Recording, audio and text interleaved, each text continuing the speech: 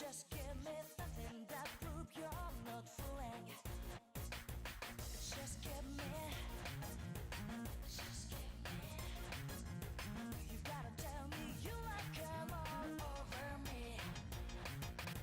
My life will turn out to be so cruel. Just give me something that prove you're not fooling. If this is so real.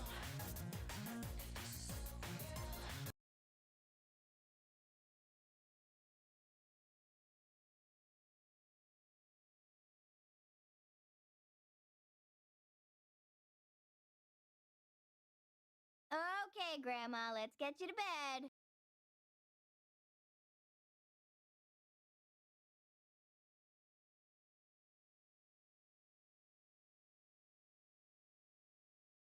Hello everyone. Welcome to Endure the King, guys. Welcome. Before we get started, I want to do a little Let me lower the camera. Wait a second. Hold up.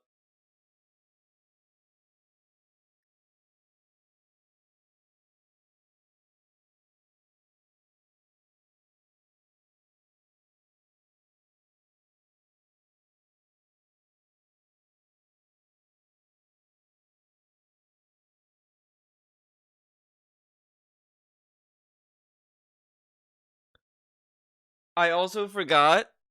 I have to change the batteries of this thing. I do need to change the batteries of this, but I don't know. Does anyone really care about this?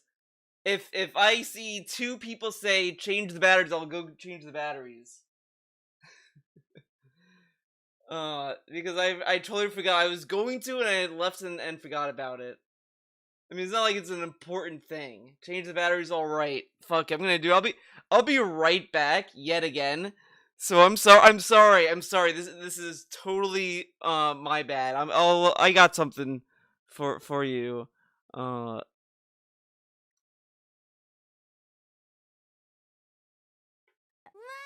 there we go.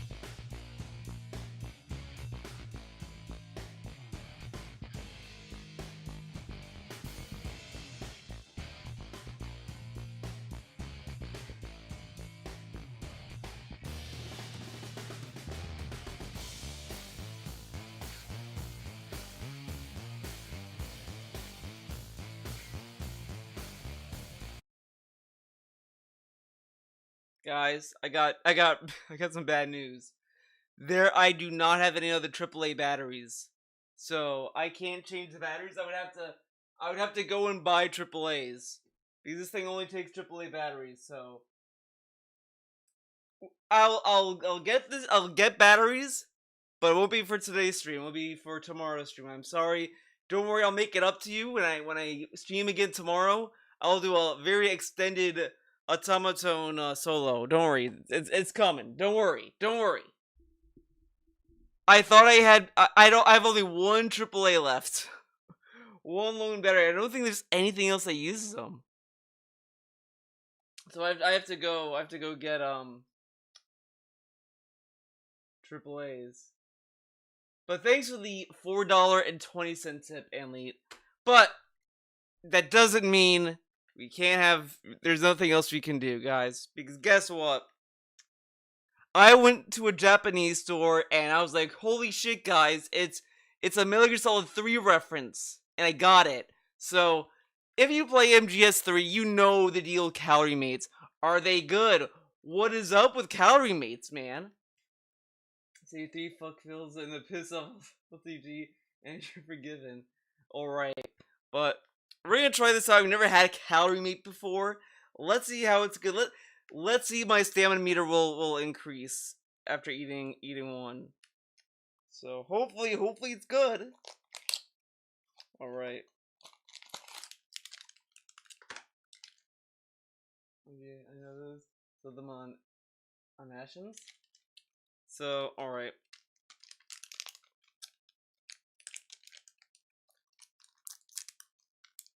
Holy shit, this thing is... Whoa. Damn it, one fell on the floor.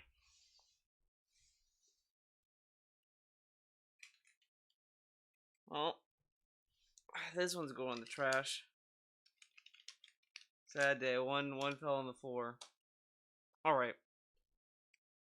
Let's eat one. I have a feeling it's gonna be like, what are those cookies called? It's like, not Nutella. Nutella's that little jar of whatever. Oh, I can't think of it. Oh, that go.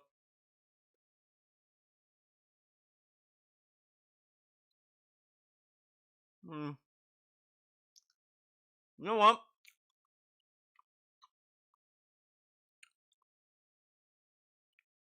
I'm not crazy about these. They're not bad, but I don't know. They have a very bitter taste. They're like extremely bitter. Oh, you know what? I fucked up. Alright everyone, welcome to another DSE Tries It. So I'm gonna eat Calorie Mate. Now, I'm a huge gamer, man. I love Metal Gear Solid, three?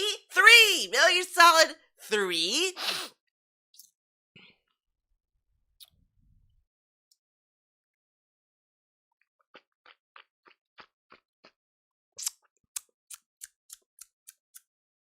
I like Metal Gear Solid 3. Now, you guys know me, right? I streamed Metal Gear Solid 3 like way back then. Back when the trolls weren't really around. And then I apparently like did not use a ration. So I was like, huh? Everyone started making fun of me. Then that's where this whole hate movement came from. Where it's like a cult now, you know? Now they think I'm having like 5 cats in the house. Like, it's out of control, man. So, now I'm gonna eat some, Calorie Mate. Let's see how it tastes. You know what I mean? Now, I went to a Japanese store that's, like, near me, and it was very Japanese. It was, like, small, crib. They had sushi, which, like, I would have gotten, but, you know, I didn't want the sushi to melt in the car, so I decided not to get it. So, I saw Calorie Mate. I thought back to Metal Gear Solid 3, and maybe someday I'll replay MGS3 on stream or something. I don't know. Let me know if you're interested, and maybe I'll do it. But anyways, let's see how the calorie weight is. Now, apparently this is huge in Japan. It's like it has like a lot of cultural uh uh cultural significance, you know? Like you go to Japan and calories a big thing there. It's like Oreo cookies from here, you know what I mean? So I think it'll be interesting to see, man. So let's take a bite and see how it tastes. Shortbread? Wow, couldn't think of that. Huh? I don't think they have much of a taste because the only purpose of them is to give you energy and some nutrition. So this is healthy for you. Wow, I'm learning a lot, man. This is healthy for you. So I'm actually eating healthy. Guys, you can't say I eat unhealthy food now. I'm eating healthy food. This gives me nutrients? Wow. He said the ones he had smelled like funky cheese? What's funky cheese, man? What? Down the sink they go? What kind of reference is that? Huh? And now the chat completely froze. Huh? Wow. Oh, okay, okay. Pope Pisspot says hello. Well, hello to you.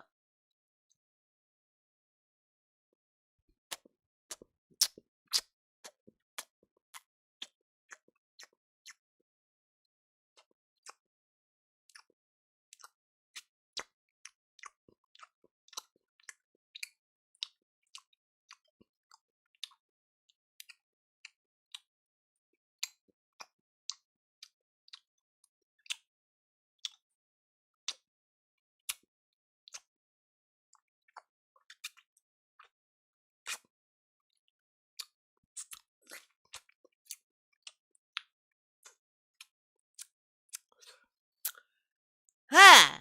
Huh? So, like, it tastes kind of bitter and like fluffy. I'm gonna take another bite.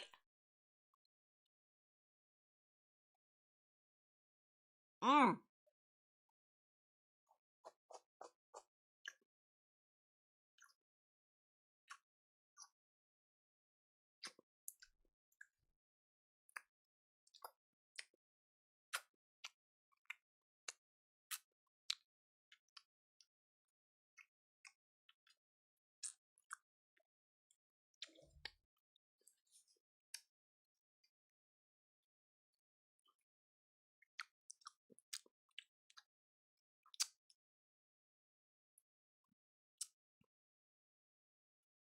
Wow. So, like, it's really dry. Dude, like, now, like, my mouth is all dry. I don't know if I like it. How does Snake eat this when he's in the jungle? Imagine, you're in, like, the jungle, right? And then, like, you're trying to sneak around, and this is what you have? Like, oh my god, it's awful.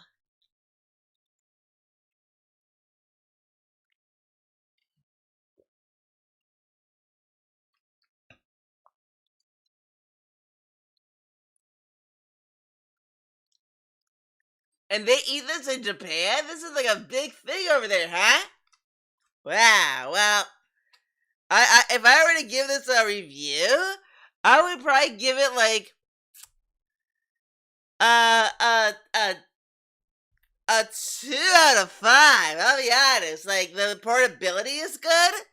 And it is healthy. It is healthy, but the calories. Oh my god, the calories! It's 160 calories, and only 4 grams of protein. Wow, wow! How much did it cost you? I think this costed me I want to say, I don't remember. I bought this like 2 weeks ago. I think I would want to say it's like, uh, maybe $5 at most. I don't think it's that expensive, to be honest. But, you know, it claims it's balanced food. I don't really understand how it's balanced. Ha! Well, that's counting me. I'll be honest. I don't think it's great. I think there's other stuff that's better in Japan than this. You know what I mean? And if you're a snake and you're sneaking around, I don't know why you carry this around when you can eat other good things. You know what I mean? I didn't tip the DoorDash guy because I drove myself to pick it up. Wow, some people, man, they think that I get DoorDash for everything. I didn't get DoorDash for this, okay? I actually drove in my car and I fucking picked it up, okay? Must be another new detractor meme. All right, enough of that. That was really bitter and really dry. So like that part is true. That part is true. It's not crazy about it. I did bring Oreo cookies just in case I wanted something else, but it does give you a good source of energy though, so that's pretty good. So let's get into Endure the King that everyone came here to watch. All right. Oh, I didn't hit the eyeball. There we go. We'll keep it like this. Fuck it. Fuck it. Let's see. Did anyone do fucking timestamps? No one. No one did timestamps. Holy shit. Did he do timestamps? He didn't do fucking timestamps. Oh my god. God damn it. No one did timestamps.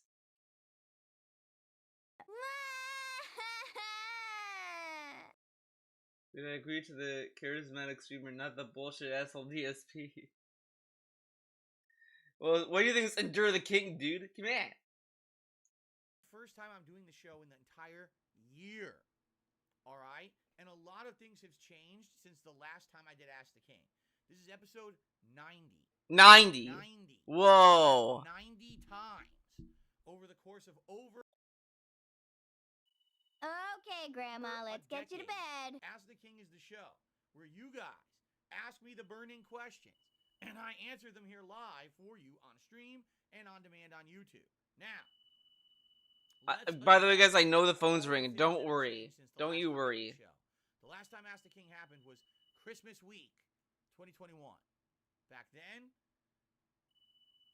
it's a different world, man. Different world. Really, I mean, so much has changed. Actually, not much has changed since then. Number one, I used to do Ask the King regularly on my vlogging channel. I don't use. What's it called? What's it called? I retired it. What's it called? It wasn't really pertinent anymore. I wasn't actively using it outside of Ask the King. It was just kind of sitting there unused. You use it for feasting with the king. Big rebranding this year. Okay. How is it? How is it a big rebranding?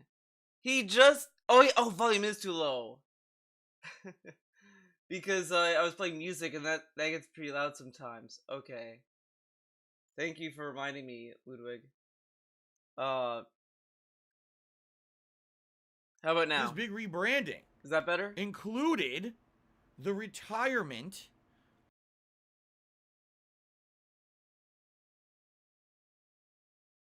used, and He just isn't the king he anymore, other than name. Yeah, that's all it is. DSP's always low. He is, but so was my OBS actually. So like if you look here, this is audio. The audio used to be down here. I moved it up here. So there you go. Pretty cool, huh? But yeah, it's not much of a rebranding. You just decided to use DSP Gaming. The only thing that got rebranded was his fucking website, because his website was the King of Hate forums. And then it was actually, before that, it was thekingofhate.com. Pretty cool. I did a big rebranding this year. Okay? So this big rebranding included the retirement of my old moniker, the King of Hate. I am no longer known by that. I don't use it anymore. It's not pertinent to. He's no longer known by that. I mean, technically he still is, because that's what a lot of people know him for. That's number one. Number two is that I kind of already forgot. Shit. Forgot what I was gonna say. Damn it. to who I am today as a content creator and a person. Too many people, sadly, used that old moniker and misconstrued it purposely. You called yourself the king of hate. What did you expect? Like, no one really ever used the word hate outside of, like, the hateful people, dude. To say that it meant things that it didn't mean. And after many, many years of being misunderstood by mainstream audiences because people were assholes and just were lying about it, I retired it this year. When I retired it... No, I like how it took him this year to retire it. He didn't retire it when it first happened, when because I said this many times.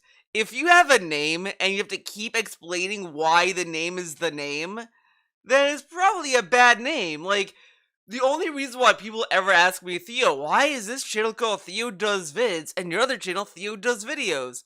Because those are two of my channels, and one came before the other, and this one was just because I didn't want my original channel to be, like, destroyed from nonsense, so I was like, oh, I'll do this one. Now I love both channels equally. Crazy, I know, but that's, like, the only, like, question I get. I never get, Theo, why do you call it that? You know what, this has that connotation to it? It's like, no. The fact that he had constantly have to like respond to people saying, are you a hateful guy? Should have told him he probably should have changed it. Just saying. Well, it makes sense to retire the vlogging channel that's called the King of Hate Vlogs because I'm not the King of Hate anymore. Okay? So then, why does he call this Ask the King? Now, of course, DSP... Now, technically, I guess you could say he could just be called The King. And no matter how you slice it, he could change to the King of Gaming, the King of whatever. Either way, at the end of the day, the bottom line is this. It's a narcissism thing. Like, even when he was the King of Hate, the fact that he called himself the king of anything really makes him come off as a very egotistical person. And he wonders why people think he's a narcissist. Like, so I don't really care. He could keep the king moniker or whatever. Either way, it just makes him narcissistic because he is. And it's really, really lame too. It's like a child came up with this name. And I'm bad with names too. I can't name shit to save my life a lot of the time, but I mean, come on, the king. Guys, I'm the king, man.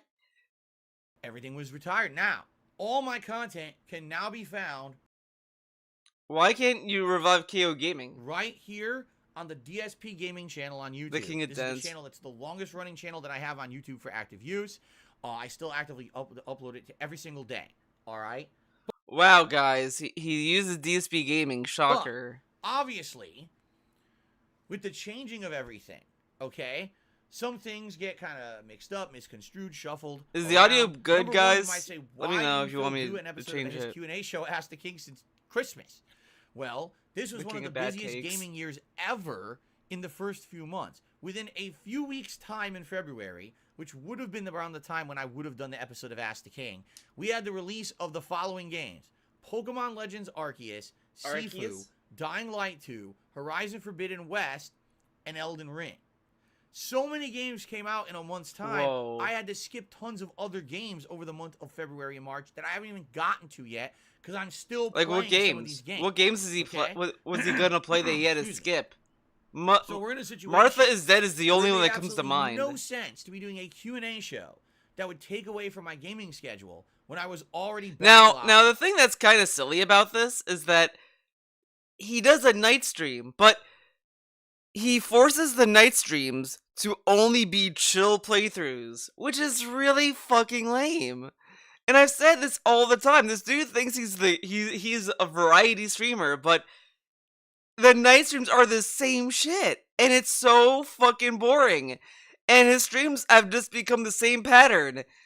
It just alternates between two games, pretty much, like 2 games a day. So if he's playing like Lego Star Wars in the daytime, at night he's playing like Skyrim. The next day would be Elden Ring and I Am Fish or Game Pass night, whatever. The following stream, it's gonna be Lego and Skyrim. The stream after that, it's gonna be Elden Ring and Game Pass. And then it's gonna be Friday, which is gonna be a game that is gonna alter with Elden Ring and Lego, and then fucking a Street Fighter. Like, it's so boring. And I've said this so many times. When he was like in 2017, 2016, he was more of a variety streamer then than he is now. Because he played games at whatever order he felt like. Now it's like, guys, the night streams have to be fucking chill. The games we can't like think about has to be games that we can relax and turn our brains off. And it's like, yeah, there's games like that that's good for streaming and fun and chill and relax and all that, but to do it as much as him, it's like fucking taking like it's like smoking weed every fucking day. Eventually, you're gonna be fucking sick of it. Eventually, you're gonna be like, I don't want to smoke weed today, guys. I can't. And then you're gonna stop smoking. That's what it is. It's like, holy shit, Phil, we get it. You like to relax. Can we do something else? On that said gaming schedule. Okay? So, that's why there has not been an Ask the King in a very, very long time. It's coming back today because I finally feel like I'm at a point where I've caught up enough that I can take time away from the schedule to do the show again. Now, oh shit, the cop's coming. what does this mean? I've been noticing more and more. You can hear the fucking police sirens now. It's so bizarre. A lot of things are bizarre about this guy. Like, if you just watch his content over the years, it's really sus. I don't understand what goes on over the years, because when he was swatted, you didn't hear the fucking sirens at all. The police were just there. But now you're hearing the sirens, you're in a fucking truck backup, and it's kind of obvious for this that he probably has the window open. But I don't understand, because the other thing is that he also turned off the heating when he was single, or no, excuse me, single, because this was back when he was dating Kat behind the scenes in 2017. He wore long sleeves, he claimed that he turned off the heating for the longest time, and now the second she moved in, short sleeves all day. And I don't understand, this dude is, I don't know what's going on there, because we've never heard the fucking police show up at all when he was streaming in 2016, or even 2015. And then suddenly, it's like cops every day. The cops are coming. I guess it's the current climate, I guess. When he was acting like Twitch thought, let's call him what he was then. Yeah, pretty much. Regularly be every other month like it used to be. Well, yes and no. I'd like to do that, but immediately after I scheduled this show, I took a look at 2 months later, and at the end of June 2022, we have an exorbitant amount of games coming out again. Within 1 week, there's like 4 games I'm interested in. Whoa. So here we go again. Here we go again. What'll happen is this show will be tentatively scheduled for early Okay, July Grandma, let's get you to bed. Let's play it by ear and see what happens, and when it makes sense, when there's time to do it, we'll do it again. The truth of the matter is there's not that big of a concern doing Ask the King when there's time, because it's not a show that's super duper in demand these days. I answer your questions every single day on all of my streams, right? I'm an interactive streamer now. I'm an interactive streamer. Every day there's opportunity for you guys to tag Did you think that would be enough to shake me? For me to answer live. How foolish. Now, admittedly, the answers I'm just relearning my soundboard, by the way. Gameplay stream are quite different than the very dedicated answers that I'm going to give people today. Today we have a wide range of people in different places asking questions. Wow, different places? My channel, paid memberships, they get priority. A lot of them are getting their questions answered today. Now, what I love about the members getting this priority, the thing that's great, right? His Patreon, you have to spend like $20. $20 to get a question asked.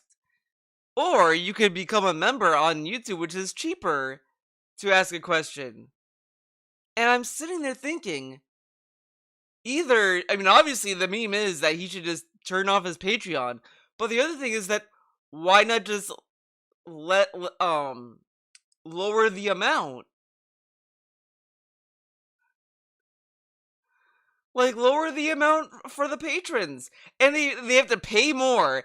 And they have to go to his fucking website.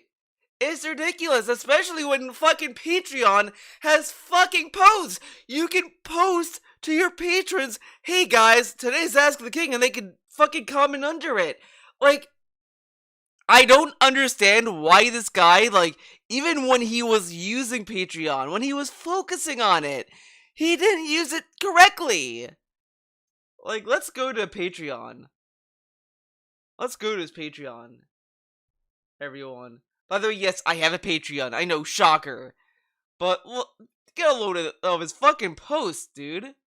We have one that's hidden behind the paywall, which, okay, I don't know what that's about. But they post, like, this is the last post! This! Let's listen to the opening. Ladies and gentlemen, hello and welcome. I'm Darkside Phil. This year, 2018, is my 10th anniversary of being a video game content creator for the internet. If you're not aware, I've had an internet presence on YouTube for the past 10 years and on Twitch TV for roughly the past 5. Whoa. And this year, I'm going to be doing a lot of throwback playthroughs, a lot of stuff that I had not done previously, or... Throwback playthroughs, that... Man. But, like, this is the most he got, right? Fucking Destiny Co-op, what the... Let's listen to the beginning of this. We have to listen to the beginning. Ladies and gentlemen, can you believe where we are yet again? Dude, Yakuza Kiwami? Remember that game? Remember you played Yakuza Kiwami? Originally, I'm going to be honest with you, I was not going to play this game. I was going to completely skip it. I said, you know what? He didn't beat it either. He played like the first like 2 hours, and then he dropped it. I was robbed of $60 for a game that was completely uninspired. A game that, by the way, is not an MMO, which they call it an MMO. It's not an MMO. It's not. It's not an MMO. Insisting that it's not an MMO. This is what he fucking posts. What the fuck? What? Why does he got a funky thumbnail? Alright, ladies and gents. Alright, ladies and gents.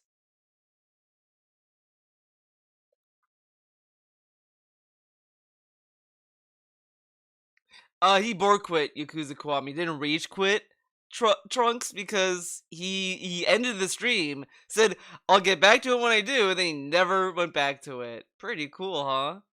I just want to see, what was he posting before this? Because so far, it's this KO gaming shit. Wait, there has to be a way to do oldest to newest.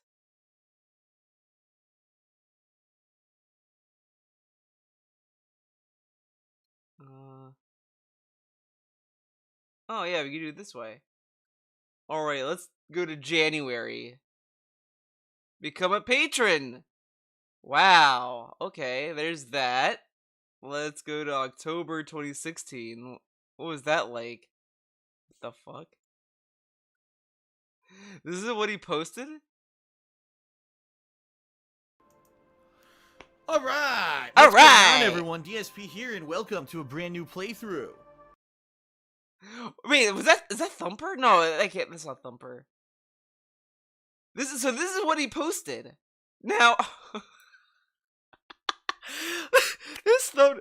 Oh my god! Holy shit! Hell yeah! This is great. Oh, I love this. I love this one so much. Caveman, look at package. What is this? Oh my god, dude. But this is what he's been posting! Just part 1 of everything! One chill DLC. Oh my god, dude. This Patreon shit.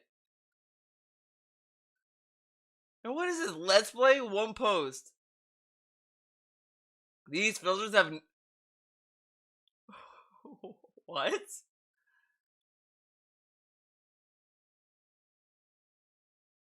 Opinion. What's opinion?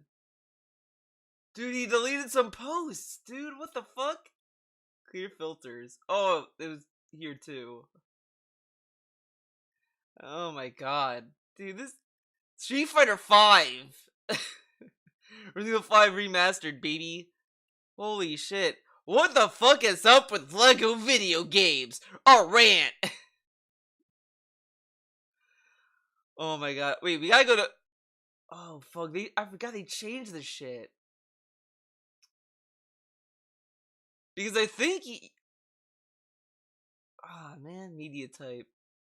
Whatever, fuck it. But let's go to his rewards. Can we go back to his rewards for a bit? Yeah, like $5 this, $10 that, 20 to get a question. 20. You could do that. Oh my god, you could do that for cheaper on members. Ugh. We got people who posted up on my forums on dspgaming.com. We actually have one He patron did who pledged to my Patreon replay and it. deserved to have their question answered. They're going to get that answered today. And we have, no exaggeration, one Twitter question. What I've noticed is, since... No Twitter questions. DSP. Oh wait, no, he opened his Twitter for everyone to respond to it, but even that aside, turning off replies literally kills people replying. They might retweet and like, but they're just gonna give up replying. Since last year, I shut down my Twitter to get public replies. Why? Because the vast majority of people who responded to my Twitter were very toxic, negative scumbags. They were literally just trying to insult me and troll me publicly, and if people would laugh about it, yeah. It's the fucking internet. I don't play that fucking game anymore. I'm 40 years old. I don't put up with the bullshit. So I made it so that only people who I follow on Twitter can respond to my tweets. Since I've done that, I've not lost Twitter followers. My Twitter followers have actually gone up. Yeah, because of course people are just gonna follow people just to like see what they're tweeting. Like it's not that the engagement maybe not necessarily engagement is the right metric, but you can still gain followers and have replies turned off. I follow a lot of our Twitter accounts, and some of them have replies turned off because they don't want people replying to their art tweets. But whatever. But I don't get to hate anymore. But the other flip side of that is no one really knows they can respond. But he says that like he doesn't get any hate anymore. People can still hate retweet, which okay. And then if a fan wants to retweet something you wrote to say something, the trolls can go straight to them now. Makes perfect sense. Onto my tweet. So when I do, oh, hey, respond to me on Twitter, ask your question for the show, it doesn't show up. This is Cope. This is Cope versus Twitter. So, the good news is, I still have more than enough questions for the show. But it looks like as a result of that happening on Twitter, we're not going to get many Twitter questions anymore moving forward. Okay? Oh, no. So, the way we're going to do the show today, we're going to do members' questions, forum questions, the patrons-only question, then we're going to do the Twitter question. So, by the way, I got a order, new right? Now we have time. File I will for also Umbrella take questions from the live that I'm gonna audience. edit down. We have 3 and put hours on for the the, show because I'm soundboard. going to take a few quick breaks Can't in wait. between.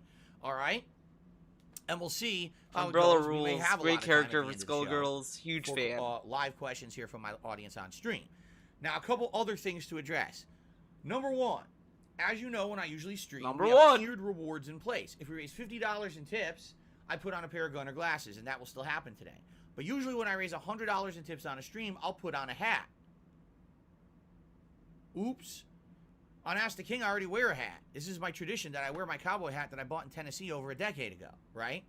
So what are we going to do? If we raise $100 today, I'm going to put on a vest instead. We're going to do a live poll in the chat, and people in the chat will be able to vote on a vest, okay? If we happen to raise the full tips goal today of $150, which would be great if we did. Why not have $100? Whatever. You have an option. Whatever. You can either vote for a different hat, and I'll do a hat swap, or you could also vote for a different vest, or maybe even a football jersey, and I'll do a swap football there. Jersey. All right. So we'll see what happens. Dude, remember? Are we gonna hit? He stopped doing that. Like he used to do fucking okay, jersey or vest, and then people would vote, and then he would do another poll after that. Ever since he was doing that, he stopped doing that, and then it just became, what vest do you want me to wear? $150 in tips today. I don't know. Again, it would be great if we did. The support would be outstanding, but I don't know if we're going to get there. Okay? Fair enough. Now, one final thing. Okay? All right. The name of the show is Ask the King. Yeah? But I got rid of my old moniker. So what am I the king of? Maybe DSP should have thought of that before he retired the moniker. And again, he's going to offload this burden onto his fans. His fans have to come up with it. His fans have to come up with it. He can't come up with it. He can't come up with anything for his fucking streams. His streams, his channel, nothing. He can't even think of the king of gaming on his own. He needs a Derek to be like, hey Phil, why don't you call yourself the king of gaming? And then he's probably gonna say no because that'll make him seem too narcissistic. DSP, you're already a narcissist. You call yourself the king. Am I the king of gaming? Am I the king of content creation? Am I the king of streaming? Am I the king of YouTube? Alright? Ladies and gentlemen, I really don't care. You can call me the king of balls. The king of redundancy. I really don't give a shit. How about that? Alright? To me, I've been called the king since I started on YouTube. It's been a thing. I've been called the king since the beginning of YouTube. DSP, you're the only one that calls yourself the king. A running thing. Okay? This is what's so fucking insane about DSP. And this is my... Back when I first heard about this guy, through, like, This Is How You Don't Play, him doing the game box giveaways, whatever, I was like, why does this dude have so many fucking names? DSP, DSP Gaming, Darkside Phil, The King of Hate, KO Gaming. He has all these names. Usually people have like one name. Wings of Redemption, one name. Well, actually, no. He also has like Jordanson, whatever the fuck on YouTube, which is fucking weird. But that is slightly different because he probably made that account before he became a streamer. So whatever. Low tier god, as far as I know, has been always low tier god. But DSP has so many names, and I don't get it. Okay? So you can call me whatever the hell you want. I really don't give a shit. King of ass. Alright? But I'm not gonna change the name of the show that's been running for a decade. That's ridiculous. This show's been running, I think I started it in like 2010. I'm not gonna be... Now, he doesn't want to change the name. But hold on, let's see if I can find it. There is I think he did a video called viewer mail or some shit. Where would it be? Let's try the King of Hate vlog. Let's go there. Which, by the way, you can still find this channel by typing the King of Hate vlog. So, yeah, doesn't really change anything. Oh my god.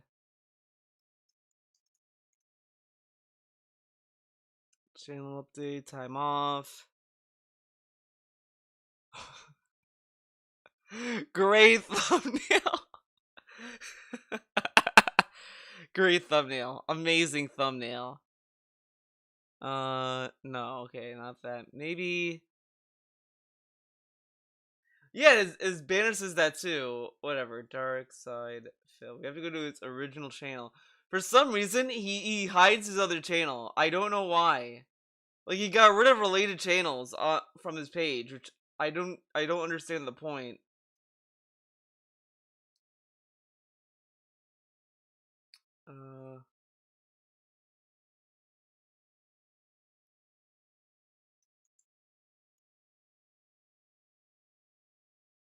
The Hateful Truth. E3, oh man, that was something. Damn, I could have sworn he did. DSP viewer mailbag?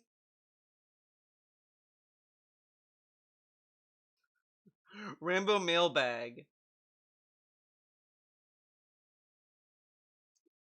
God damn it.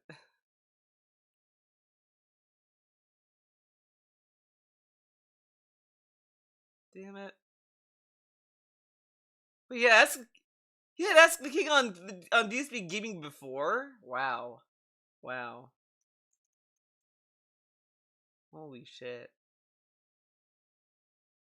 DSP's mailbag. That's it. DSP's mailbag.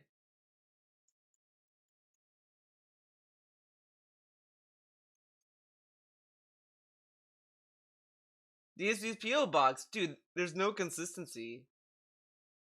What? Well, he could have just called it the mailbag, dude. The acquisitions. Oh my god, dude. This is kind of giving me ideas. I kind of want to do a stream of just watching random ass DSP videos. That might be coming soon. Changing the name of the show, that wouldn't make any sense at all. This is episode 90 of an ongoing show. It will keep going on. The legacy will continue, all right? And I'm not changing it. But you can call me whatever you want, all right? But it doesn't necessarily mean... The king of children. The king of I'm babies. I'm not old moniker anymore because I'm not, all right? I've definitely gotten out of that. You're not going to King find of that in Wales. any of my active content. Fair King enough? of wheelchairs. All right.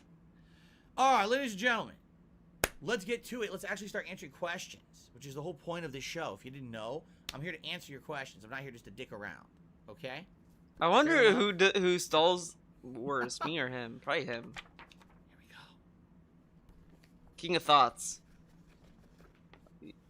Yeah, King of Cringe is pretty good after that. We begin today with a question. After that, is a he's the common king of question. cringe. I'm not kidding. 3 The different Ant King, people asked me uh-oh. the question. Does This that is a mean question he- that gets asked all the time? Mm. I guess people just like hearing me Whatever. answer it. So I'm going to go ahead and answer it. In particular, the first person who asked me the question was Delancius, but there was a couple other people who asked me variations of the same exact question. Okay? Wow, they're all bots? Let's begin. They're all drones. Let's begin. What do you do to keep a positive mindset? Why is he doing whatever? Now, if you watch this old Ask the King, he sounds more human. Let's go to an old ass Ask the King. Let's just pop one on. Nostalgia Critic. Oh, hi, Machinima. Mail, motherfucker! Hey, wait a second. Hold the phone. Hold the phone. Wait a minute. Hold up.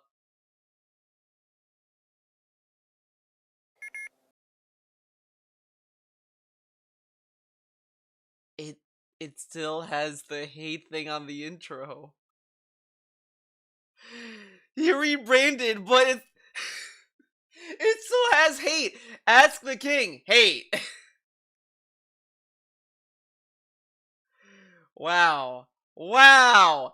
And this is better quality.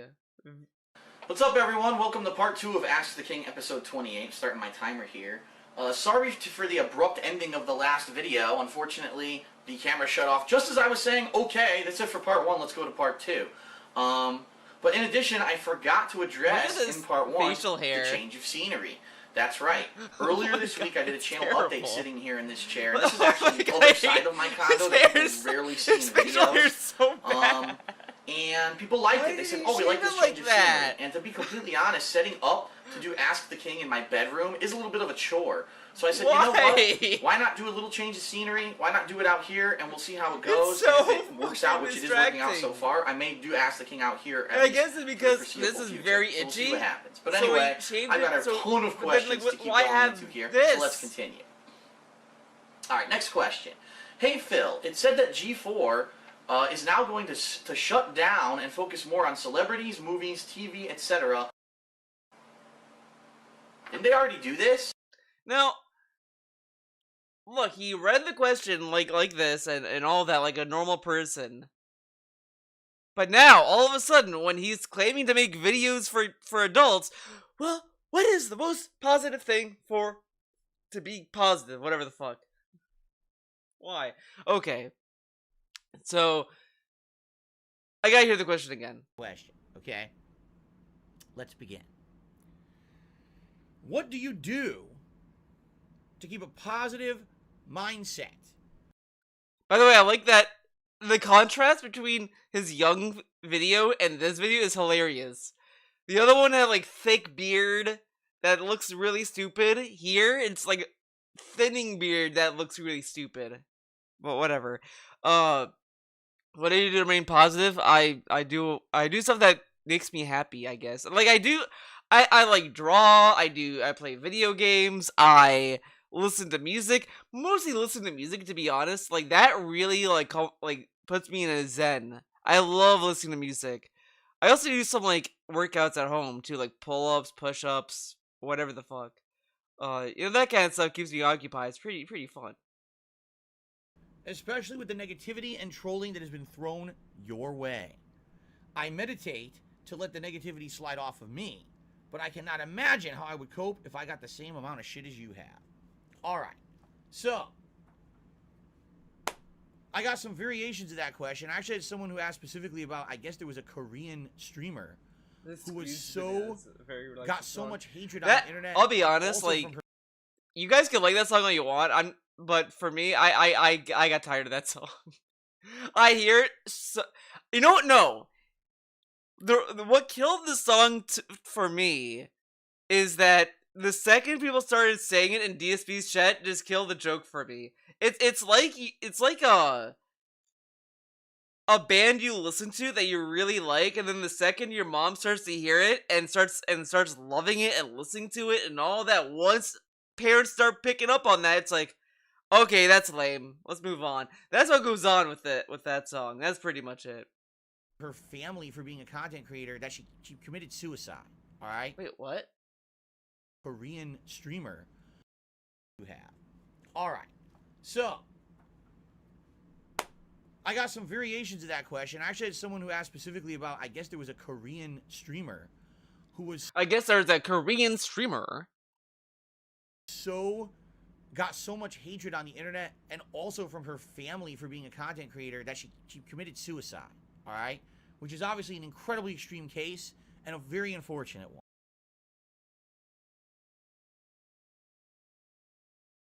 Why bring that up? If you don't know who that is, why bring it up? All right? What I think a lot of people don't realize, all right, is that there's different kinds of abuse that people can be a victim of in life, okay? Physical... Wait, people can be abused? Wow, guys, do you know that people can be abused? Abuse is a kind of abuse that's very... All right? Is that there's different kinds of abuse that people can be a victim of in life, okay? Physical abuse is a kind of abuse that's very, very visible and very easy to see when it happens.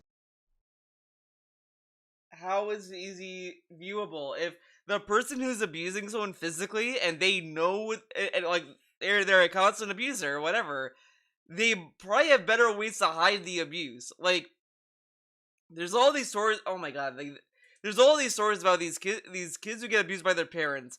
They wear long sleeve shirts. They abuse them where it's not easily viewable. Like, when you see a kid, you may not know that they're abused unless like they have a medical emergency, and then eventually that'll come through that way. But physical abuse can be very hard to see half the time. Like, that's not wholly true, but I mean, technically it is in the sense that it will form a bruise. But I mean, you know, right? If someone's getting beat up, if someone's getting slapped around, you can usually see when someone's being physically abused, all right? And it's hard for people to hide things like physical abuse because you'll look like you're beat up. You know what I'm saying? You have a broken arm, your face. Assuming they go for stuff that people look at. If it's a black eye or okay. Bleeding. So physical abuse, usually you can get called out right away, all right? But when it comes to other kinds of abuse, mental abuse in the modern day, I hate to say it, I feel is way worse in a lot of cases because of the internet. What the internet has done is created a venue by which anyone can mentally abuse someone else on this planet and get away with it scot-free for the most part. There's a couple times when people are shitheads to others and they get called out, but when you're an anonymous person on the internet, right? It's very hard. Yeah, that's why websites give you options to block people, whatever. Like, I said this before, like, there's no reason to be upset when people block other people. I mean, it's their prerogative. Like, DSP can block everyone in the world. That's his decision. He decides to block people. There's nothing wrong with that. You can criticize why he blocked people, sure, because a lot of times he blocks people for nonsense reasons. Like, he blocked me. Guys, he blocked me because I defended Street Fighter 5. I mean, I guess that is a blockable offense, dude. That's the only time he was able to block in Street Fighter 5, dude. I know the jokes rate themselves, but regardless, they give you those tools for a reason. There's nothing wrong with people blocking. You could criticize why they blocked if you think it's bullshit, whatever. Like, as I said before, like, I feel like you could target, like, more malicious abuse. Like, if someone like says something hateful to you and you block them, and then they get around that by making a sock and they do the same shit and they say more hateful stuff that's like really like personal and really fucked up, then I would argue, yeah, they should report that account. That's why they have those features. Reports, blocks, mutes, all these things exist for a reason. Now, of course, if people want to abuse people, they're gonna do shit. Like, it's fucking whatever. To be held accountable for your actions. Okay? And what has happened is that there have been giant groups of people over the years who have formulated and congregated and become formulated this mass and congregated. I want to hear that again. Is that there have been giant groups of people over the years who have formulated and congregated. This dude loves fancy fucking. Is it syllables? I'm a fucking idiot, but he loves saying a lot of fucking word. Like, he wants these words with a lot of fucking letters in it all the time. Formulate and congregate, formulation. Like, Jesus, dude, just say a group of people have formed up this mass of hate on the internet that gets targeted and aimed towards certain people, certain individuals for various reasons. Some deserving, some not. Some maybe half and half. Maybe some people deserved it at one point and don't deserve it anymore. I don't know. That's for you guys to judge. People, certain individuals for various reasons. Some deserving, some not. Some maybe half and half. Some deserving and some not. DSP, you've been trolled to hell, right? And you're saying that there are people who deserve that? Okay. Maybe some people deserved it at one point and don't deserve it anymore. I don't know. That's for you guys to judge, all right? Now it's for us to decide. When the power is in our to hands. All right? All I can really speak to is my own personal experience. And what I can tell you is, over the years, I've been definitely the target. No, I love, right? This is, more and more I do this video, I think it's great that when I do Endure the King, I answer the question the way I would, and then we listen to DSP answer the question, because you got my answer in like a minute. Told it to you very fast. DSP, well, let me tell you a story about the internet, when it began. It was first a big bang. And we haven't gotten to the answer yet. Of thousands upon thousands of very toxic, negative people on the internet for various different reasons. And the funny part is, if you ask someone the reason why they don't like me in the modern day, you'll get 400 different answers, some of which make perfect sense and some make absolutely no sense at all. But they still all congregate together to form these hate mobs and do nasty things. All right? There's entire people who have entire businesses. I'm not exaggerating. Businesses. They have an entire business based off of crapping on me and or other content creators. This is a business. You're confused. Do you know your left from right? And they get away with it. Because right now, unless you have a lawyer and a lot of money and a lot of time to waste, there's really no defense against it. The internet just allows this kind of abuse to happen. All right? Yeah, this is a business. Excuse me.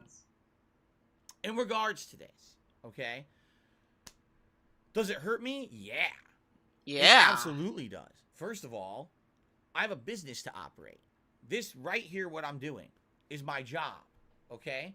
Okay, and if so people decide one day collectively that they don't like me or my content anymore where's because the of the shit damages? that other people say about me, not because of what I do here on stream, because I'll own everything that I do on a stream or in a video. If you haven't, but this is bullshit. When something bad happens on his streams, he waves it off and then says, "Nah, man, you're wrong. That didn't happen." Like, he plays it down all the time. Okay. Noticed in the 14 years that I've now been a content creator, do I hide the things that I did in the past? Do I act like, oh, that never happened and lie about it and say that wasn't me? I own up to my... No, you don't lie. You just spin it and change the context. Like the smacking the 11-year-old girl, he changed the dialogue of it. Instead of him saying, "Oh, that's a like bitch of a kid," I'd smack her across whatever the fuck. I can't remember the quote because I'm not a fucking robot. But these people say, "Well, actually, back then, what I said was like something like, this is me paraphrasing, little girl, you're rude, and I think if I was a parent, I would punish you with a slap to the face, but it wouldn't be physical abuse because it would be a light slap to let you know you messed up. I'm gonna go and you think what I told you. Bye." That's what I said, and the troll said I fucking wanted to kill her, and it didn't happen. That's the shit he does. Mistakes. I own up to the dumb shit that I've done in the past, okay? And I openly admit that I am embarrassed by some of the shit that I've done in the past. Dude, the bank leaks didn't happen on stream. It happened off stream, so it's fake. I'll admit to that. Like, look, in order for the bank leaks to be true, ya boy, they have to show up on his stream. His bank documents would have to scroll on his stream for it to happen. If it doesn't show up on his streams, it never happened. Make sense? Alright, jeez. There's reasons why in the past people don't like me, okay? I'm not perfect. I'm definitely a flawed individual. And I make mistakes all the time, just like everybody. I'm flawed. Okay? I'm flawed, everyone. But the general consensus that I hear in the modern era, alright, the last 4 or 5 years that I've been a full-time streamer, is that people don't dislike me because of what happens here. If you just sit here on a stream and you chill with me and you have a good time, or you watch my gaming content on demand or whatever it may be, it's not this that's the problem. It's everything outside of this that I have absolutely no control over whatsoever. Wait, what? Maybe. It's not this that's the problem. It's everything outside of this that I have absolutely no control over whatsoever. Sometimes things in my personal life seep into the public eye. There's nothing I can do about that. I'm at a loss for words I can't here. control that, all right? But I do my best to not have this stream be something that's focused on the negativity, the drama, the hate, and all that shit. I know it's out there. I'm well aware it's out there. This isn't part of the question. The dude asked, "How do you focus on positivity?" And he's explaining all the negativity. Great answer. Oh, trust me. Every day people try to come on this stream and derail this stream with it. They do. Okay? But man, if I spent my entire day listening to every piece of negative shit said about me on the internet, number one, I'd probably lose my mind. I'd probably be in a padded cell right now. All right? Because there's only a limit to what a human mind can take. There's a certain amount of abuse that someone can take. Oh my god, you can only dude. take so much before it's... He's saying reading chat posts is abuse. DSP, people say a lot of dumb shit out there. You can either just laugh at it and say, "Wow, this guy's a fucking idiot to think that," whatever, or move on. Oh my god. I love, by the way, the Ask the King header is, like, off. It's not, like, aligned. Now, I also want to talk about this little thing that's irrelevant to the question. It's gonna be, I'll try and make it short. DSP has gotten nothing but redundant over the years. I think he's the king of redundancy. Because, look. He says in the video, "Welcome to Ask the King." Up here, says Ask the King. Down here, Ask the King. Like, you have, and then the thumbnail says Ask the King. You see Ask the King's plastered to you so many times. It's really like DSP is not even hiding that he thinks you're a fucking idiot. He thinks you're dumb. So dumb. You have to see the title of the video you're watching multiple times. Like, at this point, he might as well do this for his gameplay. He should have a board that says, "Gameplay stream." So we know it's gameplay! Because I'm very confused right now. Is this Ask the King? Thank God. He put in big red letters, "Ask the King," on top of a template that has a crown, a letter, and him in a cowboy hat, and he says on his mic, "Welcome to Ask the King." Thank God he has that. Otherwise, I'd be confused right now. I think this is gameplay. Starts to get to, even if you know it's not true, and or the shit is a very corrupted version of the truth, right? Taking a little piece, a nugget of truth, and spinning it into something so overly, disgustingly nasty that's not real, but they propagate it like it's real. Oh, that's real. Now spread the word that it's real when it's But not. why care Okay? what they spread? You know, it gets to you. And then when people actually believe it, and that's what really gets me. There's people out there that believe. Now the Wings fucking stream, which I am gonna watch. I kind of want to watch it tomorrow. That's gonna be the stream tomorrow, guys. So get ready. Get a stress pillow. Get something to calm you down. But their whole video is like, see, Wings has to ignore it, man. He can't keep giving it attention, man. They keep moving the goalposts. You can't address it, man. But here he's like, you have to address it, man. Stuff. I'll give you a perfect example. I'm not kidding, and some of you might say, what? You're serious? I'm serious. There's thousands of people on the internet right now who actively believe that I have rage quit a ridiculous amount of video games. Oh my God. 14-year tenure as a content creator. The fucking rage quit meme.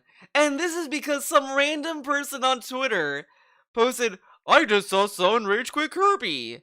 And this is this, I'll be honest, kind of like it's under my skin, because this is really dumb.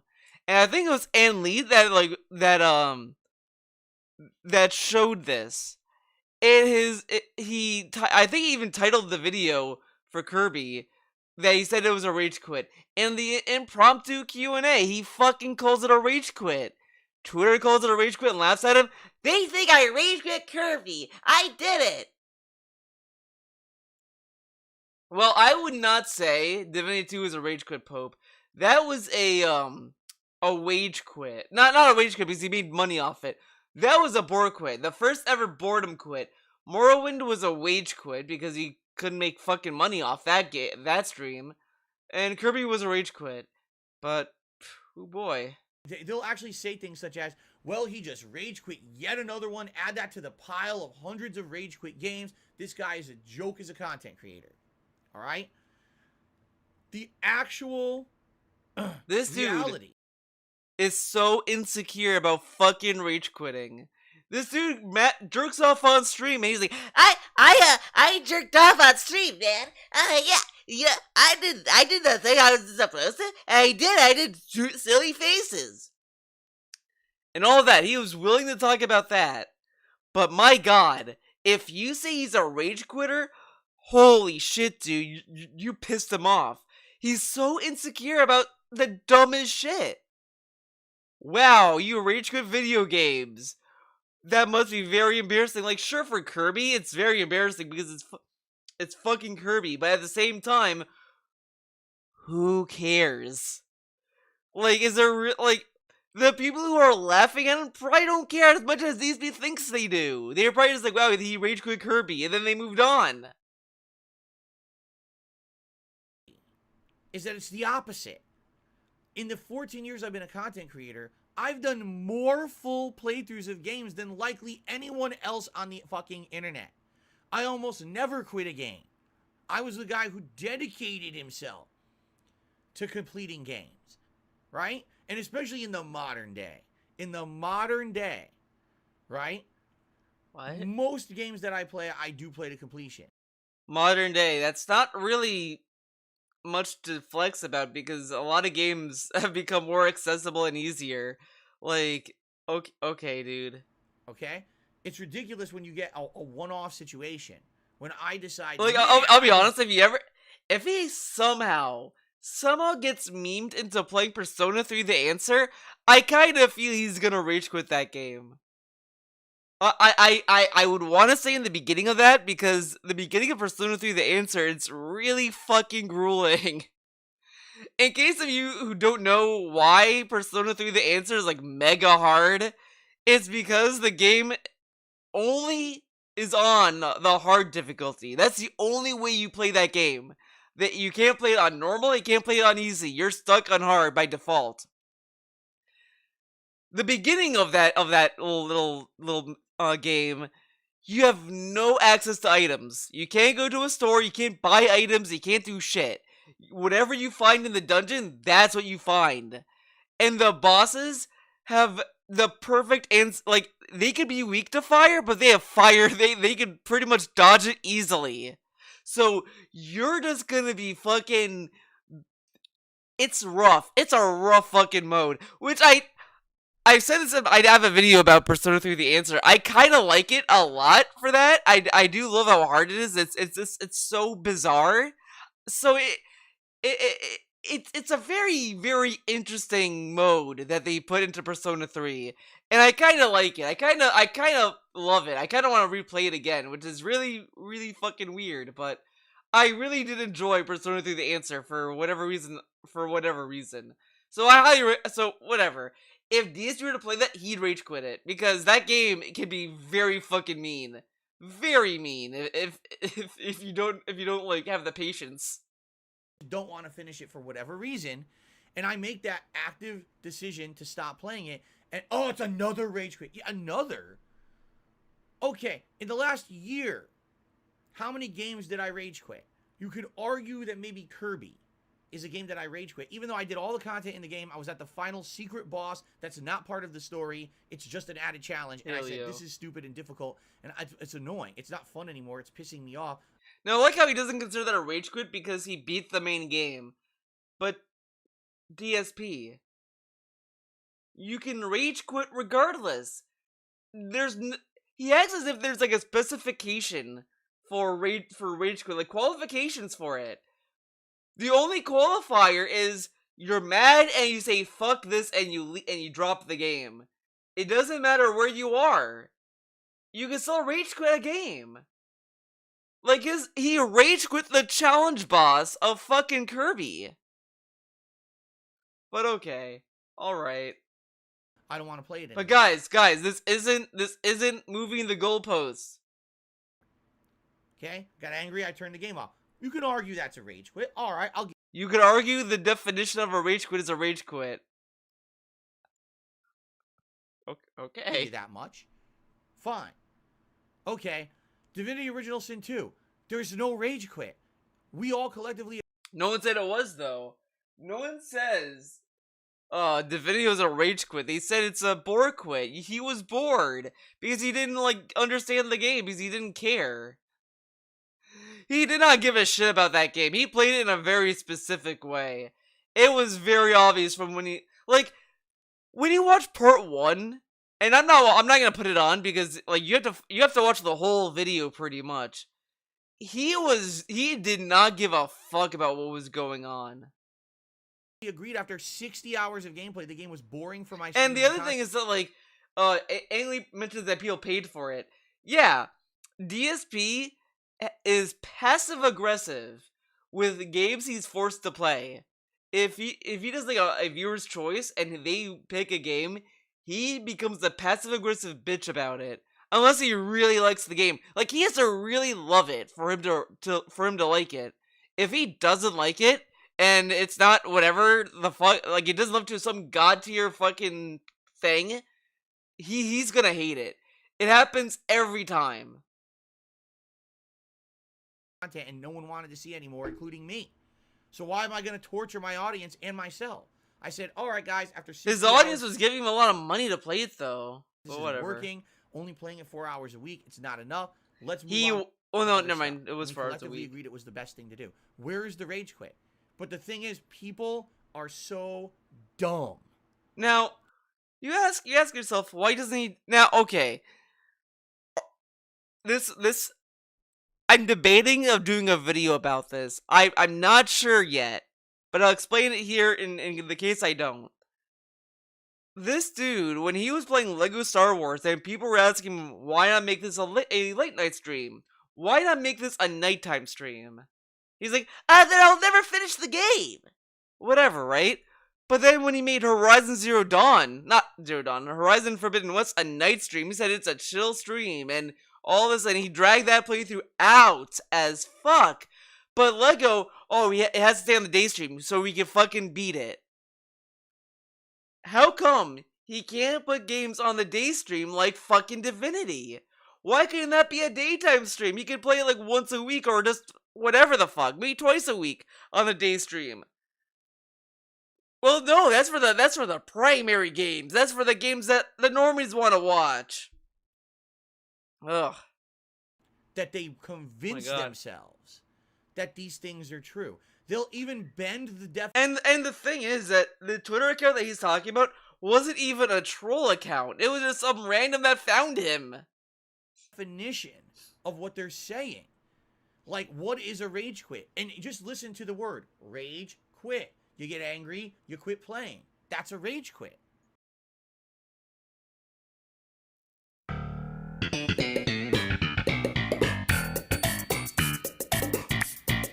TSP. That's what people are saying. But he's qualifying the quit part. Right? Go TPU. If there's no rage and no permanent quitting of the game, there was no rage quit. So how can you even argue it's a rage quit? Oh, well, no, it means this. No, it doesn't. Read the fucking word, you idiot. You'll get to change the facts of a word of what it means. Oh my God, I can't. I fucking can't. Holy shit. Ugh, you can't block. Oh, wait, what's the wrong one? Where is it? I'm at a loss for words here. You're confused. To try to say something slanderous or defamatory against someone. This is hurts. what I deal with on a This daily hurts. basis. Out of all the fucking examples he could have pulled from, he picks that one. Which is dumb. It just shows how dumb he is. I can't believe this. And this is the smuggest fucking face I've ever seen, dude. He's like, yeah, I'm a fucking idiot.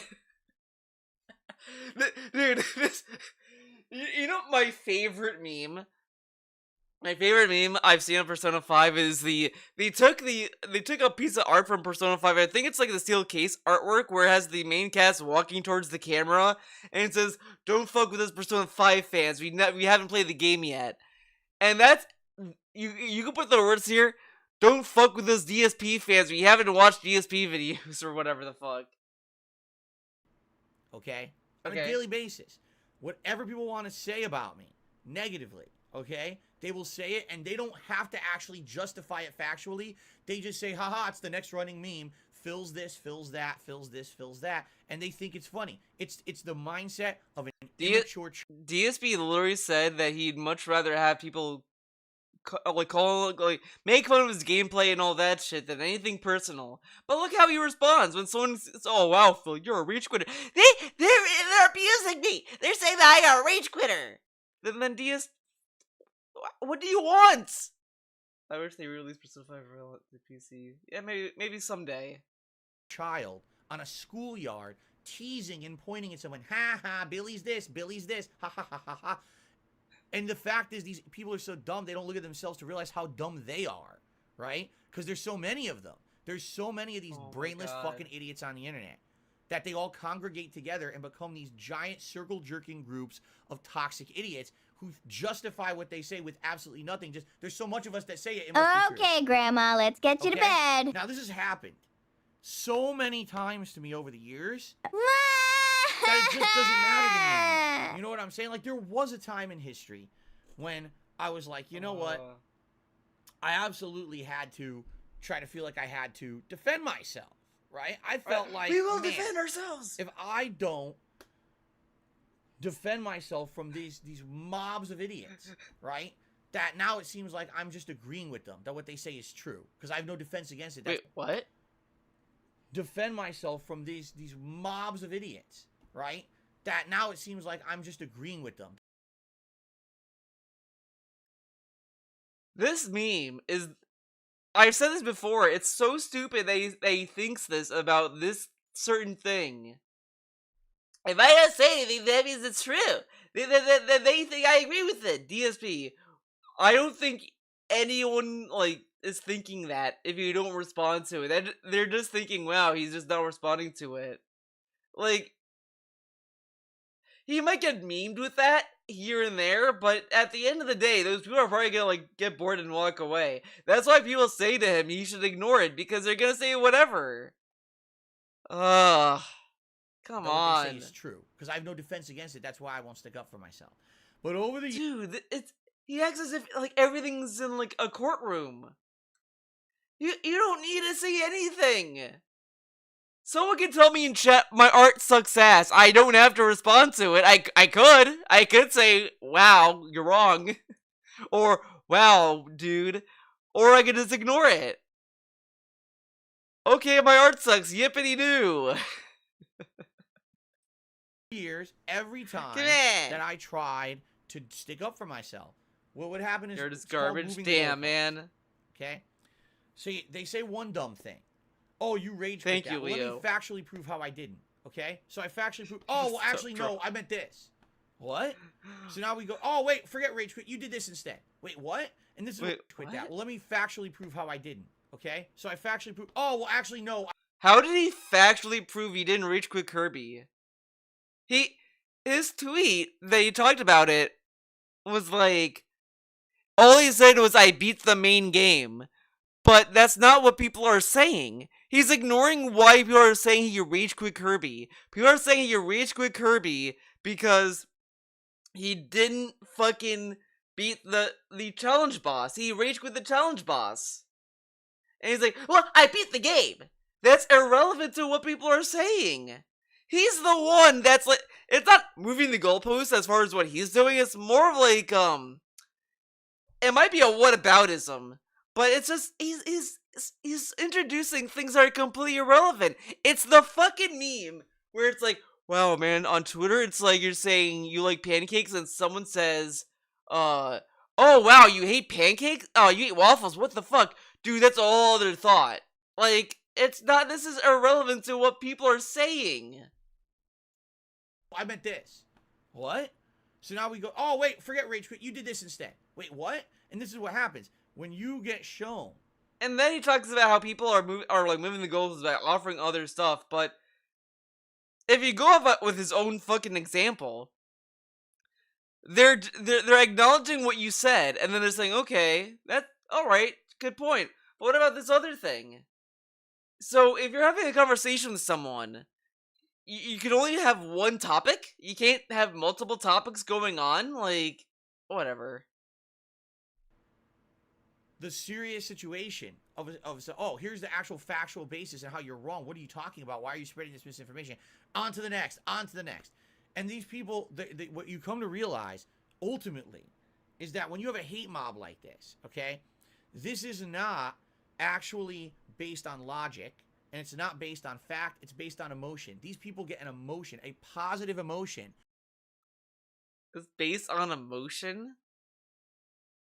This dude reads so deeply into this shit. It's so fucking weird.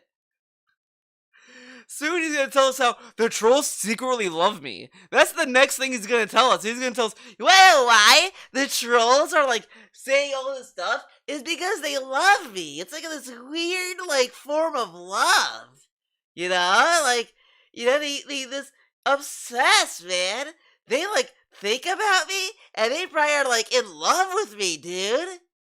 That's gonna be the next thing he's gonna go to. After this phase of this is done, he's gonna try to convince us that we love him. It's gonna happen. It's gonna happen someday. Out of hating on someone, and they actually find other people of like mindset. Now it becomes almost an addiction to them. What's the next? The dude who was going through fucking restaurant withdrawal is gonna tell us how we're addicted to hating on him. The horny troll arc, I'm ready. Mabel, I misread it. I almost said I'm horny troll. I read it like I'm horny now. I'm ready. It's like, what the fuck? I read that completely wrong, and I looked at it again. I was like, oh no, it says the horny troll arc. God damn it.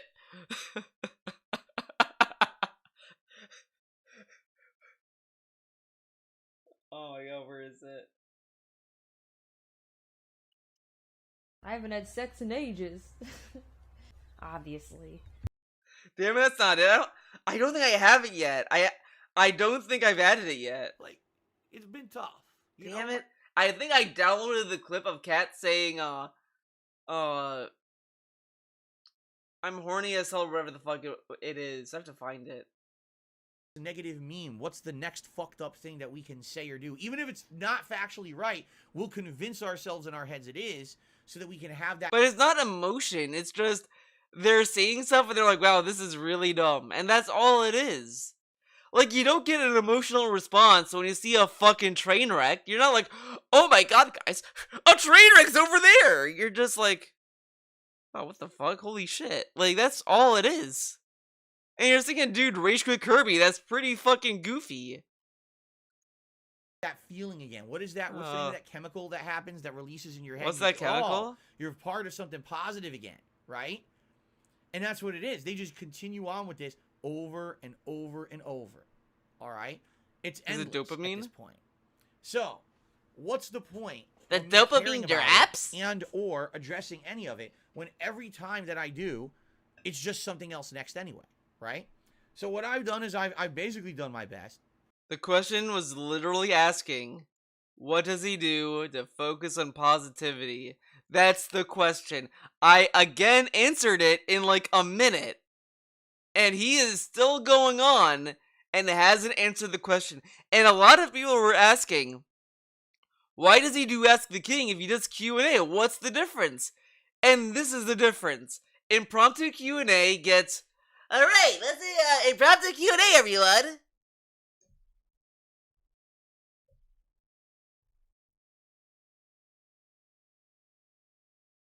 Wow, okay, Joe Splomoni asks, what is my favorite game? I don't work in absolutes, I don't know. Jimmy asks, what do I eat for dinner? Chicken. Bill asked, what do you think of Mario Kart? It's a fun game, it's really good, I like Mario Kart. What's your favorite pasta? Oh, it's penne, man, oh, wow. No, it's ragatoni. Fucking idiot. And that's pretty much it. He just gives like fast answers, and he sometimes just gives you bullshit answers. But it's all of that. It's just him staring at chat all the fucking time. And then you go to Ask the King. It's like you have to sit through a fucking salad to get to the meat. It's awful, and it's not even insightful. Like again, I would feel watching this, we could get more out of a fucking answer than what he does. Let's see. Does he have no. Like when you watch and all kinds. Oh, I want to hear this. I want to hear the nostalgia critic question. It's a joke. Am I surprised that it's gonna? That's all about bullshit. Not better. Fuck. And that's from Laughin' Tree 2013. Okay, a little bit of background needed here. Doug. Next question. How do you feel about Doug Walker ending the run of the Nostalgia Critic? And that's from Laughin'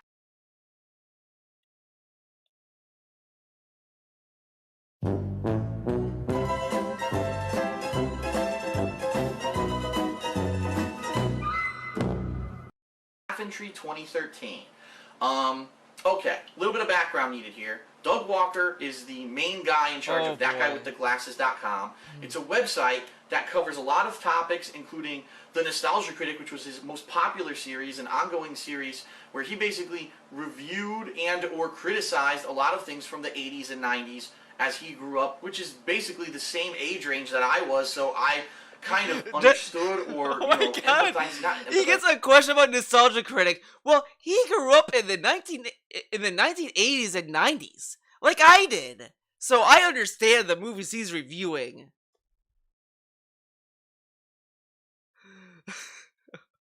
Okay. But I knew what he was talking about. By the way, I love his background. It's so cool. We have a game box, movie cases. Hard Candy shouts out. Wait. Okay, if I saw G Gundam, it's about to be like, ooh, G Gundam. And then you have like trash here. Like, what is this? Whatever. About when he was reviewing this stuff. And he's very funny. Very talented Very guy. funny. In fact, at one point, I was going to work with him. Back in 2010, when I lost my job and I got kicked out of AdSense on YouTube, I originally was going to work with these guys and be a part of their group, but it ended up not working out because of the bullshit that happened with Blip TV. Here's the thing. I haven't seen Nostalgia Critic in years. Since basically 2010, when I had to focus on YouTube full-time, and this is my full-time focus, I don't have time to watch other people's videos. I said this numerous times. But I can understand how a series like that, he could feel that that's it. It's reached its creative limit. Because there's only so much stuff that you can review, you can criticize, until it gets stale. And the same thing is, he's the same character for how many years now? 3, 4 years, 5 years maybe? I don't know how long the series has been running. But once you have that same character for so long, you can start to get stale. And probably what Doug is saying is, at this point, he's wanted to work on other projects, but now look at this, right? He's put so much time and he's effort explaining into all of this this series that he's never been able to work on them. But this is now is his opportunity to do so. So even though it is the most popular series that he had, I think that the decision may be the correct one for him in the future to grow and do what he wants to do with his life. And the bottom line is, the guy's a talented guy, and whatever new projects he's working on will probably be very good as well, and people should continue to follow him and not say, oh, my favorite series is over now, fuck him, fuck him, fuck him, fuck him. I mean, he needs to be able to create other stuff, if he's man. bored with the series, or he feels I that agree. it's peak and that's Let it, Doug Walker create that's other it, and that's stuff. the time to end I it. agree. Go out on top. Don't go out in 10 years when no one watches your show anymore just because it has no more views. You know what I mean? So I support his decision.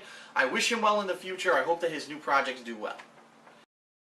Look how fucking speedy and concise that answer was. He read the question. The backstory was like short and to the point. It's so fucking crazy. What the fuck happened? Why did he go from this to this? Where he just goes on and on and on and rambles about nonsense. If he got that question today, he'd probably explain how he started on fucking YouTube and talk about his career. I just can't, I don't get it. Big up demo reel, looking forward to it. Yeah, me too. Might be good. To say, I'm not going to care about this shit anymore. I'm just not. I'm going to shut it down and say, number one, we're not going to discuss that dumb shit on my stream unless I so choose to address it like I just did for a moment. That's fine. But we're not going to derail a stream that has nothing to do with the toxic dumb shit these idiots are saying when we can do positive content. We could be playing a game. I could be answering a question, having a good interaction with you guys, having some social back and forth. We're having a good time together. We're chilling. That's what it's all about, having a chill time on a stream and enjoying yourself. That's what it's all right? about. Not about some idiots who get some euphoric feeling when they bring someone dude, down we get with something euphoria. toxic and insulting. It's a sense that's of euphoria. Not who I am. That's never who I've been, except when I was very young. When I was very young, I was in that mindset. My early days in the Street Fighter community, I was like trolling people and acting like an asshole. Wasn't he depressed though? Huh. And now I look back at it as a 40-year-old and I say, man, I'm so regret those things I did. I feel really bad about it. And, you know... the trolling he did back then was just pretty much saying this guy is a doo-doo head.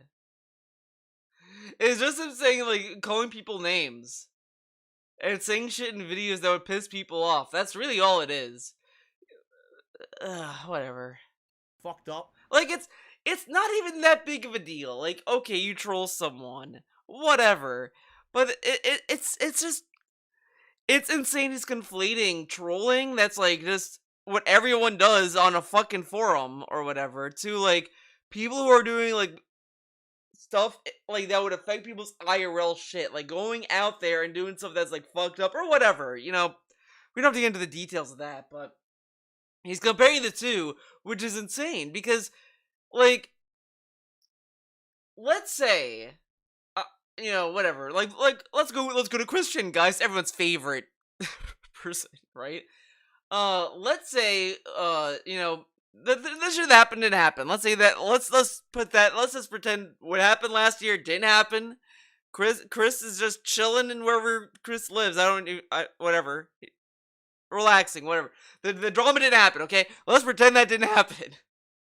And let's say that Blue Spike decides that like let's say Blue Spike got older, right? I'm like having a trouble talking about this, so I'm sorry. This is like a long ass fucking thing. It's just talking about Chris Chan's like wild, okay? It's a wild beast. But let's say you're Blue Spike. You grow up, you're like fucking 50 years old or 40, and then you start thinking, you know, back then I got Chris to shove a fucking Sonic Chew medallion up his ass.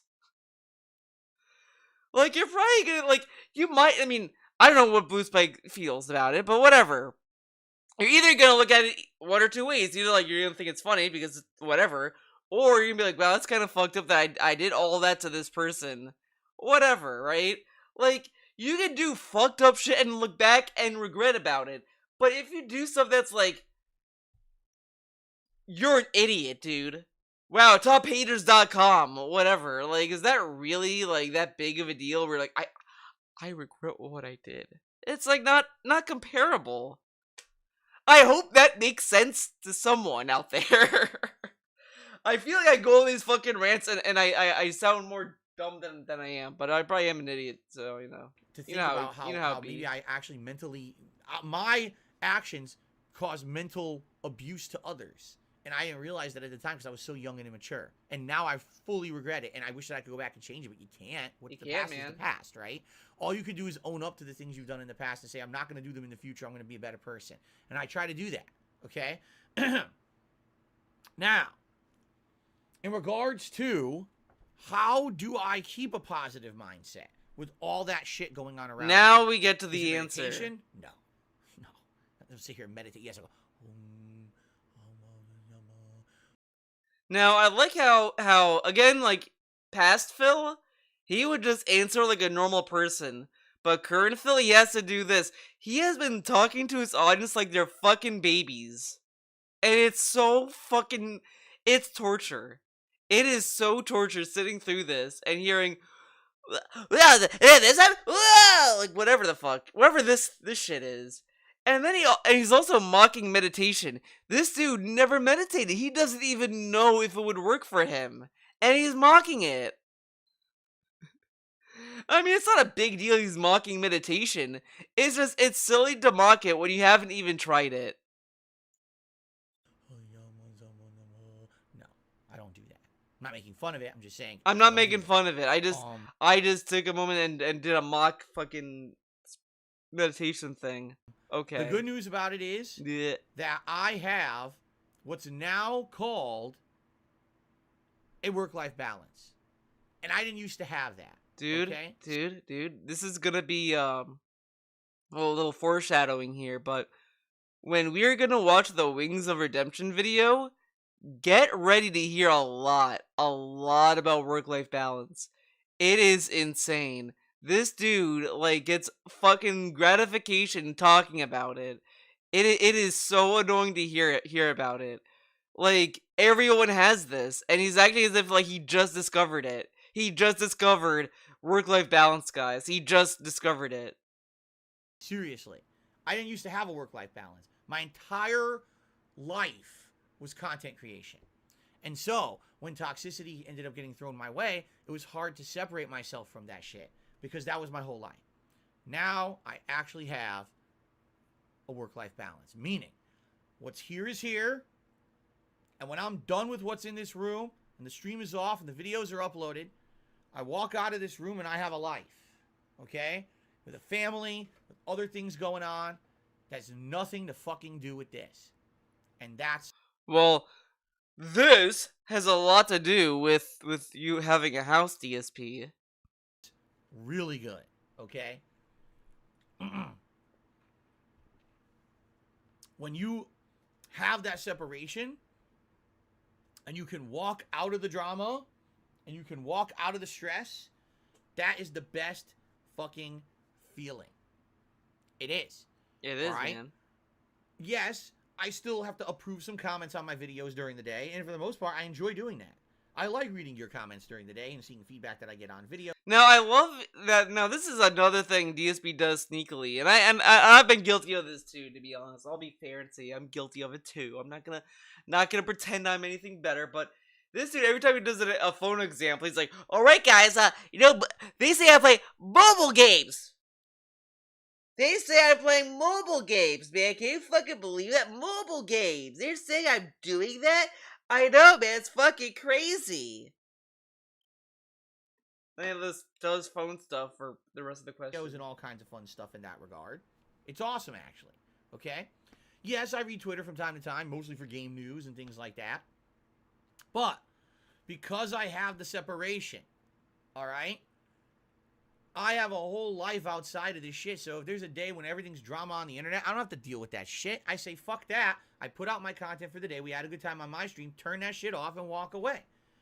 There's people right now who are like, Phil hasn't addressed the drama about the Kirby Rage Quit. What drama about the Kirby Rage Quit? But he did address it. He fucking did a video. Not a video, excuse me. He did a tweet about it.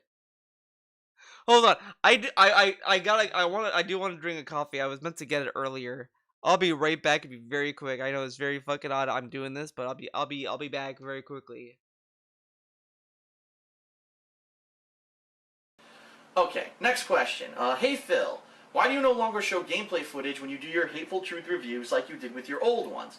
I realize that you expect people to see you play the game in your own playthroughs, but any other video game review has at least some gameplay footage to it. Sorry if this has been asked before by Drez.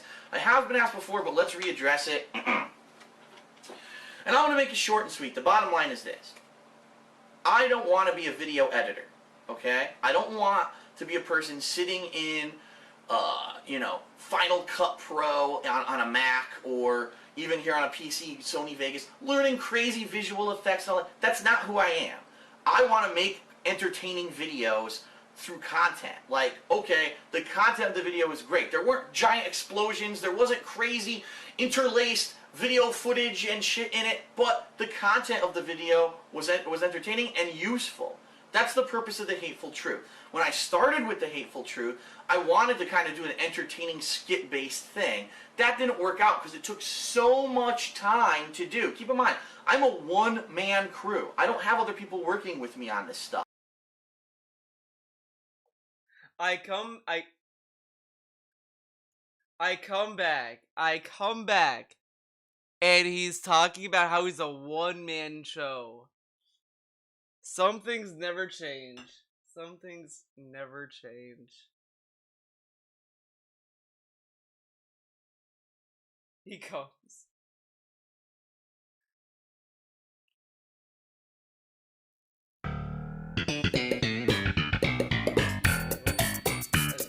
That is true. He was working the Rambo.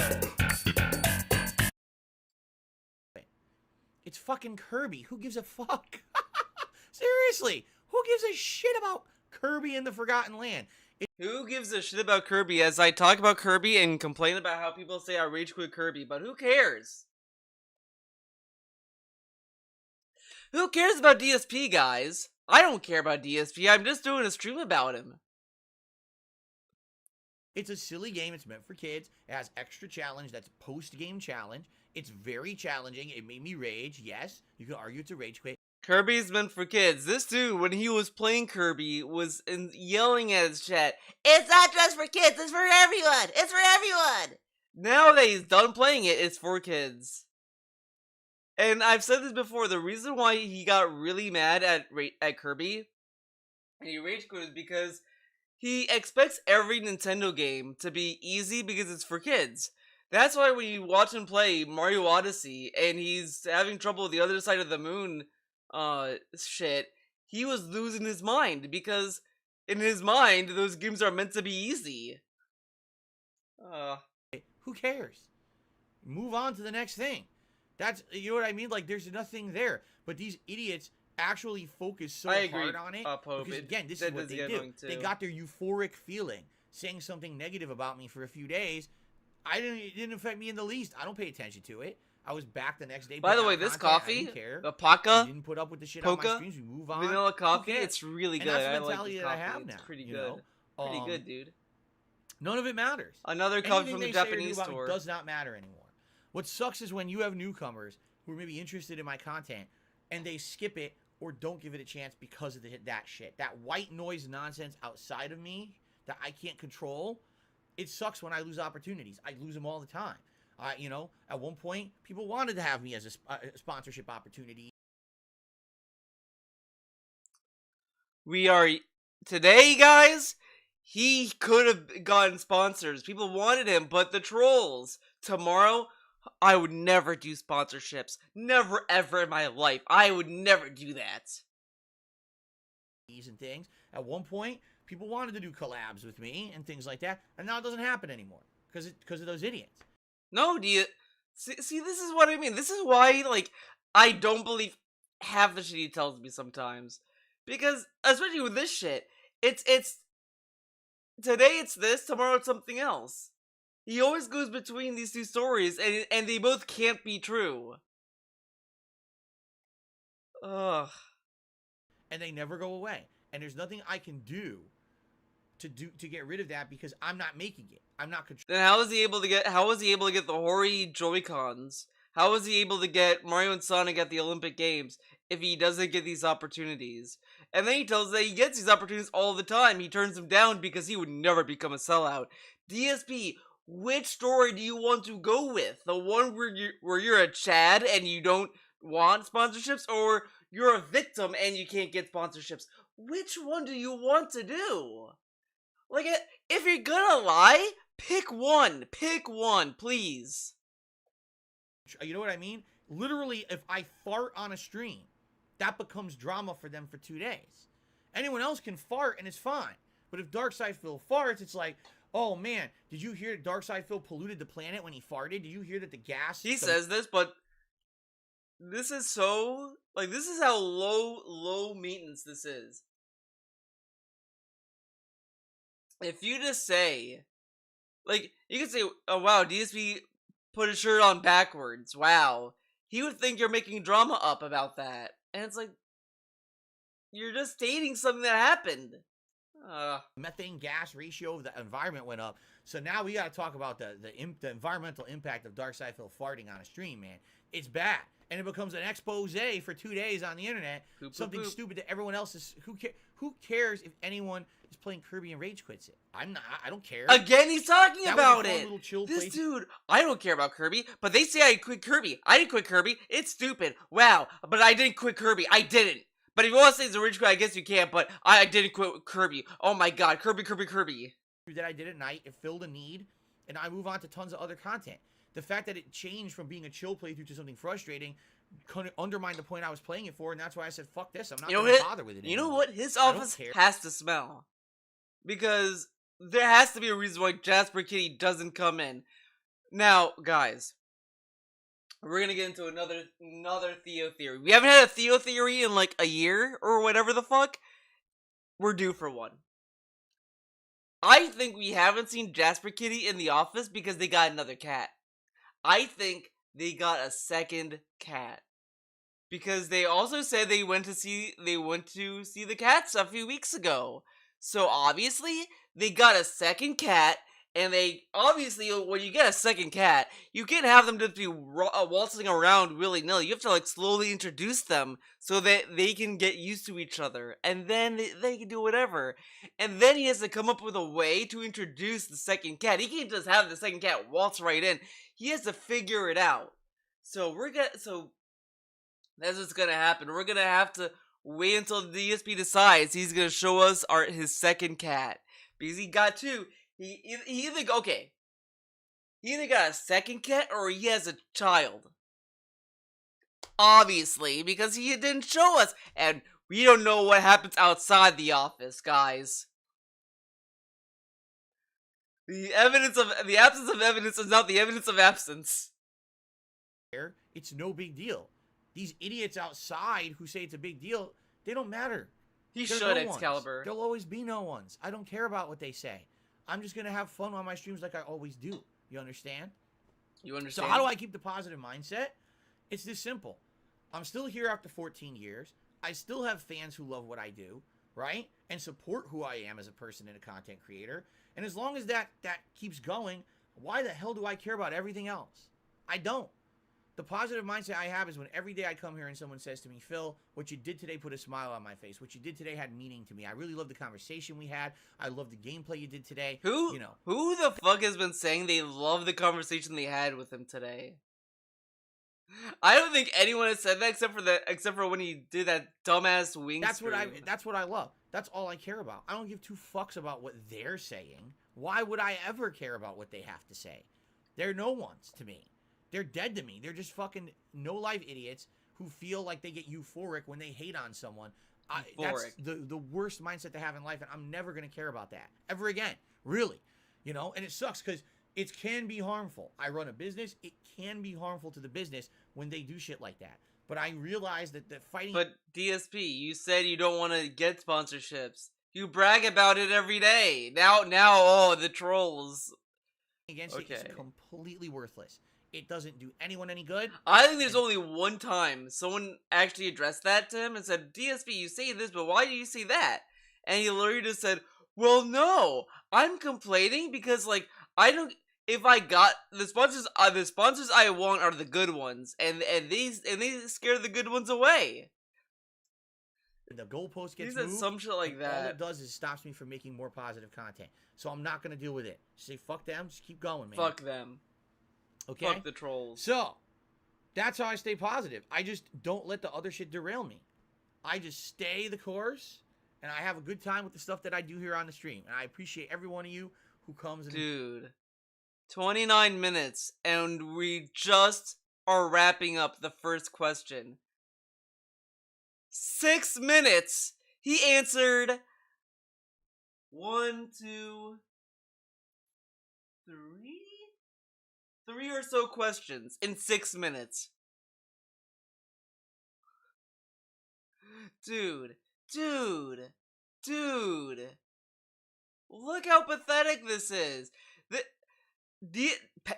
Current DSP makes past DSP a fucking Chad. Comes in, answers like 3 questions in 6 minutes, leaves, elaborates no further. The soy Phil struggles to answer 1 question under 10 minutes. Enjoys what I do and doesn't make a big fucking production out of every tiny little thing that makes no sense. Okay? Thank you for that. Jesus. And then then he fucking tells us, it's the shoutouts. The shoutouts make everything so long, man. But look at these fucking answers. Look how he talks. Oh, all of a sudden we got a bunch of shoutouts to do. So number 1, only use me Blade took me $1.50. Says, did you shop Project 7 to writers, like on Netflix or Disney? Yes. And I did at one point have a multi-million-dollar deal. But it all fell through. Goddamn COVID. Wow, so funny, man. And then he says, goddamn COVID, man. Those shows probably would be itching for Project 7 now, DSP. $10. Netflix will definitely pay for it now. For sure. They would. Actually, you know what? DSP should shop into Netflix. What's stopping him? Their stocks are plummeting to the fucking ground. They're probably gonna be itching for shows. They would greenlight it. And he would, and the funniest part, it would actually probably benefit Netflix. They would probably get a surge in subscriptions for it. He should do it. He should. I don't know why he's shutting it down. He should do it. What's he got to lose? They just say no, or they'd say yes, and he can make money. Netflix claims that they're gonna clamp down on password sharing. They're doing that. Their stocks have been in a free fall since then. So I think they canceled a lot of shows too. They canceled Bone, which a lot of people love. I never really read Bone. I've seen it around, and I know I know a lot of people love it. So I feel for the fans. I feel for the fans that wish that show would happen, but it is what it is. It says, I like your words. Please keep up the good work. Thank you, Laura Spade. I appreciate that. That gets us up to $32 in tips. Maybe one day I'll read Bone. Then, Rusty Edwards did a $3 tip. So the trolls want your life, but they can't get views unless they put your name in the title, so keep winning. They want your life. Yeah, yes, man. But what life does he have, though? Okay. I wouldn't even know because I don't watch their shit, but thank you for the support. The $3 tip. So the trolls want your life, but they can't get views unless they put your name in the title, so keep winning. I wouldn't even know because I don't watch their shit, but Thank you for the support. I wouldn't even know. DSP, you've literally said this about your trolls for years. He even mocked Tevin with the same mentality. Tevin? He's a nobody. You know, I can sign something and that'll be worth thousands. And he can sign something, it'll be nothing. He can joke on that. Or whatever the fuck. Whatever the fuck that quote is. And Lore Spade now, wow. Wow. A $30 tip. Thank you, Lore Spade, for a $30 tip. Very generous. And that tip, in particular, will jump us to our first tier. Okay, I'm just gonna say this about cuties, and guys, you're gonna have to bear with me on this. I think Netflix kind of fucked up that movie because they gave it such a fucking dumbass poster, and I think that's honestly what killed it, because it's a foreign film and it is about a subject matter that is very like controversial, I guess. Whatever. I mean, it is what it is. I mean, you don't have to love it. I'm not gonna fucking defend it, but I just think that poster really just shot that movie in the foot before it could even crawl. But it is what it is. Board for today. It's a fucked up movie, but it is what it is. If we do hit 100 today, it's gonna be a vest. We're gonna do the vest first. Since I'm already wearing a hat, it would only make sense to have the vest instead. But hey, on the bright side though, to watch to rinse our mouths, Yorgos Lanthimos, great director. You guys may not know him. He's Greek, obviously. He has another movie coming out. I can't fucking wait. I love Yorgos Lanthimos movies. He did The Lobster. He did The Favorite. He did this other movie called Dogtooth, which is pretty good, but it's all in Greek, so you gotta read subs. Then you have what's it called? I think there's an A or something, which is really cool. It's a really cool movie. It's about oh man, it's so fucking cool. I could gush about this director all day. I really love his films. Don't need subs, baby. Thank you so very much, Lore Spade. Okay. Oh man, I'm jelly. My parents try to teach me Greek, then they just kind of is like, okay, enough. Charlton, and then they never did. ADSP? Feels bad, man. What would you consider key contributing factors to your longevity and success on YouTube? I know why they didn't teach me Greek, so they could talk shit about me in front of me. That's why. That's why they didn't want to teach me Greek. They didn't want me to hear it. What would you tell other aspiring content creators as advice? Wait, This is from Chim Charlton, who says, "Hey DSP, what would you consider key contributing factors to your longevity and success on YouTube? What would you tell other aspiring content creators as advice in today's creating platform?" My advice would be find a good rhythm to upload videos. Because if you're doing videos, just find a good rhythm to upload onto YouTube. Because if you upload too much and then for some reason if you have to slow down uploading videos or whatever, YouTube might not like that, and they might just bump you down in the algorithm because of that. So find a good balance with that, and just do what you love. Do what you love, and just be relaxed, dude. Do you want to know the truth? I feel like the reason I have longevity is because I have longevity.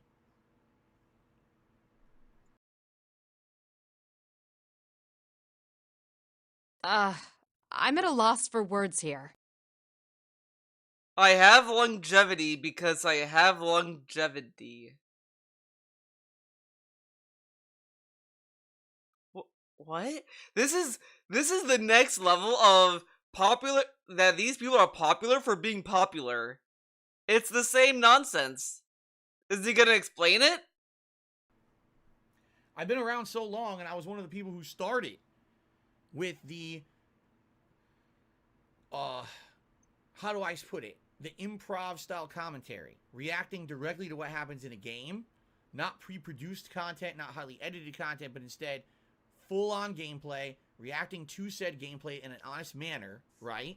Like, I was one of the people who started. Okay, Grandma, let's get you to bed. I didn't start the practice. I was one of the people who made it popular with the things that I said and the ways that I went about myself.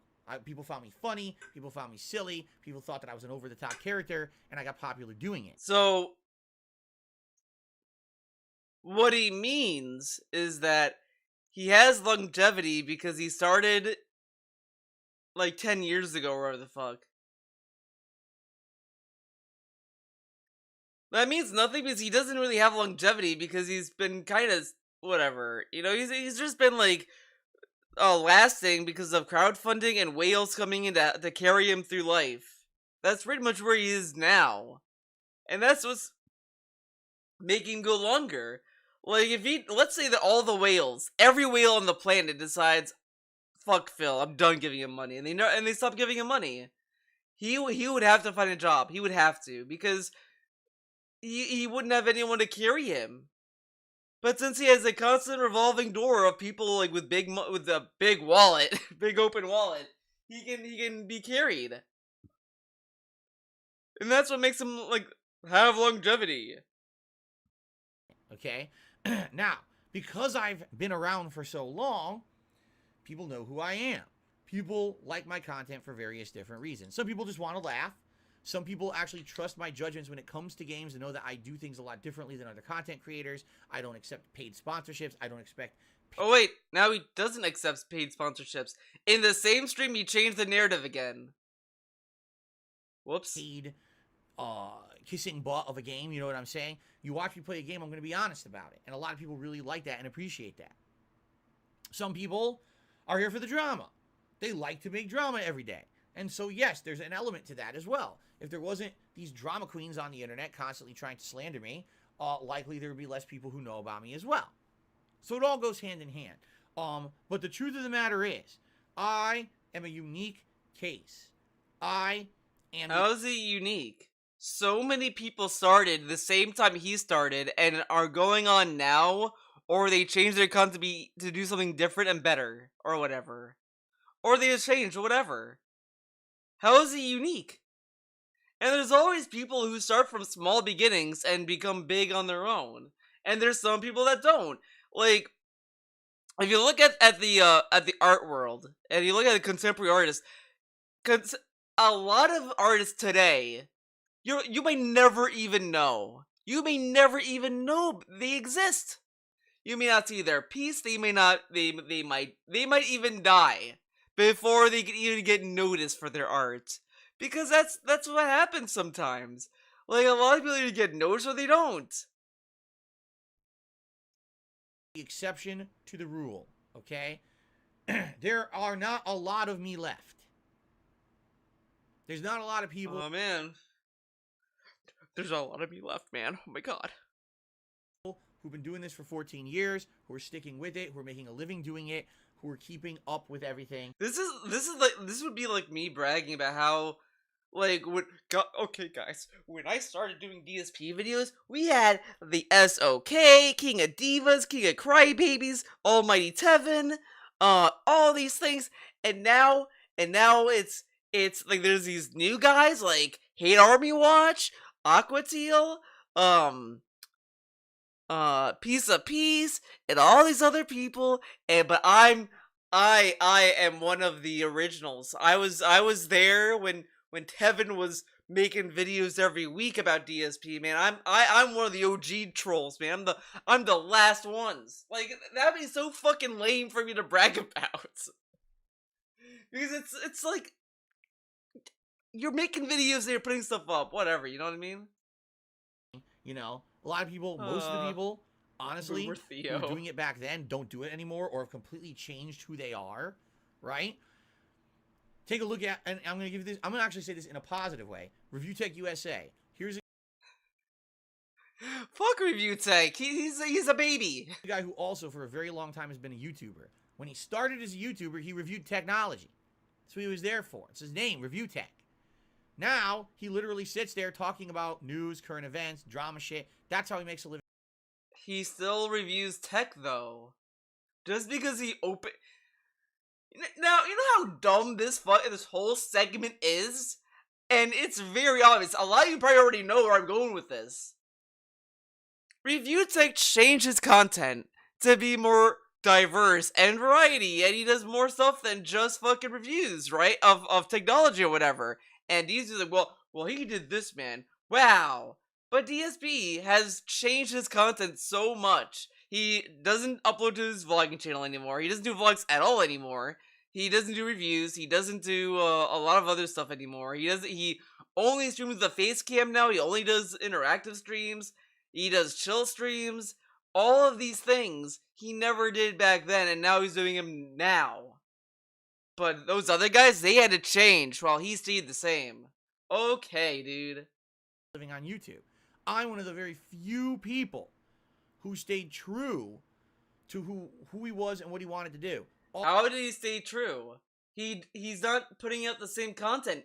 DSP even says that. DSP even tells us he doesn't put out the same content he did back then. And now he's telling us that he does the same content. Okay, so when is the next countdown? When's the next review? Oh wait, no, Elden Ring's gonna get a review. Okay.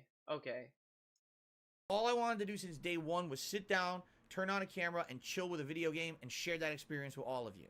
Now the method that I do Grandma, let's get you to bed. It's a direct feed. It's live broadcast over the internet, and there's conversation with you guys directly every time I do it. But it still remains that every day, what do? I turn on a camera, I record what I'm doing, I share that with the internet, and I chill with a video game. Right? But now he's telling us that he's gonna change his content over the years, and he's gonna phase in react videos, pretty much. That's staying true and staying the same. Okay. That hasn't changed as much. Okay? So, that being said, I'm the exception. Most people today can't just be me and be successful. Almost no one. Okay? The longevity factor, the drama factor. DSP, don't choke on your own dick this much, love what I've done for a decade and want me to continue doing it. The reason I still do Ask the King is because I have longtime fans who want to see me keep doing this show. They directly tell me they would be very upset if I stopped, because this is my legacy show. This is the show that's been running for over a decade. They want to see this continue. Even though every day I answer your questions live on stream, they like having the dedicated show. You see? You see that? They love the dedicated show. All that being said, I don't know what kind of actual advice I could actually lend to a modern content creator, because I don't follow any of the norms that anyone ever He doesn't follow any of the norms. Actually, no, we'll remember this follows today soon. To be successful, right? I'm not constantly talking about current events and drama events. I'm not putting thumbnails with my silly face. He doesn't put videos with a silly face, right? Okay. Let's go to his little channel over here. We have silly faces for the daily WAPs and the pre-stream podcast, but then you have this. Guys, DSP doesn't have thumbnails with goofy faces like this, where he's just like at all, or Ask the King, where it's just him doing this. No, I just love that you know where these are from pretty much, and I don't remember where that image is from, but these are all goofy fucking images. And it's a thumbnail with his face on it. But he doesn't do that anymore, guys. Oh, okay.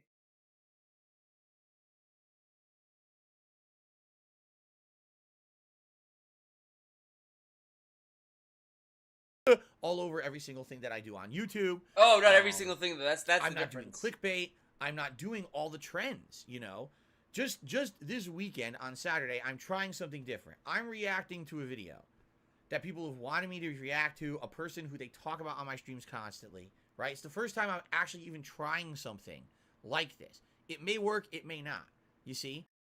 This nonsense of, it may work, it may not, man. We'll see. DSP, you're just watching a video. No shit, people are gonna fucking tip. And I guarantee, I'll be honest, that's probably gonna be his only time that react video is gonna get that much money. It might do better, like the other, like the one he's gonna do on DSP is probably gonna do pretty well. Like it might get like $150, but it's not gonna do as good as Wings. Wings is probably gonna be the highest. Let's see, did he hit the goal? He had to, right? He had to have hit the goal. Ooh. No, he hasn't hit the goal yet. He's only 5 away, but he's gonna hit it. He's gonna hit it. He has to, dude. He has to. He has to hit it so he can talk about himself. Even though he said he was gonna watch that video anyway. I just love that, and I think a lot of people forgot about it. DSP has openly said, even if he doesn't hit the goal, he'd still watch Down the Rabbit Hole DSP. He'd still do it. If you have any further Elden Ring, no. I'll be honest, Stormlit. I literally have not played that game since February. So I'm still like probably in the beginning. And Storm, I don't know if you know this. I got a PS5. I finally got it. When you say it, I don't remember. I'll have to look it up. I might look it up. I don't know what I would have to look for in Pig Go to pull it up.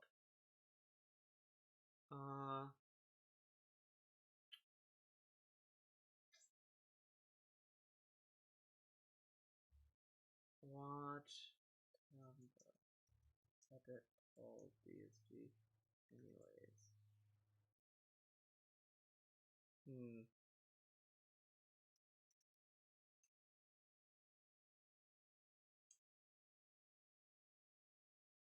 Are both on Suicide Watch?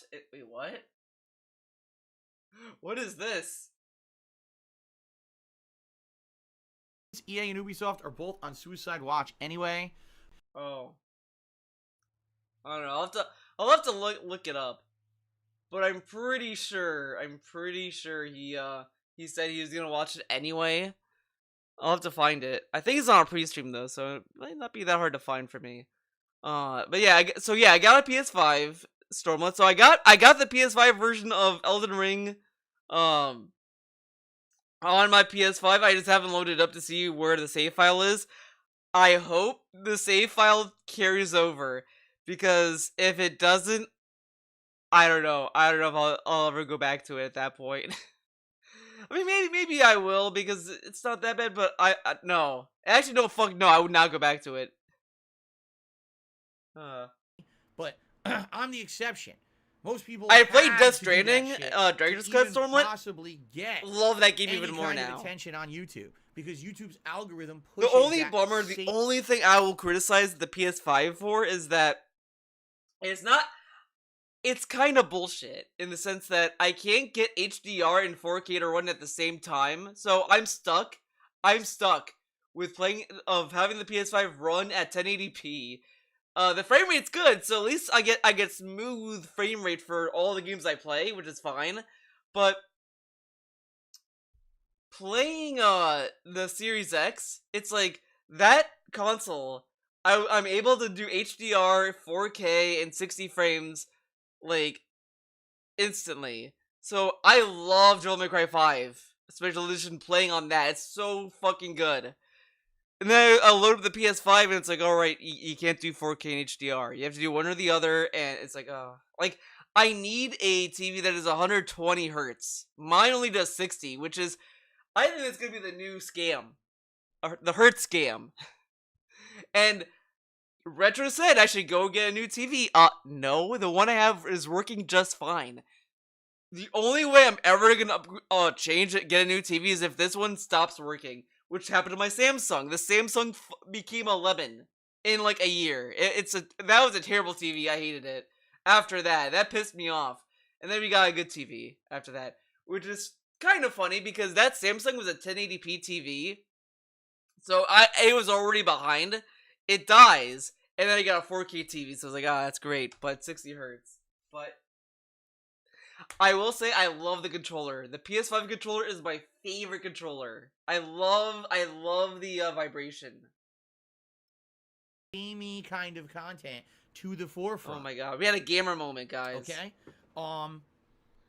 So yeah, Chim Charlton. I really wish that like I could say, well, in my years of experience, that's good for you. Mine getting popular. I had 2 Samsung products that became a lemon, and after that, it's like, yeah, I'm not sticking with that. I had a Samsung Galaxy phone. It stopped taking phone calls and stopped receiving phone calls. So it just was a waste of time. I had that Samsung TV. I told you that died. So I went back to my iPhone. It still works. Been great so far. The Sony TV I have has been great so far. So I'm chilling. I'm chilling with it. YouTube, I can't because I'm the exception. I really am. And keep in mind, over the years, I went from YouTube to Twitch to YouTube to Twitch. I kind of jumped back and forth and changed my attitude and my focus a bit. So I don't really have that formula for success. You know what I'm saying? You don't have the formula for success. Well, I Leviathan Titan tipped $1.50 and says, "Take my money, yeah, my money, take it, Phil." Either well, DSP, I mean, I can't not. You already tipped. Either DSP knows that's from Hate Army Watch, or he I don't know. He read that in a very weird way, but that is pretty much the Hate Army Watch anthem. Not like I have a choice in the matter. I have it now. So money, yeah. Next question is from Low Carb Madman. It says, "As a current collector, I recall some of yesterday's streams you mentioned statues and collector's editions that you used to buy." Pope, I love that part. I'll be honest, like that ending was fun to watch. It was so relaxing. After all is said and done, that was like a relaxing segment. I kind of liked it. I would say that game earned that ending. Like it earned that length and that runtime. But I do understand why people didn't like it. I totally get it. But for me, I was like, this great for me. I liked how weird it was too. So it was a win-win for me. What was one thing you bought into and you were disappointed by it? Secondly, if you don't feel up to answering that first half, what was one thing that impressed you the most? Okay. At first, when I first started buying the collector's editions of games, a lot of them had some really neat things that I thought added to the game. Like if you get something that's like a collectible, that's something from the game. Like I was mentioning, Fallout New Vegas Collector's Edition, I really liked it because not only did you get the game and this nice packaging, came in this big box, but in the box were all these things pertinent to the game. The actual casino chip, that's a critical part of the game. A deck of cards, and each character in the game is one of the cards, which is kind of neat. No, he likes this, but he's Wait, what was the question? From the game. When I first started disappointed by it, from Low Carb Madman, it says, "As a current collector, I recall some of yesterday's streams you mentioned statues and collector's editions that you used to buy.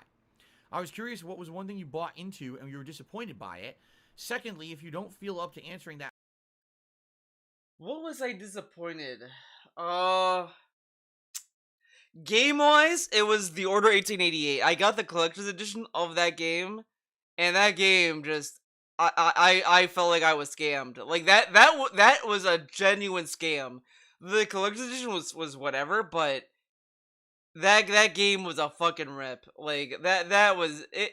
I liked the style and all that, but man, that game was a rip off. Holy, like I felt like a fucking jackass for buying it too. I was like, I spent money on this, and the game is like done in like an hour. It was the one time I really started to reconsider like buying collector's editions. Where now I'm more fucking specific about it. It was a movie game that showed the power of the PS4 at the expense of gameplay. Yeah, like I liked a lot of the ideas. It was just, but as far as collector's editions go, I would say Halo 3. Halo 3's collector's edition, like not the I didn't get the one with the helmet. That one I did not get.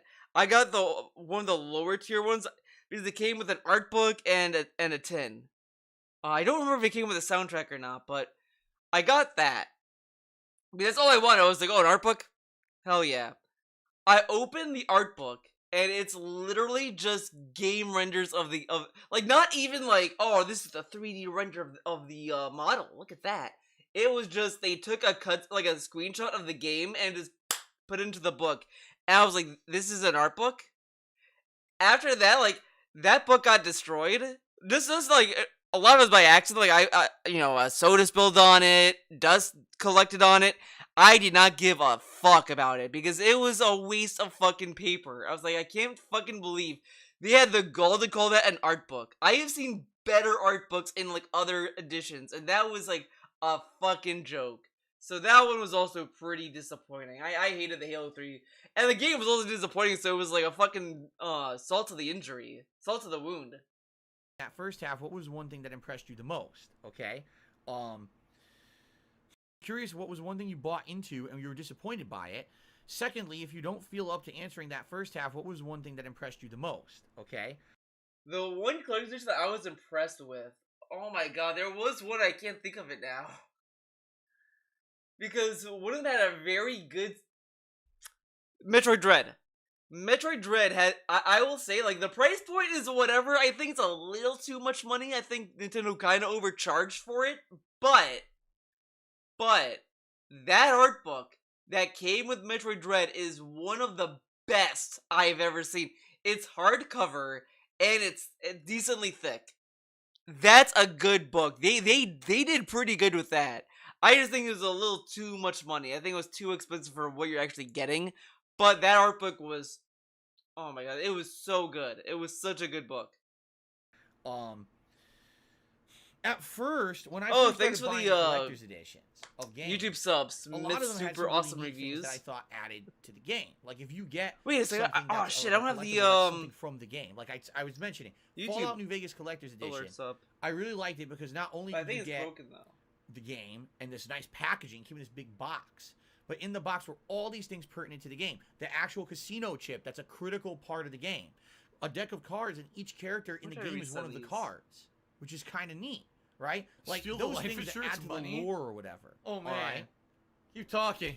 Hopefully thumbs up this for helps them. with the change the battery Alright? fund. Please that make being sure to said, remove the there were safety pin some from the things emergency exit. That were Hail absolutely Satan. ridiculously, stupidly bad. Oh, you're gonna get a statue with the game. Sadly, and then you get the collector's edition. You open figured it, out what the was wrong with the statue is only batteries. this It is- tall. It's made of flimsy plastic and it's broken. And that happened a lot.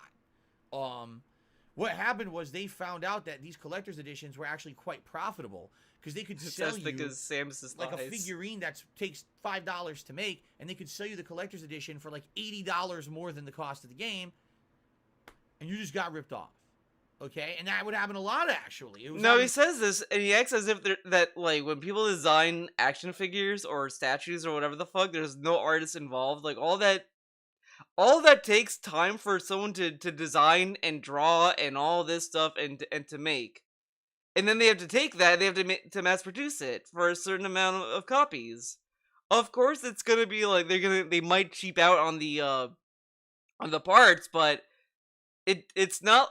He acts as if they just like kind of like print a screenshot out and mail that. It's like, no, they have artists working on it. Everything you've seen, like an artist had to draw this and sculpt it or whatever for this to be a figure. This didn't just come to be. more and more over the course that I was buying those collector's editions. Now, you might say, Phil, can you name some direct ones? Off the top of my head, I mean, you're talking about stuff I used to do 10 years ago, and I probably did 100 of them. No, not off the top of my head can I directly pull one out of my butt and say, oh, here's an example. What I would say is if you go watch the old release day unboxing videos, you will likely see quite a few of the collector's editions that aren't very good. Man, I remember the, it was a Splinter Cell game I bought, and it came with like a fucking RC plane or something. And I was like, what the hell does that have to do with the game? It It's probably has an fucking item in the Splinter Cell. game You that was an sneak RC around plane. doing covert operations. Why is there a plane? Like, it has nothing to do with the gameplay. Maybe there's a plane in the game, but who the fuck wants a flying plane and pay like $100 extra for it? It didn't even make any sense what was included in that. You know, or the Call of Duty. Remember, was it the original Black Ops? It came with the RC car with the fake C4 strapped to it. Great, an RC car. But why do I want that with Call of Duty? Like, you see what he loved that RC car. He loved it when he got it. But now it's like, why would he want that? I'm saying? Like, it was like, oh, we're gonna toss in things to exorbitantly inflate the price, and then there's really no value added. You know. Now, if you want to talk about, like I said, some of the best ones, definitely, like, I actually thought this statue was pretty neat. And the Skyrim Collector's Edition came with an art, I think it was an art book, and some supplementary materials. Didn't it come with a map? I think it did, didn't it? I think it came with a map and this, right? It was pretty nice, the stuff that came with for having all of that stuff with it. I'm trying to remember specifically if there was any other ones that like stand way out, but okay, not really. Not really, man. Like if anything, what I saw, and there was about a 3 to 4 year period, right? I would probably say when I started doing this full time, so 2011 through like maybe 2014, like maybe 3 or 4 years where I was buying collector's editions on the regular, and all those unboxings I did. I couldn't concretely tell you. Wow, I really remember this one time when I was blown away by the collector's edition. He praised Fallout and fucking Skyrim, but now he doesn't know stuff that came with the game. Usually it was just some nice supplementary stuff. Sometimes you get a little comic book or an art book. You get a little bit of extra, but it was never anything big. You know what I mean? Like, never did I think it ever like justified the price tag for that shit. Seriously. For real. It was, let's face it, it was profit. It was money making for those companies. All right. But there were some exceptions. I would say Skyrim was good and Fallout New Vegas stands out in my head. Those are two that I really liked over the years. Okay. Okay. Wingo tipped me $2 this is my favorite fig, by the way, used guys. every kind of stereotypical thing about Wings of Redemption in their message. Thanks for the tip. I'm not reading any of that. I got two favorite The joke's on you. Okay, let's continue on. These two. Hobo X asks Shouts the following. out. Ryuko When you eventually get a new Chiru. PC, what are your opinions on doing some emulation for playthroughs? And if you think that it's a legal gray area, what about only emulating for a system that possibly you already own the software for? For example, if you own a PlayStation 2 but you don't have a capture device for it, would you consider doing PS2 emulation because you already own that console and you can buy a physical game like Dragon Quest VIII off of eBay for cheap? I don't know. Excuse me. Truthfully, I don't know. Would I do emulated streams? I mean, I have a Mac, so that is its own problem. But how to get the ROMs is where I would kind of have trouble with, because I think you have to do VPN stuff, which I don't have. So, but I'll just say I can't. Let's say I live in a perfect world where I could emulate. Yeah, I would. I would emulate the games I already own that I can't capture from. That's what I would do.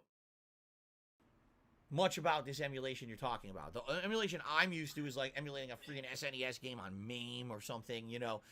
I haven't done any major emulation of anything on a PC. I haven't messed with it. From what I'm to understand, if you do emulation of anything like a PlayStation console, it actually eats up your memory quite a lot. But I guess, you know, the legality of emulation, right, is that, now, correct me if I'm wrong, if you actually own the console and you own the game, you paid for the product, then you can emulate it. But only if you already own the rights to that product. You can't say buy. That's very loose. I think that's how a lot of game companies view it, but there's a lot that don't. So I think what Trunk said is better, where it's like, yeah, the ROMs is where the illegality comes in. You also have to dump the files from the disc. Yeah. Console, but then just download a ROM and play it on an emulator. You didn't buy the game. You didn't buy the license to the game, correct? I don't know the legality. Hey, I don't. For me, emulation has always kind of been a gray area. There have been times when I've used it. There have been playthroughs in the past that I did SNES games and things on there because you couldn't actually get them on a Nintendo console for capturing or recording easily. And it was frustrating to me because I'll be honest with you, it's actually harder for me to play something emulated than it is on a console. Okay, right now. Grandma, let's get you to bed. I don't think it's that hard. He literally streamed fucking Home Alone. How was that hard? Immediately. Just this Saturday. Okay. When we watch this Down the Rabbit Hole video, I'm going to be watching it on a console. Now, I'm going to talk about this again when I watch that Wings stream shit, but this dude is bragging watching YouTube on a console. And everyone's thinking, oh, it's because he likes the chair. He doesn't want to... The reason why he didn't want to watch Wings on the PC, this dude is terrified of his fucking, of trolls seeing his desktop.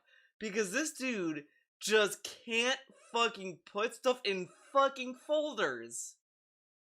He refuses to put files and folders on his desktop, so he has everything just on his desktop for him to see, like a boomer. And that's why. It's not because, oh well, he likes that chair. It's just because he's afraid that someone's gonna see a picture of him at the Space Needle again. Am I so out of touch? No, it's the children who are at fault. Why? I can just record right from the app, as if it's a game. I can commentate right over. DSP was literally recording, watching YouTube videos at his PC. And that's hard? Guys. So I have this. This is a display capture. I click that. I go through a window where it says, this is wrong, by the way. I shouldn't say that, but, I click that. It says properties. I go to Google Chrome. Then it says the window name. I pick that. There you go. I have, Soundflower installed, so I have desktop audio going through here, so you guys can hear that. Very easy. Like, if a Mac can do it, like, seriously, if a Mac could do it, I shouldn't have to finish the sentence. Over it, there's no problems. It's easy to do. Okay? PC is harder for me. Alright? How? But how is it harder to capture YouTube on PC? Okay, Grandma, let's get you to bed. Oh my god. I can definitely see why there would be certain situations where it's needed. What if there's old games you just can't get? You can't find them. They're collector's editions, you know, like, or not collector's editions, but they're rare finds. You buy it. This was he's terrified of his desktop being leaked. He is so scared someone's gonna see a file they shouldn't have seen. That's what it is. He's afraid someone's gonna sit there and see, oh, they saw that I was at the Space Needle, because that was a big thing when that leaked. That fucking scared him probably. It's like a $500 disc. Fuck. That's ridiculous. And people want to experience that game just for prosperity, not prosperity. Because he can't put things into They folders. just want to He can't do experience it as a that. part of art. It's not that you want to own the game and resell it for a ton of money. You just want to play the fucking game, right? What I would say is, what may be interesting about this? It was a big thing because because this was at the height of him begging people to pay his taxes. This was in 2018. And he was like, I need and this was like around the time he was asking for $17,000 to pay for his back taxes or whatever. And I don't remember if this was before or after the Connecticut trip, but he was asking for a lot of money to pay for taxes. So he was doing that. People saw that he went to the Space Needle and was like, why are we giving you a lot of money? You went to the Space Needle. Like, you know, they were just like, so, you know, the trolls were saying, he doesn't need money, he went to the Space Needle. So obviously that was bad. Is Sony is about to come out with this new PS Plus he was pretending to be package on where top they're of claiming they're going to offer,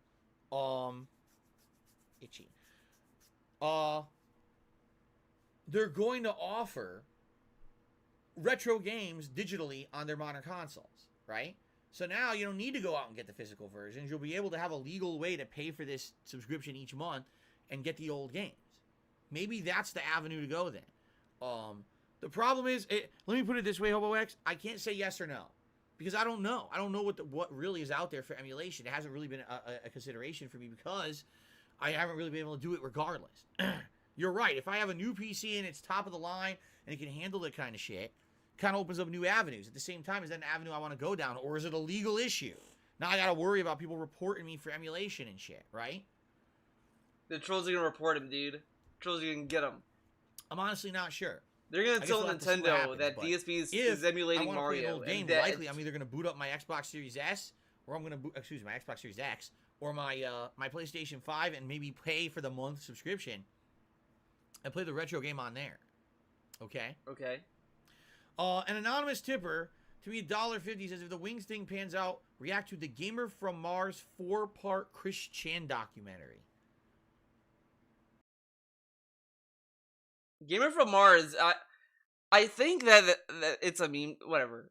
I know Gamer from Mars, but look at that reaction. He knows because he knows who Chris Chan is, and he's like, he definitely does not want to watch Chris Chan. He definitely doesn't. So he's gonna be caveman it. Okay, I really don't know anything about it. I really know nothing about this shit. I really don't.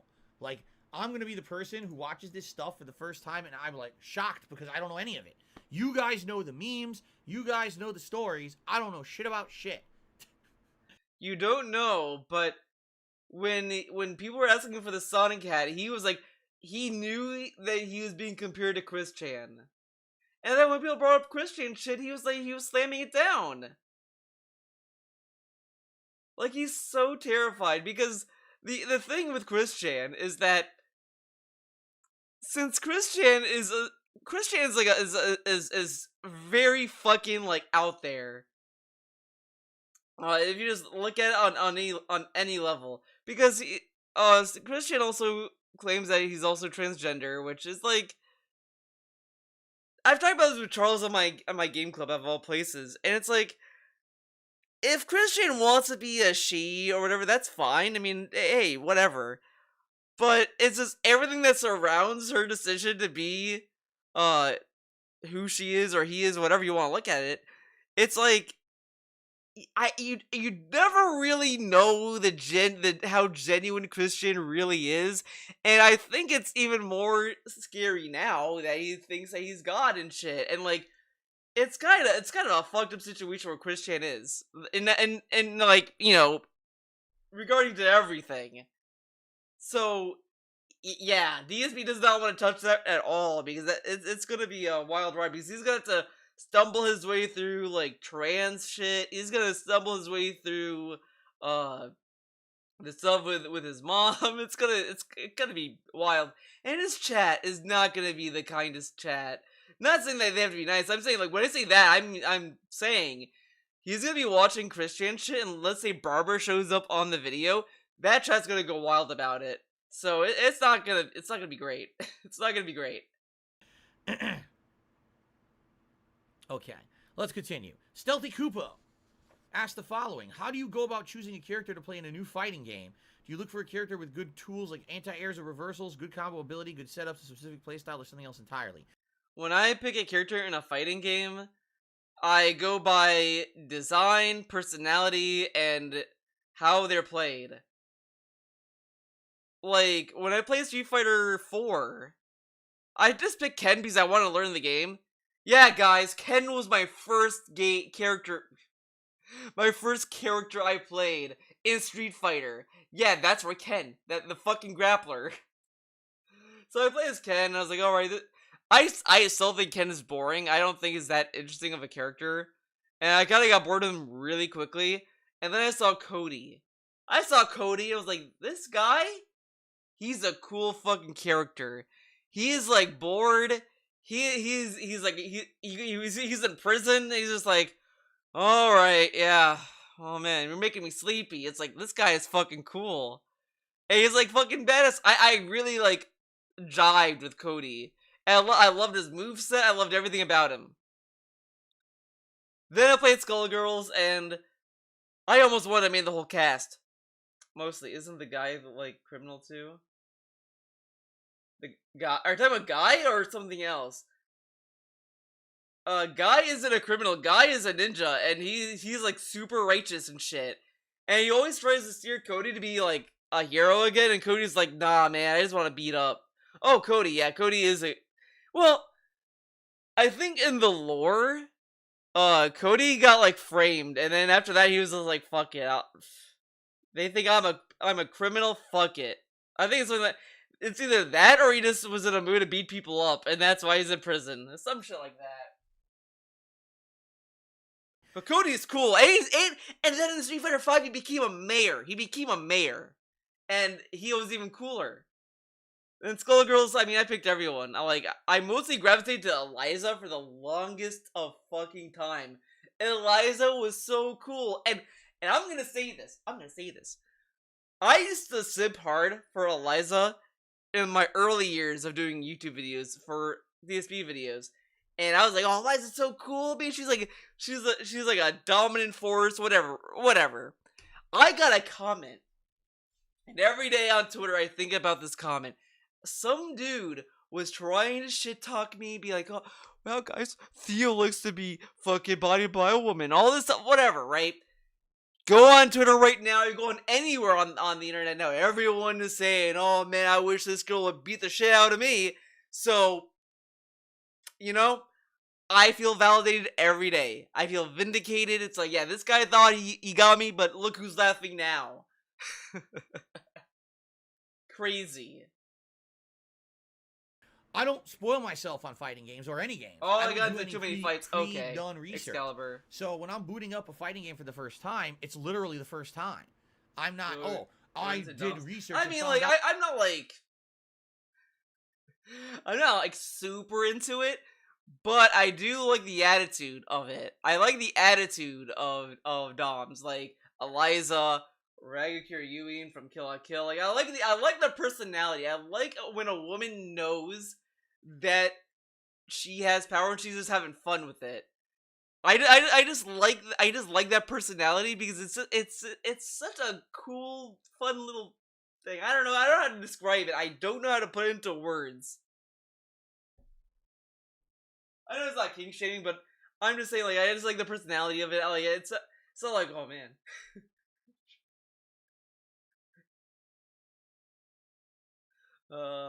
Out that there's this character that plays like a Shoto with footsies, but then All there's this character that strange plays like and this terrible that. events that. are If I'm welcome. gonna play a new fighting game, typically Deal with it. it's a game that's a series that's existing. How many new fighting game franchises? But also, I just like Eliza because she's fucking evil. Eliza's an evil character, which I love. I love evil characters too, so it's great. There was a the other thing I just like about Eliza, she loves cats. Like there's this one sprite of Eliza that I kind of like. She has a low kick move that turns her foot into a cat statue, and she just like looks at it like fondly, like, oh man, cat. Like, I thought that's kind of cool. Really come out that are successful these days. You really don't. You see your Tekken, your Mortal Kombat / Injustices, your Street Fighters, right? You got these archetypes of fighting game IPs and series that have been out for a long time. So if I'm going to play, for example, Mortal Kombat 12 comes out, well, I know all the characters from the old games. So I kind of know how they're going to play, and I kind of know what to expect. So I know, Jax will probably have a projectile, a ground pound, and some kind of a grapple. I know that Sonya will probably have high combo ability and speed and good anti-airs and maybe mix-ups. While I know that, like, Shao Kahn will probably be a more lumbering super armor style character who does high damage but is very slow. You see, I kind of know those character archetypes from being around the block. But I don't do any prerequisite research when I play games. So I'm going into it mostly blind 99% of the time with that prerequisite knowledge of games that I played in the past. When I play a game, am I looking for a certain character archetype? Actually, no, it's the opposite. I like doing variety. He loves doing variety, but every character he sticks with is like a big dude. Like Zangief, E Honda. The only time he picks like a slim dude is like DJ or M Bison. And then he picks Ken or Ryu if he just wants to win. But he picks such like big characters. And then he picks like Urien because he's like in underwear. But dude, he has a fucking kink. I'll be honest. He's been saying like he picks E Honda, Dirty Diaper Honda, Urien. He calls what Urien wears a diaper. Like, this dude, I feel one of these days there's gonna be a post. There's gonna be a fucking Kiwi Farms post or some shit where it's gonna dude is gonna come and says, guys, I have evidence that GSP has a diaper fetish and he loves diapers or whatever. And it's gonna be like this weird like timeline where like it's gonna be weird fucking shit, and it's gonna be like that. And then DSP's gonna have to address it on stream. DSP's wearing diapers on stream. That Oh my god, so I've been watching King of the Hill. I've finally been watching that show. I love that show now. I'm a King of the Hill fan. Great show. I'm glad I gave it a real chance. When I was a kid, I thought that show was boring and not for me. I then started to watch it because I saw all these clips. I saw all these clips of King of the Hill. I'm like, these are funny clips. Why haven't I been watching this show? It looks like it's just up my alley. So I started watching it, and it's so good. Last week I saw a fucking episode about where Bobby starts doing this routine with propane, and they had this character that's like a diaper character or whatever. So it made fun of like diapers or whatever, and the propane guy like was wearing diapers. Like he took it offensively because he's like, you're making fun of me. Like, I'm wearing diapers, man. What the fuck? So now I'm thinking about that because of this. King of the Hill is great, but hey, Peggy Hill's a good character. I kind of enjoy her. She's kind of I think what's funny with Peggy Hill is that she's such a bland character, but having her have such a high opinion of herself is what makes that character. Like, if she didn't have that high opinion of herself, I don't think she would work as a character. That makes the character better. There's this one scene with Peggy convinced me she's a great character. So, like, Bobby's, like, saying something to Peggy, like, I can't remember what he says to her. And Peggy just responds with, so, do you have this dream about the deer or whatever the fuck? And he's like, no. And then he started having the nightmare again because she brought it up. And I was just like, I love how fucking, like, she could be mean just out of nowhere.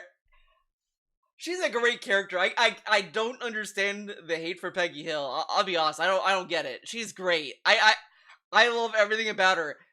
Peggy, no Excalibur. She has a job and she likes what she's doing, and she doesn't beg. So I don't see that, Excalibur.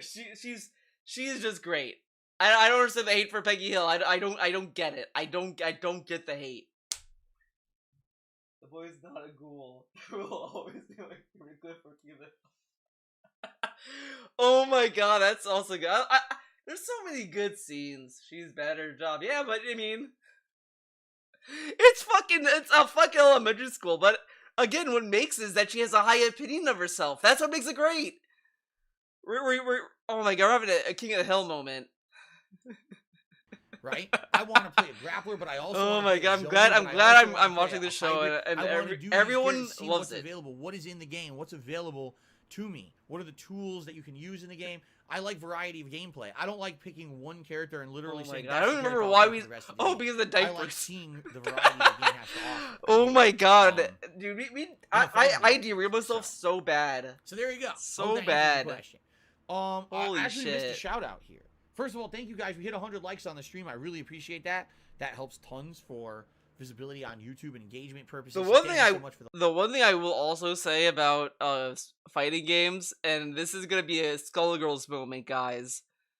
Dale the Ultimate. I was just thinking about how funny that was when I was first watching it, but enough of that. Now another derailment. I started playing as Umbrella, which was a character in Skullgirls I was not looking forward to because I didn't really care for Umbrella at all. I started playing as her, and now I fucking love Umbrella. She's such a fun character, and her combos are fucking beastly. So now my team went from Fukua and Eliza to Annie and Eliza to now it's Umbrella and Annie. And those are great. That's a great team. Her Spanish sucks when she acts like she's a pro. Never listen to Hank when 9 out of 10 times. Yeah, that's what makes her funny. Like, her having that high opinion of herself that she's hot shit and she's a pro and all this stuff that's the joke.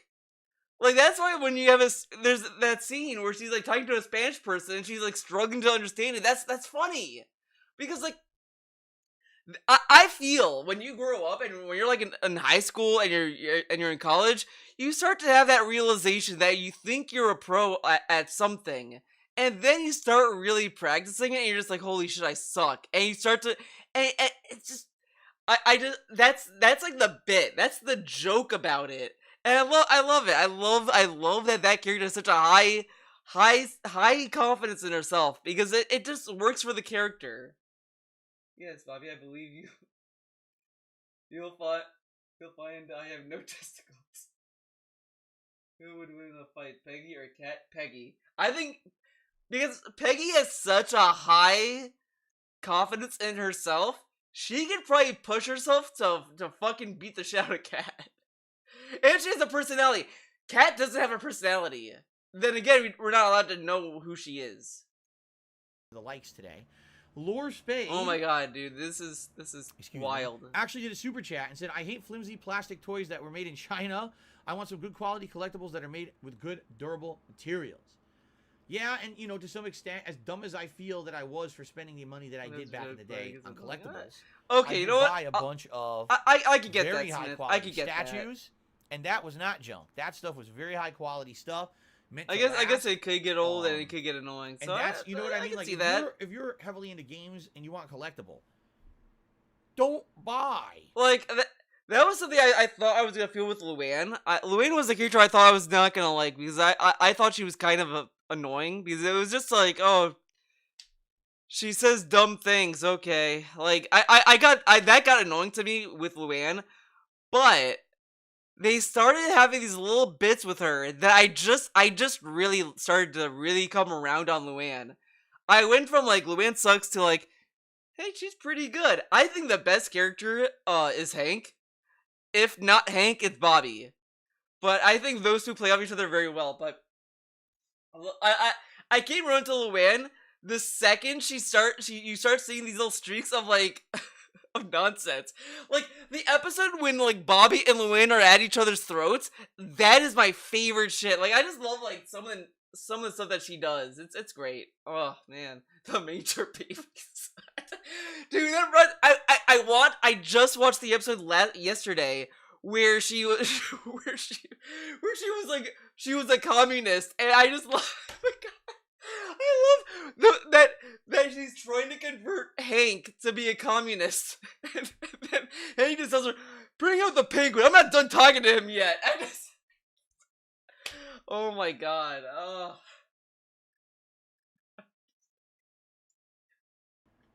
The collector's Bring edition him of his the game that's I've got the $60 more to get penguin's a little name. plastic figure that was I'm not made done in with some him yet. factory, mass-produced, and breaks apart in 5 seconds, and it's a piece of garbage. Oh Go my God, get we an could have a actual stream talking about statue King of the made Hill by at this a point. designer, an artist who made this thing, and it's mass-produced, but it's made of very durable things. You know what I mean? Like there's much better alternatives to nice collectibles than a piece of Yes, junk I that's do on the know, we collector's edition can't game. You know what I mean? I will say the one criticism I have for that episode, they made George Bush look too normal. Like, I'm sorry, I'm sorry, no matter who you are, George Bush looks like a fucking clown. They made him look like they gave him Chad vibes. I'm like, I'm sorry, the way that George Bush looks, he does not look like a fucking Chad. I don't know. I said that. I don't know if that's a joke, because it's like he looked way too good to be George Bush. There's like no way, no way. Come on. Keep going. Slayer 0804 asked the question. Says, I mean, that's like making Biden look like fucking Brad Pitt. Like, no one's gonna buy that. Come on. I can't think Bush at that. I've been watching you play Elden Ring recently, and I noticed you always complain about camera controls and delayed inputs. You actually compared the game to Neo, which you say has instant inputs. My question is, would it be better to change it to be like Neo with instant inputs, or do you think it would be too much of a change from Software fans who are used to the input delay and prefer it to be much of the same? Yeah, pretty much. See, here's the thing. We're going to get into this heavily when I do my full review of Elden Ring, which is holy shit. What was the question? the same. See, here's the thing. To change it to be like Neo with instant input controls and delayed inputs. You actually compared the game to Neo, which you say has instant inputs. My question is, would it be better to change it to be like Neo with instant inputs, or do you think it would be too much of a change from Software fans who are used to the input delay and prefer it to be much of the same? I don't think From Software fans are gonna care if they don't have delayed inputs. I like literally if From Software made a game with 0 input delay, I don't think the fans are gonna be upset about it. Like that makes no sense. Why would they be? Oh my god, the game doesn't have input delay. Like they designed the game they want to design. That's pretty much it. From Software made it very clear they'll make the game they want to make, and they don't give a shit what you think. They made that very clear. See, here's the thing. We're going to get into this heavily when I do my full review of Elden Ring, which is coming. Once I beat Elden Ring, I am going to do all that review is going to be is him ranting about the stuff you've been hearing him rant about. A preview of that answer, because I don't want to totally answer it right now, because this isn't really the review of Elden Ring yet. But From Software games have always had... You know, I might be dumb thinking I was going to finish these 3 parts today. Pre-built, part of the game engine, input delay, you know, and it's come to be expected from the people who play the games. All right? It exists. Okay? You press dodge, and you have to wait, and then the dodge comes out. Compare that to Neo. The moment you press dodge, the dodge comes out. Or the moment you press But you know, parry, the other thing, they say this as if it's like a design choice. But the thing is that it could just be how their engine is optimized. Like, you never really know, in my opinion. I don't think it's very clear that it's a design issue. Spear build, my first run in Neo 1, the parry instantly parries the attacks. So you see an enemy attacking, parry. Oh, look at that. Instant counterattack. And I was one-shotting bosses in Neo 1, parrying everything with the spear. There was an entire boss, they never hit me once. Just parry, parry, parry, parry, beat them. Right? It's so hard to do that in any From Software game. Because they have this installed input delay. Okay? It's intentional at this point. You can argue the older games that FromSoft came out with, like Demon Souls or Dark Souls 1. Did you think that would be enough to shake me? Maybe it was the game engine. Maybe it was an outdated console or whatever. Today, there's literally no justification for saying, oh, it's because of this. There's no shortcoming. They could remove it if they wanted. So it is design choice. They have made it an installed part of their gameplay. Okay? And at this point, these games have now been out for over a decade. People have played every version of FromSoft games. They're used to that input delay. Okay? If you play any FromSoft game a few times, you'll get used to it. And then it's not a problem anymore. The problem is your first playthrough. The first time you play any FromSoft game, and it's the first time you're seeing that attack animation, it's the first time you're trying to time something, it pisses you off because it doesn't come out when you press the button. Okay? Okay. But you do get used to it over time. There's going to be people who are longtime fans of From Software who are going to say it's just part of their games and get used to it and get good. There's also going to be a school of people who are going to be the opposite. Now, wait a minute. We're in 2022. Wait a minute. And FromSoft tried so hard to convince us that Elden Ring was not Dark Souls, right? It's not. It's its own franchise. It's its own game. It's different. Okay, right? So, if they were going to make a whole new IP, wouldn't this have maybe been the time to say, we're dropping the input delay? Now we're going to change things up. He wants them to change it up for a new IP, right? But then when they did that for Sekiro, he was like hating it because it's not like Dark Souls, dude. But now they should change it because it's a different IP. All right. We want you to be able to react to things immediately when you press the button. This will allow for a different kind of gameplay experience than our previous games. And it would have. It absolutely would have. But, and again, I'm going to talk about this in more detail in my review. In a nutshell, take a look at Elden Ring's bosses. No exaggeration. Like 80% of them are large creatures with big lumbering swings that are extra delayed, and they have wind up, and then finally they hit you, right? I'm still burned. I'm still burned by that lady butterfly had responsive boss fight. That still kind of pisses me off. The bosses wouldn't all have to be like that. If the game had responsive controls, you could actually have bosses that were fast as shit because you can react to what they're doing. You could have a boss that's a little zippy guy. He's doing combos, and you could go dodge, dodge, parry, parry, dodge, dodge, parry, parry, parry. Now, by the way, I'm not saying that doesn't exist in the game. I'm saying that's the exception to the rule. And those actual fast enemies and fast bosses are the more challenging things in the game because they're not giant broadcasted attacks that you can learn the timing for. You see? You see that? Again, I feel like if I go any further, I'll feel like I'm fully reviewing the game, which I don't want to do here. Then end. What I will say is thus. If you want my full educated opinion on Elden Ring, watch my full review that I'm going to do once I beat the game. Okay, I'm not done with it yet. We still, like I just said, on the pre-stream, we've probably got another 10 to 12, maybe 15 hours left. So several streams left before we actually wrap it up. Okay? It's kind of hard to believe he's going to wrap it up.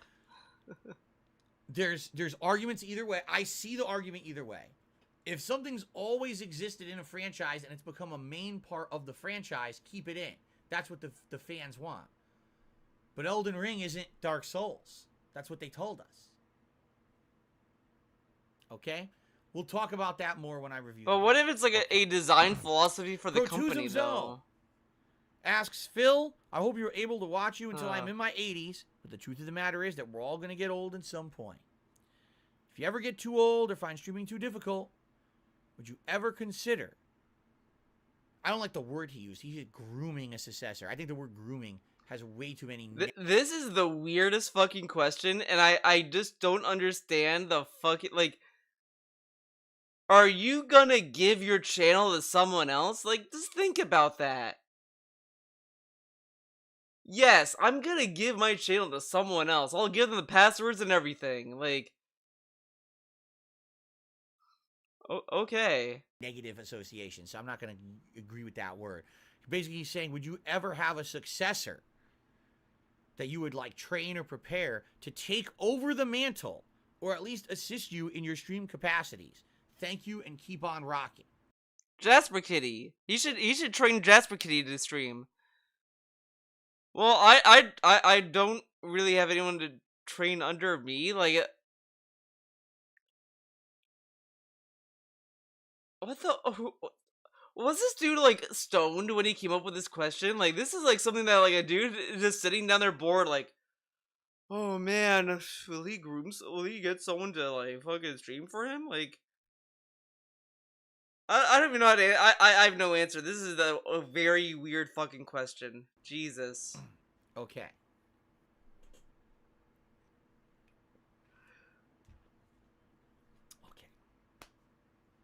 By the way, we're going to go on a break after I answer this question. So this is an interesting question because I feel like it's a two-sided question. The first side of the question is, would I ever have like an actual official successor who I would pass on my knowledge?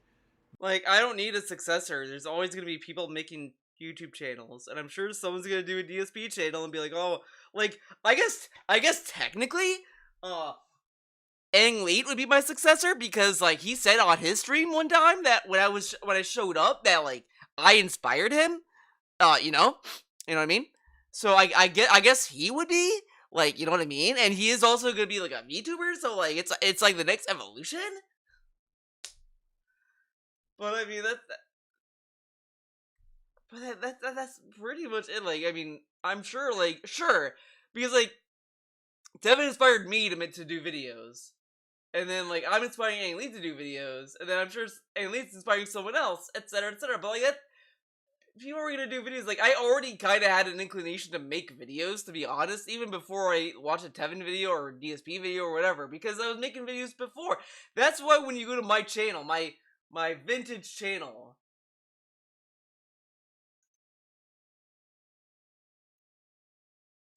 let's go to Theo Does Videos. I heard this guy does some videos. He does shit. Wait, no, this is the wrong channel. That's not the channel. This is the channel. So like, look at this. See, I already have videos. Let's do an old video. Older videos are always fun. Wait, actually, What's the most popular video on this channel? These were my most popular? That's pretty cool. Alright, this one was... Okay, today I want to talk about a certain graphic novel that I really wanted to review ever since I started doing videos, but never got around the time or chance to do it. I mean, this is going to be... I don't think this will be a daily video I'm going to do, but, you know, I'm also going to review. Why does my voice sound way deeper then than now? I feel like And we'll see where this goes. If I like it, then I might make it daily as well. But I'm going to review this little beauty right here, The Walking Dead. Dude, So this is like... this is cooler version of the Air Raid Lord. For those who don't know, Air Raid Lord does videos of talking about the Walking Dead TV series. Not me. I talked about the comics of the Walking Dead because that's how cool I was. Puberty hit you backwards. But that's one of the most popular videos. Let's see. DSP Antics. What is this?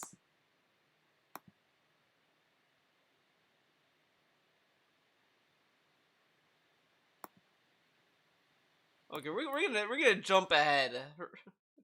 Informative. Hey, you! Pikachu!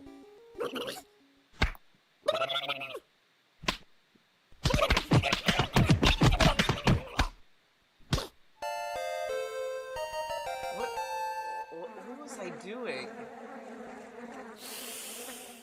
Ooh. Nurse Joy, you gotta save What Santa was Claus. the stream? He's gonna Get the fuck out of here, kid! Some people got real issues. This must be DSP Antics, and so far there's no DSP stuff. Alright, no, we're gonna do that. We're gonna take the risk.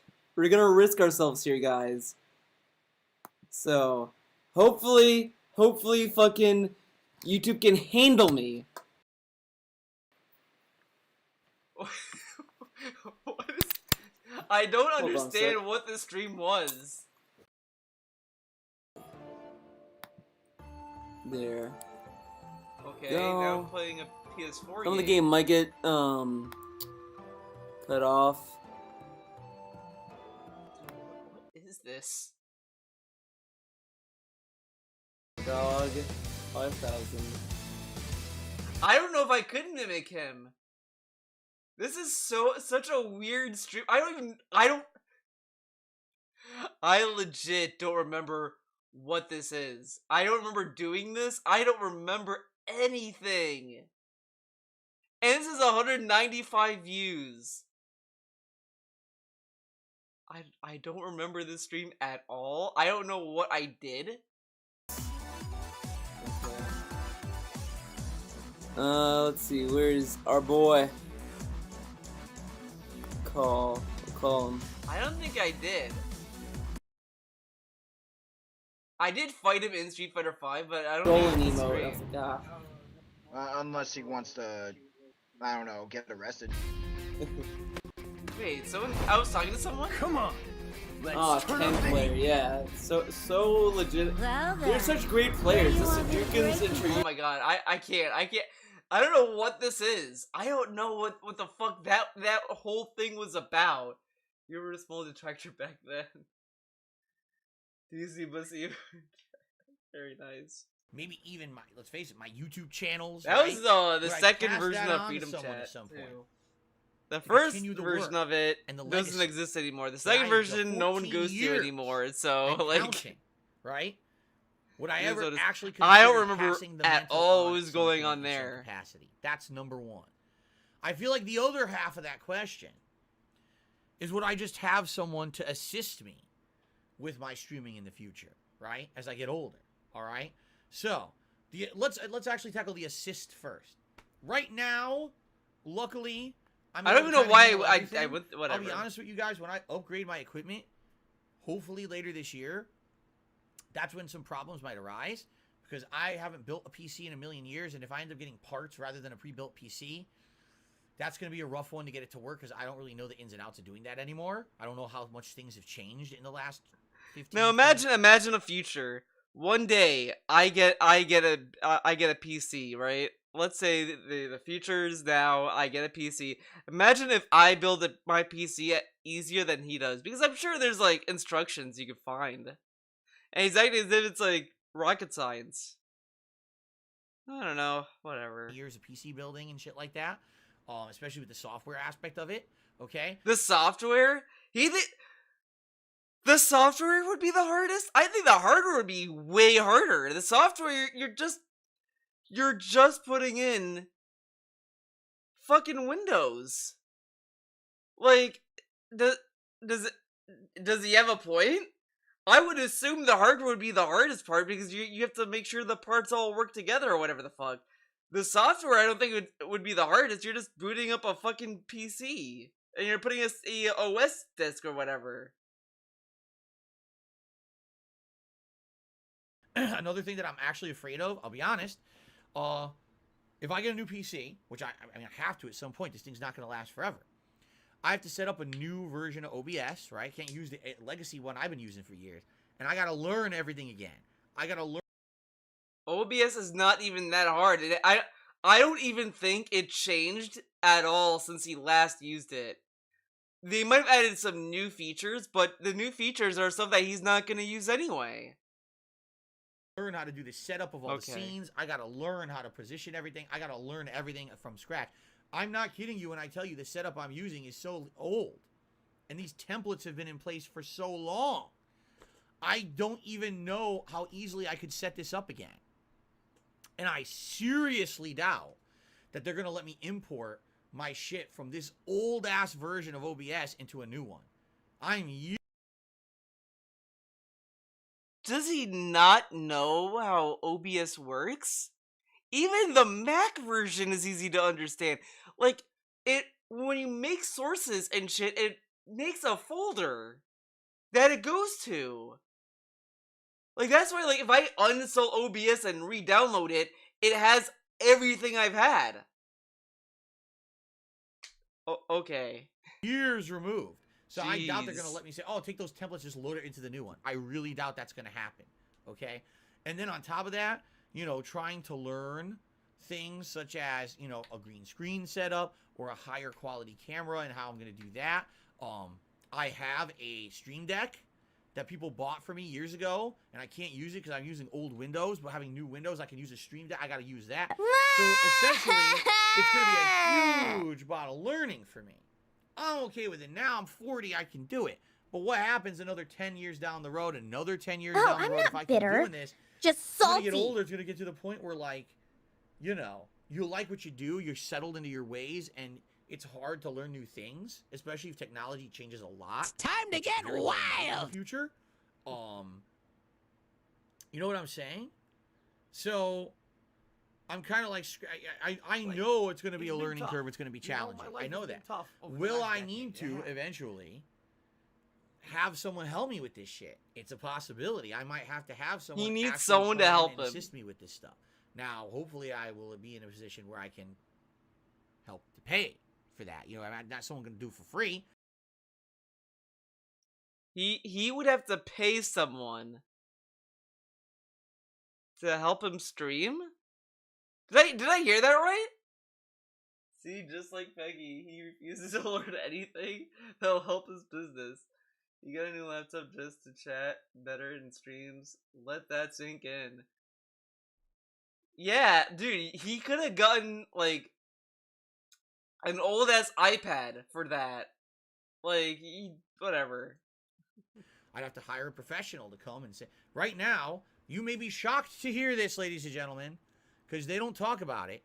Most people who do this for a living don't just do it like me. They're not one-man shows. Most people who do this for a living have an editor, have a tech person.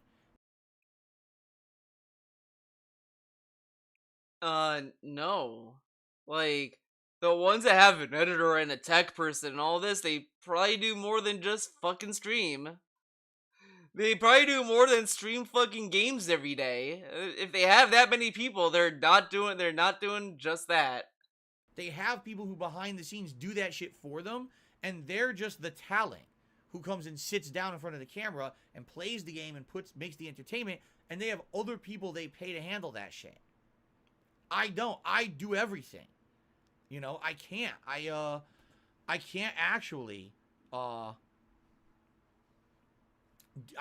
can't afford to have professionals come in and do that shit for me. You know what I'm saying? You can't, man. They might copyright strike. It just is what it is. Maybe one day when I get older, maybe I'll be able to afford it. Someone who could be a more professional, help me with that. I don't know. Right now, the good news is I can handle it all, I feel. I think this year may be a big challenge when I upgrade my stuff to learn a new setup with OBS, to learn the ins and outs of a green screen, proper lighting, a new camera, all these new features that I'm looking to implement. All right? But as of now, yeah, you know, it's not even a consideration. All right? But maybe in the future, especially as I get older, I might just need it. It may be a necessity. Okay? A necessity? Now, a necessity? Flipping by that. By the way, Carlos, how you doing? Good to see you here today. Having Carlos. an actual successor, someone who's like chosen to carry on the mantle of Dark Side Phil or DSP Gaming, I wouldn't want to give anyone the name. You know what I'm saying? Like, I think that would be pretty stupid to say, oh, now you are Dark Side Phil. You are DSP Gaming. No. This is what's so stupid about this. He's gonna say, well, I can inspire people. That's literally everyone on the internet. Everyone can inspire someone else. There may be a time when, you know, I hang it up, and if that happens someday, I would hope that, you know, there will at least be some people out there who will remember me in a positive light, as many people who will be idiots and only think about the negative. I would hope that the things that I've done on the internet in the last 14 years, and of course to come, because I would like to do this as long as I can, that they will resonate with people. Sorry, I and had to do a game think stretch. back on that legacy. And by the way, I would hope that the legacy would stay on the internet to be viewed for all time. Probably not. How long are they going to allow you to have free storage of your videos, right? But for now, that's how it works. And okay. You know, that being said, you know, one day it will all go away, I feel. And it is what it is. But would I ever have an official successor that I pass this on to? No. No. What I will have is a bunch of people who I inspired to do it themselves. And I already have that. Every day I hear people say, Phil, I was inspired by you to try this out, and I like it. Wow. Phil, you inspired me to actually go on and do this or that. I've gotten those messages before. Yeah, but all those messages are, you inspired me to buy a game. You inspired me to buy a game. I think there might have been only one person that said he inspired them to make content, and it was a meme. Aside from like PewDiePie and all that, right? Well, SSOH PKC has personally said that to me, that they watched my content back in the day, and it inspired them to kind of persevere, make their own content, and they became successful. And that's just one example. There's many people over the years. Okay, Grandma, let's get you to It's not bed. just big people who were ultimately successful. It's little people. I'm having who too just much like fun doing with it this, for with fun, Umbrella's for a voice hobby. lines. And they saw how much fun I was doing, doing it, and said, "Hey, let's do it. Let's just have a good time." And they turn it on, and they're like, "Who cares if I get 5 people on my stream or 5,000? As long as I'm having a good time." That's what Phil does. Feeling it. They're you know? feeling it. And I'm happy about that. I feel like there will be a large chunk of people out there who at one point will say, I watched something Phil did and it kind of inspired me to maybe do some other stuff for myself online. That's how it happened for me. That's actually how it happened for me. I, back in the day, became a fan of the Angry Video Game Nerd. I watched him making these silly videos that had very low production value. You could tell the guy had no budget. You can but tell. He had talent. He had good writing, good delivery, and had passion for the stuff that he was talking about in his videos. And it came through, even though he was filming it in a dark, dingy room in his house with no good lighting, obviously no actors or anything to be in it. He was just fucking around. But he's an actor, DSP. He acted as the video game nerd. That's a character he acts. No one acts. Those videos inspired me. I said, man, if he can do it, I can show that I have passion for games too. Now, it's not going to be like his passion. I'm not a filmmaker. He is. He can make films that look great. I can't do that. I Well. don't have any directorial Well, I knowledge mean, or any- as much as I admire and appreciate James Ball for making his movie of the Angry Video Game Nerd movie, like I do appreciate the craft and the love he put into that movie. Like you could tell he loved making that movie, but it wasn't a good movie. The movie kind of sucked, but I like the energy he put into it. And for so many people that don't ever say Phil's name, never or thank him, and and the other thing is that he doesn't talk about them. All the people that he claimed that he inspired, he doesn't talk about them ever. Only when they're out the door, then he starts talking about them. anything like that. But I love video games, and I have a sense of humor. And Yeah, people dude. tend to tell But me not that back they then. like Back my then, sense he of was humor an indie when guy. it comes Okay, he through was when by I'm himself, gaming tournament or obviously. just hanging out with friends or the like. And you know, they basically like this, and they want to see. Maybe I wanted to see if I could make it happen, and I did. I was inspired by seeing someone like the Angry Video Game Nerd be popular on the internet. Said maybe I could do it with no budget, little to no talent or know-how, but just throw myself at YouTube and see what happens. And it worked. As crazy as a wild, oddball situation it was, it actually worked. Okay? So. It actually worked. Uploading videos. Like, and the thing is that when he was doing this was the heyday. This was when everyone was doing it, though. Because, like, people were starting to realize making videos is getting people a lot of money, so a lot of people ran to YouTube to make videos. That's why you have fucking I Just Seen videos of her opening iPhones and all that shit back then. There were all these channels that were doing nonsense and getting paid for it. And DSP joined them. And he's like, it happened to work. It's like, yeah, it was the beginning of making money. For every one of me that there is, right? I was inspired by AVGN. I'm sure there's people who watched me and were inspired by me, and then there's people who watched the people who were inspired by me and were inspired. It goes on and on. That's how life works, right? And I don't think that I need to name a successor. I think that one day I will hang up the mantle. I'll take this hat off for the last time, and I'll say I'm officially retiring from content creation. This is the last time you'll see me wear this hat ever. I'm done. Now look how dumb this is, right? You're making videos that's like this. He's like, and he'll never do it again. Like honestly, if I was a successful YouTuber, right? I'd probably go on until I'm fucking until I medically cannot do it. Like if it's to the point where like either I lose my bowel control or my mind is gone, whatever happens when I'm like fucking 80 or 90. That's probably when I'm gonna stop streaming or doing videos. If I was a successful YouTuber or whatever, I would just keep doing it. Fuck it. But like, he's like excited to stop. He's excited. I thank you all for an amazing life journey. Being able to do what I love for a living and share that with all of you for so many years. And I'll probably cry live on stream because it'll be so meaningful to me. Yeah, sure, he's gonna cry. The fun years you gave me as a content creator, and I'll miss it. But that's life. Things all end. All good things come to an end, right? This we dude don't need to have is really going to like the Mr. Rogers Neighborhood. We don't need to have DSP voice. gaming go on forever. One day we can say, well, things that man, good things come to an end. That's not today. Not even close. We got lots of good stuff coming, man. Lots of good stuff coming in the future. Lots of good stuff. And I'm very excited for it, okay? I am excited. Me Right, too, Phil. I'm excited. I'm excited to see what very comes. Meaningful moment there. And now I'm going to call me a sissy. You're going to make fun of me. He's Hold a on. baby. Let me start talking about rage quitting Kirby again. That'll piss me off again, and then I'll stop being so emotional. There you go. Fuckers. Okay, Grandma, let's get you to it's time bed. for our first break of Ask the King. All right, let's take a break. All right, if you're watching live on stream. Okay. We're done with that.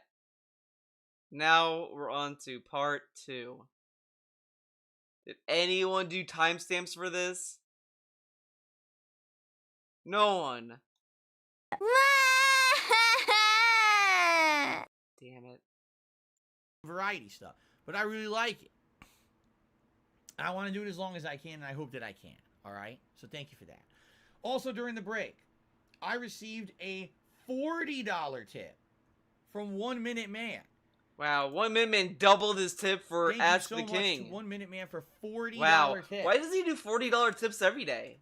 How come now it's only $40? It's $40. Wow. That means we have been pushed 1 Minute Man, past come the tier on. 2 tips goal for today's stream. You can give him more money. All right? And that means you guys are going to vote on a vest. Normally it would be a hat, but I'm He doing needs Ask the a King. vest. I'm He already needs wearing a it. hat. So He let's go need- ahead and and he let's needs have a new poll hat. for a vest. Determine what vest you guys would actually like to see here on the stream today. Okay? So, which... Oh my god. Which Thank you very vest much. is Ask the King best? To Joe Man. Okay. Alright, there we go. You have to skip so much just to get to the show. Holy shit, I still have three pages left. Okay. Whoa. Our first question of part 2 comes from Mr. Adam Dark Blood. What a name. Blood. He asked the following. How do you feel about phrases and mannerisms being spread through your fan base completely and completely unrelated parties? It is a common occurrence in my household to yell, "It fits perfectly." That's like a very basic phrase though when you try something on. When something fits just right. Or to refer to something as Whatever. we are the something triplets. I'm pausing too much.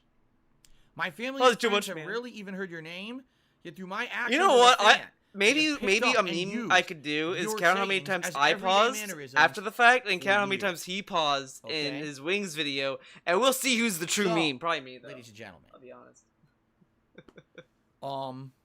That's incredibly disturbing. I'd Then like to again, I say do that's do a lot of actually creepy derailment, as so hell, that doesn't help my and case I either. wish you and your family the best. What I would Feel bad. suggest is that you get a priest in your house. Oh my god, quickly. okay, enough of So that. I would. First of all, my mannerisms and my sayings, Jesus. all right. What's funny about this is, okay, Dude, we had to fast forwarding. We missed nothing.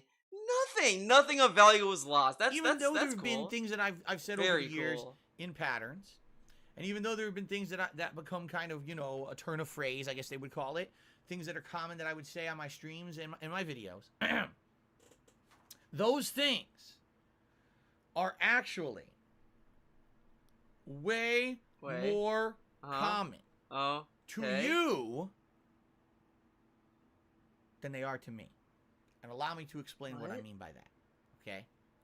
When I'm sitting here on a stream or I'm putting out a video or both, you know, I'm just going with the flow. It's my normal way of speaking. You really talk like this? Holy shit, I feel sorry for Kat. She lives with this. Imagine living with someone that talks to you like you're a fucking idiot and uses fancy big ass words that are unnecessary. Oh my god, I can't even imagine. I can't even imagine. These sayings and things that I say. I usually don't even realize. Like it would drive me up the wall. This is it. I'm like, okay, honey. You know, we're gonna go to where are we gonna go? The grocery store where food is sold in packets.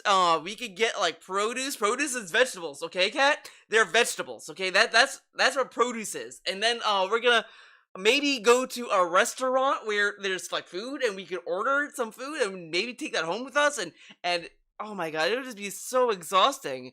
Talk about robust. Like imagine if they watched a movie and she's like, "So Phil, what do you think of The Northman?" Oh, the film was a robust masterpiece of like talentedation of talent actors actoring on the silver screen where they totally formulated congregated ideas from the Norse mythology mythos of film. Like, oh my god, it just and I'm using them, they just kind of come out, right? I would say actually some of the things that Adam has referenced, like if it's perfectly or we are the triplets, are very old things, right? How often today? Those aren't really mannerisms though. Those are sayings. How often today in 2022 Do you really hear me say something about We Are the Something Triplets? Very rarely, and even if I do, it's meant to be like a nostalgic. He only brings it up when there's a triplets of anything. If there's like 3 people on the screen, he'd say it. To the things that I used to say back in the day, right? Whatever. I guess would there be new things that I say today? Or like I'm just curious. Those who are here live, do you guys have any sayings or mannerisms in my speech that I say today that you would say are things that I say commonly? Because I feel like these things here are things that maybe way back when, like the whole "We Are the Blank Triplets." That's from Kirby's Epic Yarn. That's an over 10-year-old playthrough. You know. As for it fits perfectly, every once in a while I'll say that, but how often, right? So instead of talking about ban evading and being stupid assholes in the chat, I love how that's the most organic.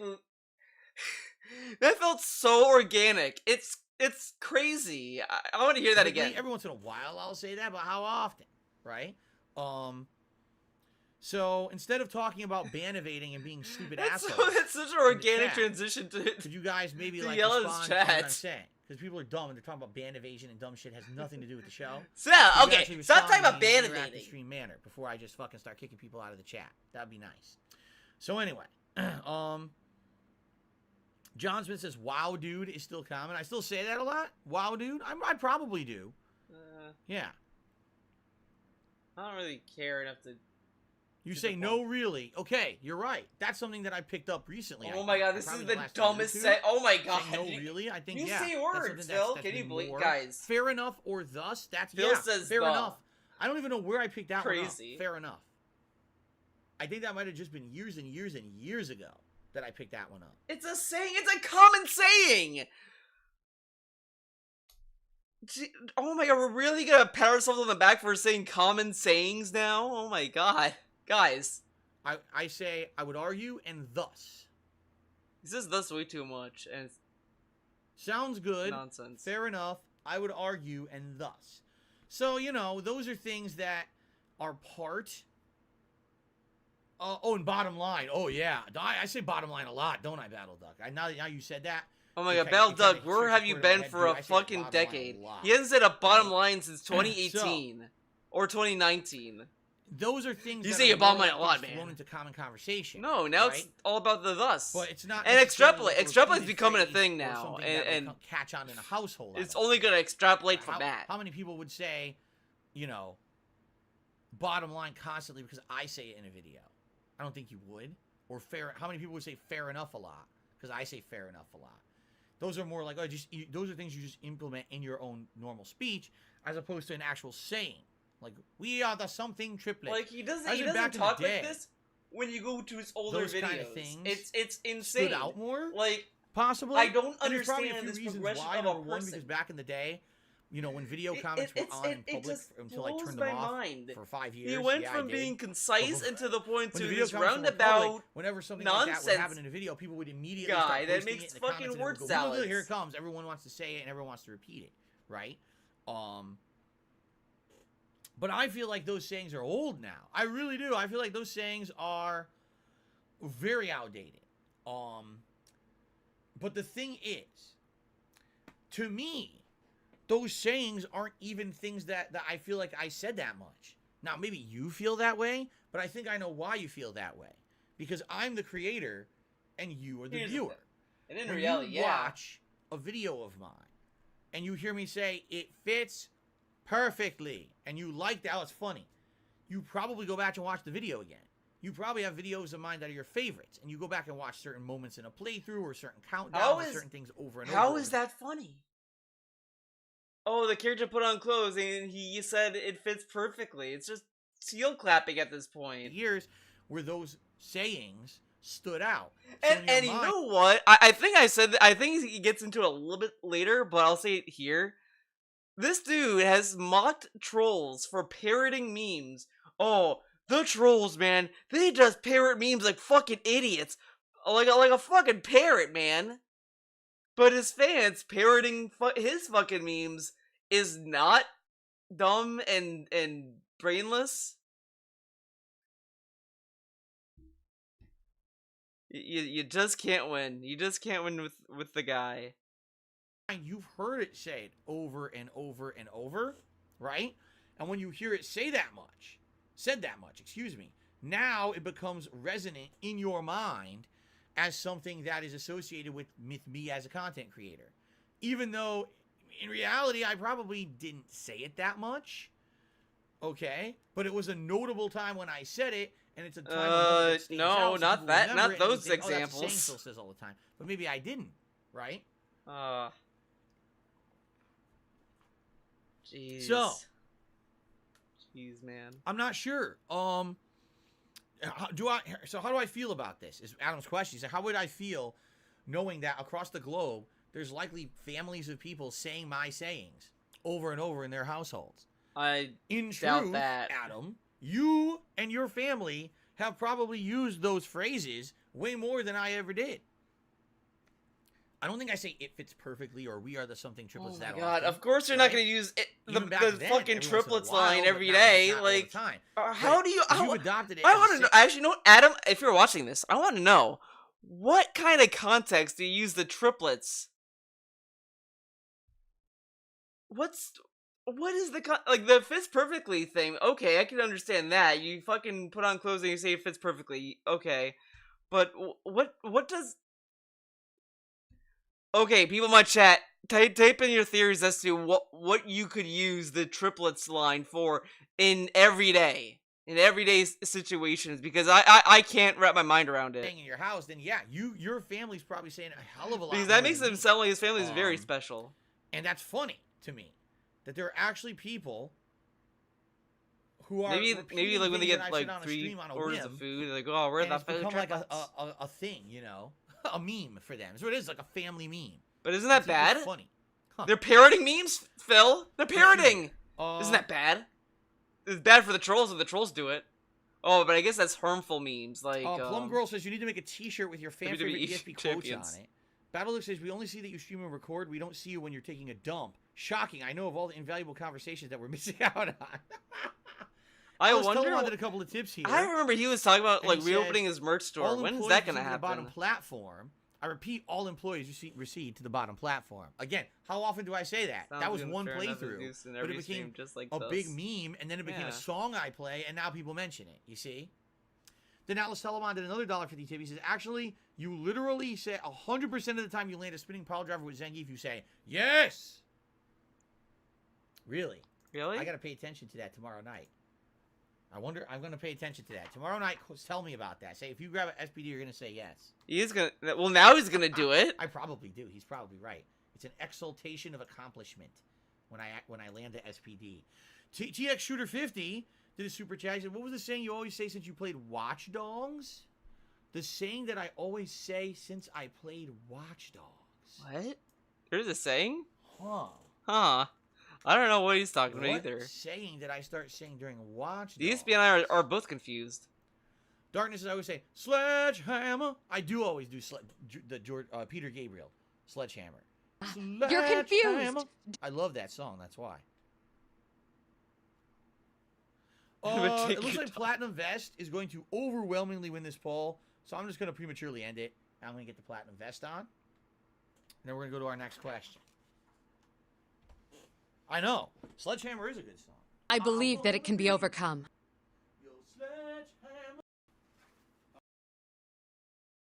All right. Hello and welcome. I have gas.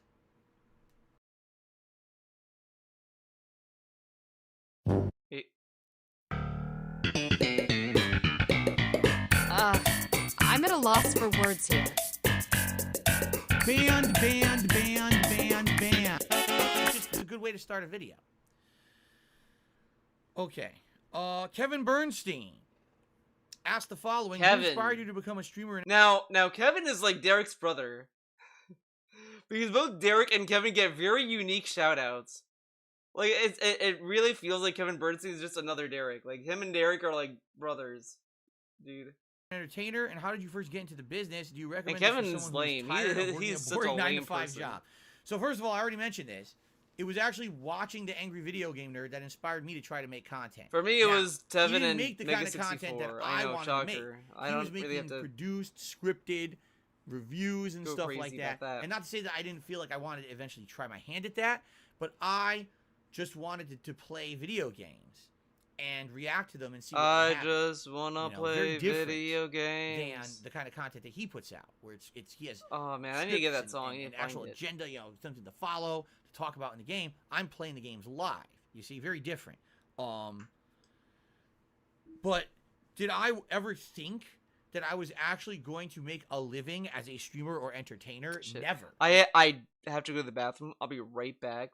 I'll put something on as I go, so that way you're not left in silence. You know what? I'm gonna trust the guy. I'm gonna trust the guy to entertain you for a moment. I'll be back. Oh, it's a fucking I'll just rewind it. I'm not leaving you with fucking DSP music. I'm not a fucking bully. I'll be back.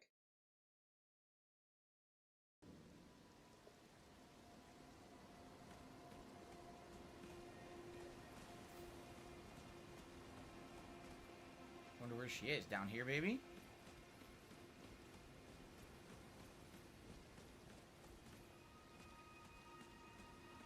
Well, there's a vendor. We got the vendor here. But that's not it. Nope. Where the hell is she? You have to rest and talk to her again before coming here. Son of a bitch.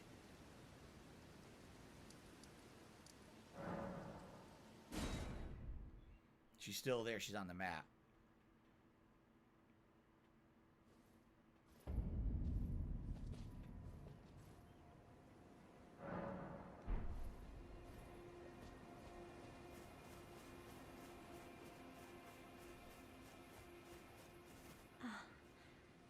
Is that you over there?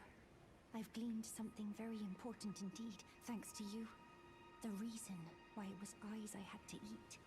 The distant light is far and frail, so faint it can't be seen by the naked eye. But with everyone's eyes together, it appears. Ugh. Finally, it all makes sense. Oh, yeah, it makes I'm perfect certain sense. now. I will be a finger maiden. I've gleaned something very important indeed, thanks to you.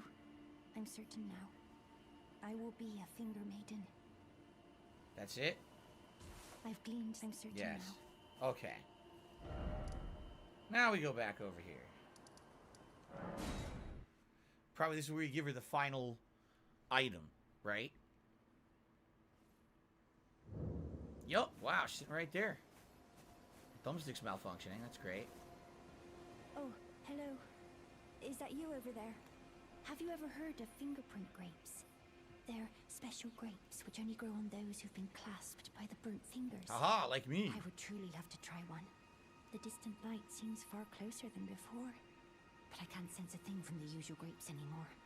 Please, could you donate a fingerprint grape to me? Hopefully this is the last one. It's the only one I Without have. one, I don't know. I feel like I might go mad. Here you go. Oh, a fingerprint grape. Tried and true. What a wondrous thing. A fingerprint grape. She knows it's an eye and she's still eating it. Ugh. Thank you for 100 likes on the stream, everyone. Appreciate that. Yuck. Thank you. I've composed myself again. Disgusting. May the blessing of the fingers be upon you. Thank you. I'm sure I'll be... That's it? Thank you. I'm sure I'll... Alright, what next? Do I need to have another fingerprint grape, or are we good? I can't believe she's eating the eyeballs. Now she knows what they are. Ugh. Hopping Grandma says, you know what's odd? Side content is now spoilers for me. I didn't even know this quest existed. There you go. Now you spawn in our Lindell City at the Frenzy Flame.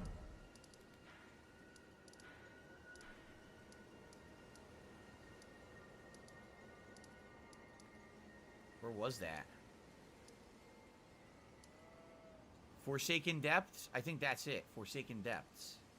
I think?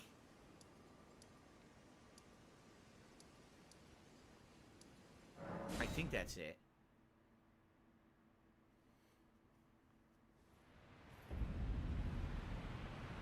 Nope.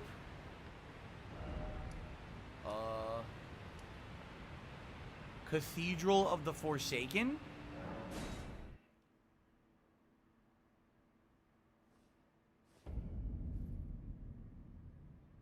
Nope. Frenzied Flame Prescription? That must be it. 100 of these fucking things. Okay. And there she is. Wow. The flame of chaos has nestled within you. Could you please rest your hand upon me? Burn me with the flame to make me your maiden. So this is like the full quest line for this. Hey, sorry, This I like just the true wanted ending, to check right? check something. Because they say everyone's supposed to have a finger maiden. Oh my god, it burned her. Alright. Oh my god. Fucked up. This game's fucked up, man. My eyes. They're melting. Okay, I thought I didn't. Ugh. Ugh. Alright. Guys, we gotta see if DSP came back from break, and I gotta want to see what it actually linked to. Let's finish these clones. Lego Star Wars. You gotta be fucking kidding me. So if I click on this, what? It's showing the Lego Star Wars stream. Oh my god. This thing is so fucking stupid, dude. So I gotta delete the tweet now.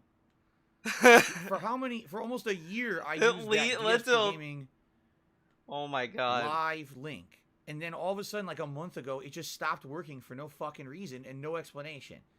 So now I gotta retweet this. Dude, like, literally, fuck this there's bullshit. so many easy ways to fucking share your stream. I can manually copy the link to the fucking stream now. You can even use it your phone. Alright. It's so dumb. You can All just... right. There's Now a it's little posted. arrow... you know, I don't need to walk you guys through fucking YouTube. You guys know fucking YouTube. You're on it right now. And he's taking his sweet ass time, so we're going back to this. So, yeah, I'm back, everyone. Get hyped. It just happened. Let me It eat got some Oreo popular cookies. Out of nowhere, I lost my job out of nowhere, and it happened to be something I could fall back on. That at that point I could find a way to monetize my videos. Okay, how did I first get into the business? It was a hobby. For 2.5 years, I dicked around with a camera pointed at my TV, playing random games, swearing like a sailor, and just having silly fun with it. Wait, what was the question again? Happened. But did I ever think that I was actually going to make a living as a... I'm playing the games live, you see. Different than the kind of content that he puts out, where he has scripts and think that I was actually going to make a living as a streamer or entertainer. Never. It just happened. Inspiration. It got popular out of nowhere. I lost my job out of nowhere, and it happened to be something I could fall back on. That at that point I could find a way to monetize my videos. Okay, how did I first get into the business? It was a hobby. For 2.5 years, I dicked around with a camera pointed at my TV. That's random games. not wholly true. He literally... Oh my god, guys. I'm saying literally a lot too. But he fucking, like, when he did that face reveal, and he was talking about, like, oh, guys, I lost my job and all this stuff. He said he wanted to make it a job. He even told that to the quarter man. He was like, well, I could make money off of gameplay, so I made vlogs. He went into YouTube wanting to make money and wanting it to be his job, and he's telling us every day, oh, I fell into it, man. I didn't think this was gonna fall through. I mean, work out. Oh, okay, dude. Swearing like a sailor, and like, you can find videos where he says stuff never like taking it similar to seriously that. for a moment. Never. And then when I lost the office job that I had for almost 5 years, I had nothing else to fall back on at the time, and I found a way by teaming up with, at that time, Machinima, to monetize my content. And that was the history. Like, after that, it was just make videos, monetize, and make a living doing it. Do you recommend this for someone who is tired and working a boring 9-to-5 job? As I've said, I don't feel... I would not recommend it. I mean, anything in the entertainment industry, be it on YouTube, Twitch, wherever. Like, if you want to do it, do it. I mean, do it, you know, whatever. But don't do it with the idea of, oh, I'm gonna replace my 9-to-5 job with this, because you don't know if you're gonna be able to sustain it. Like, stick with a job and just focus on that, and then do this on the side, so that way you're not dependent on this. Because you'll end up like DSP, where even if he wanted to, he really can't stop making videos. Like, he really can't. Like, he can't just stop and get a job. I know as much of as a meme that sounds, but what I'm saying with that is that he needs to, he needs to seek out an application first, and then, like, get a job. Then he can change the stream schedule. But he can't, because he's not gonna get a job like the next day. He can't just stop streaming now, apply, then bam, he has a job. He has to keep streaming, apply, get a job, and then see how well the job pays, which probably won't be much because he's starting from scratch and he has to build his way up. But he can make it so that both can work. It's just he doesn't want to do that, and it's not really feasible because he does technically make a lot of money doing what he's doing. It's just he's stuck doing this. He can't do anything because that's the life he chose. To own the trolls. That anyone could do what I do right now.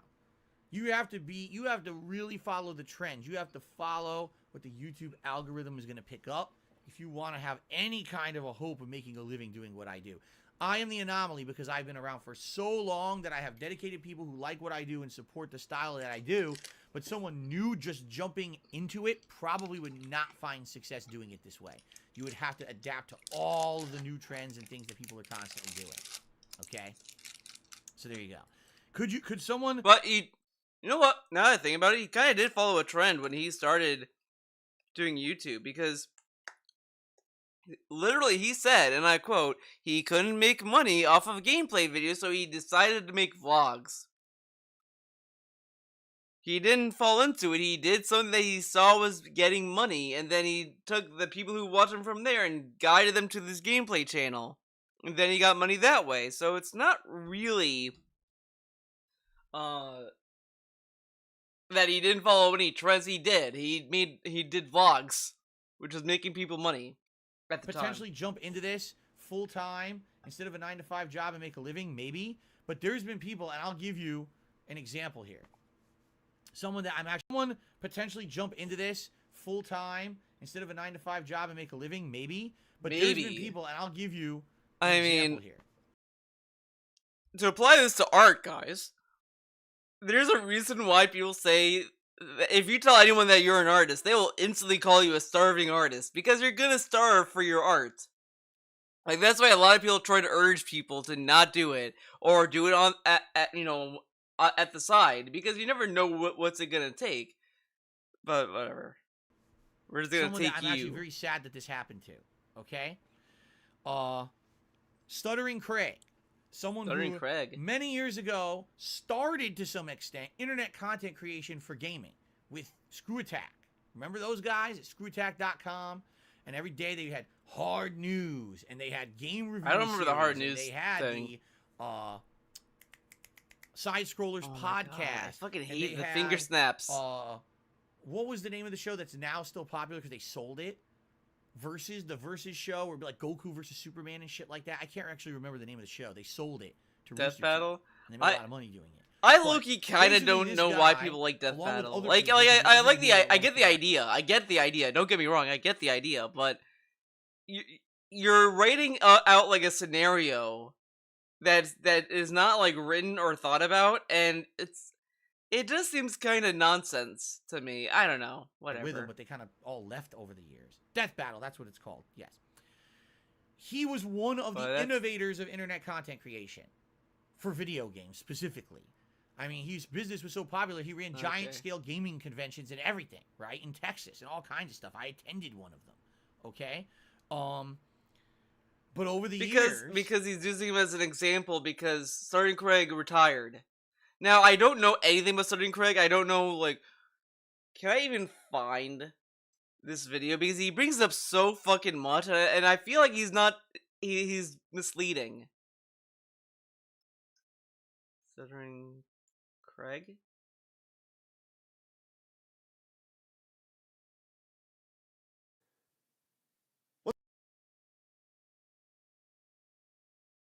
Wait, what? No, that can't be it. Why are video games no longer fun? Reacting to game trailers.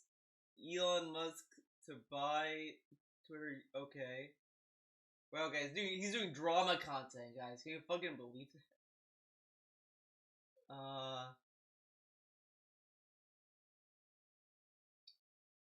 Where is it?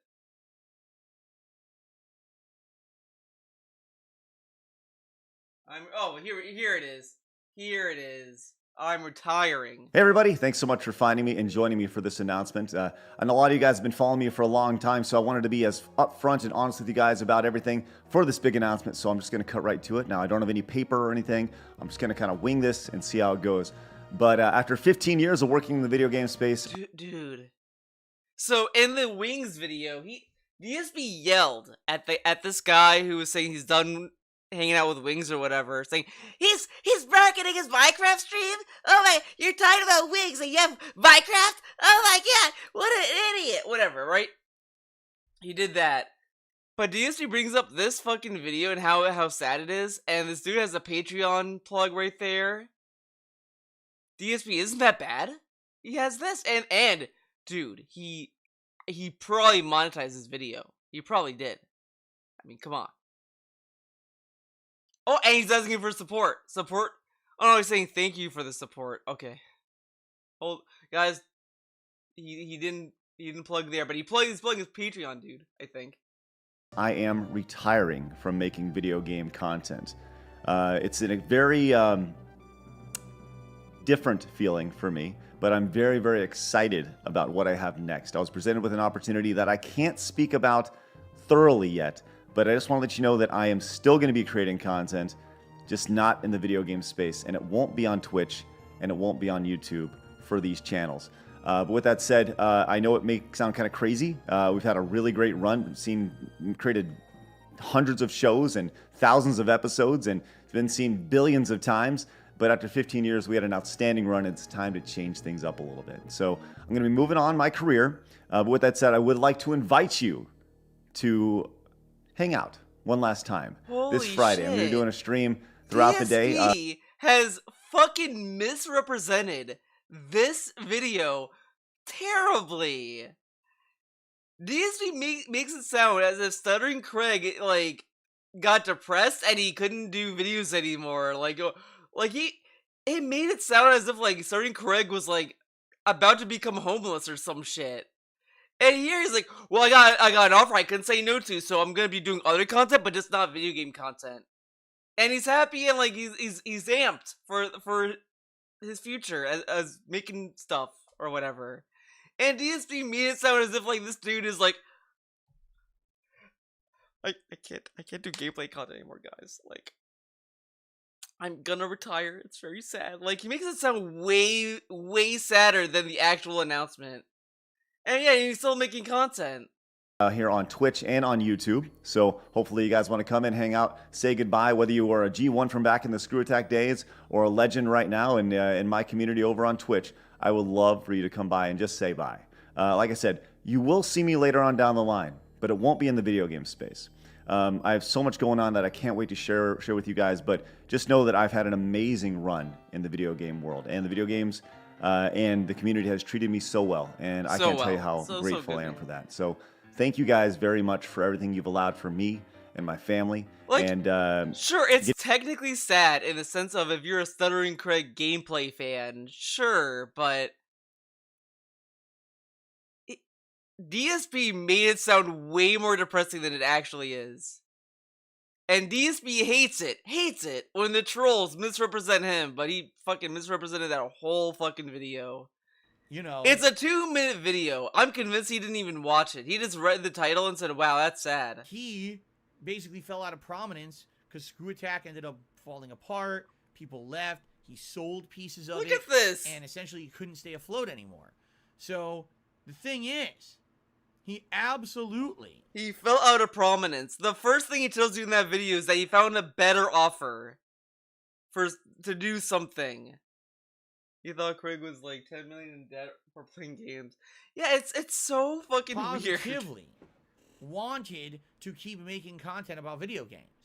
So the thing is, he absolutely, positively wanted to keep making content about video games. We literally just watched the clip. You know, maybe we should finish it. Maybe he said something at the end. Maybe I cut the cord too soon. We gotta go back, guys. We gotta go back. We gotta see. Shit. Help.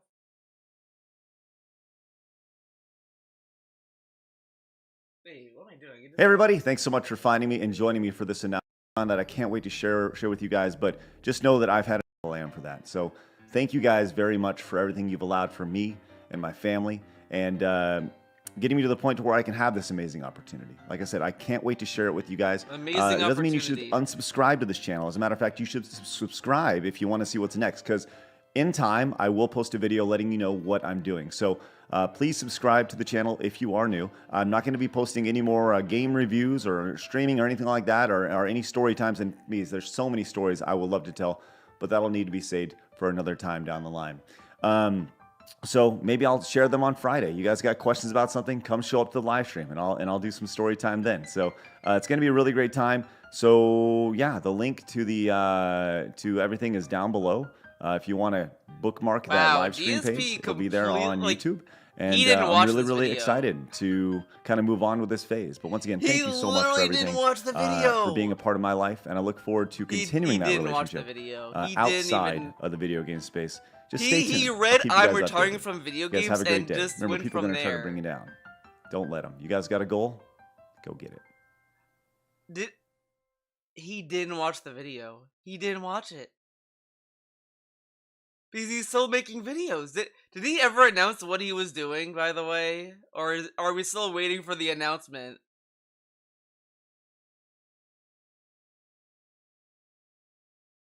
My thoughts on Joe Rogan.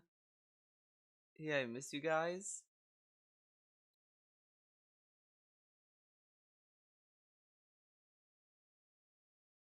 This is...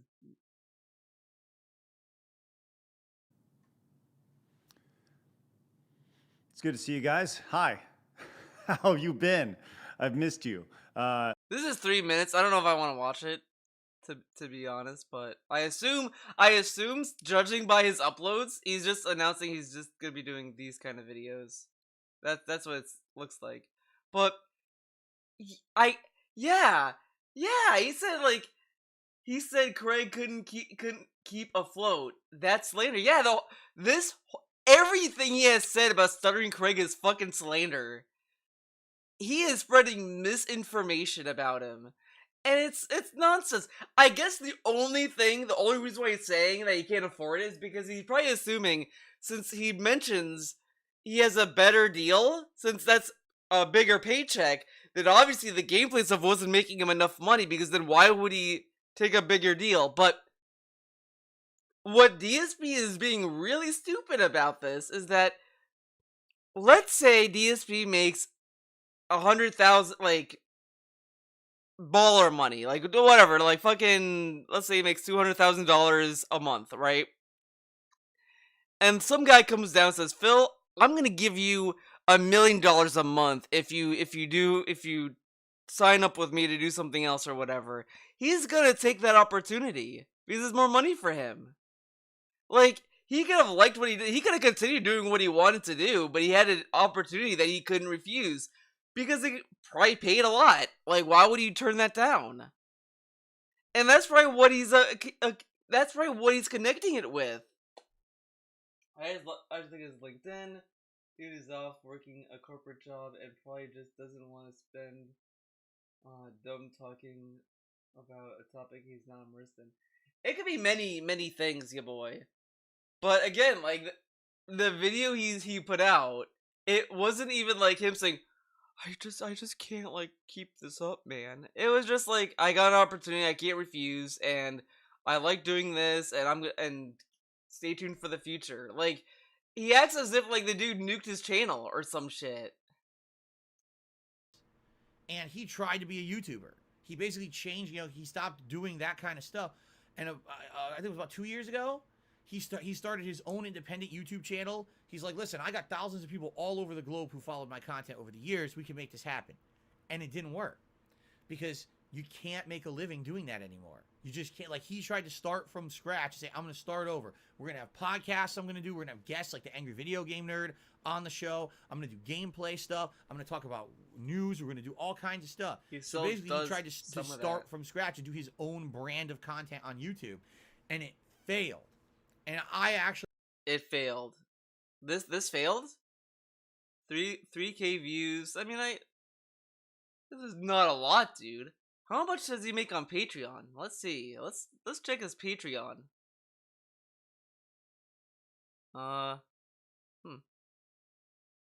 300. Oh wow, that's DSP money.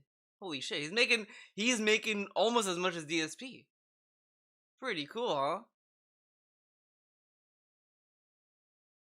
Well, I guess he is a failure then. Actually don't blame him. I blame YouTube because it's impossible to start as someone like this and make a living doing it. It's impossible. You have to have some kind of a weird foothold already. You need to get virally popular because of the algorithm. You can't really just make a living putting out honest content anymore. But when did he say he was making a living? But YouTube changed their shit so many times over the years. Demonetization, loss of monetization, the algorithm changing time after time. You gotta ride that algorithm. You really do. You gotta find that sweet spot of how can my video get noticed by a maximum amount of people. And if you don't aim for that, you can't actually be successful. You have to ride those trends. You have to do those things. It sucks. It sucks, man. I like Stuttering Craig. I met him a few times. I thought he was one of the nicest guys. He loves him. He has never talked about him all these years until now. Until when he retired. He's now starts talking about him. He loves him that much. Why didn't he talk about him before? Why didn't he do some cross-promotion? No, fuck that. Guys I ever met, he was really nice to me at a time when no one knew who the hell I even was.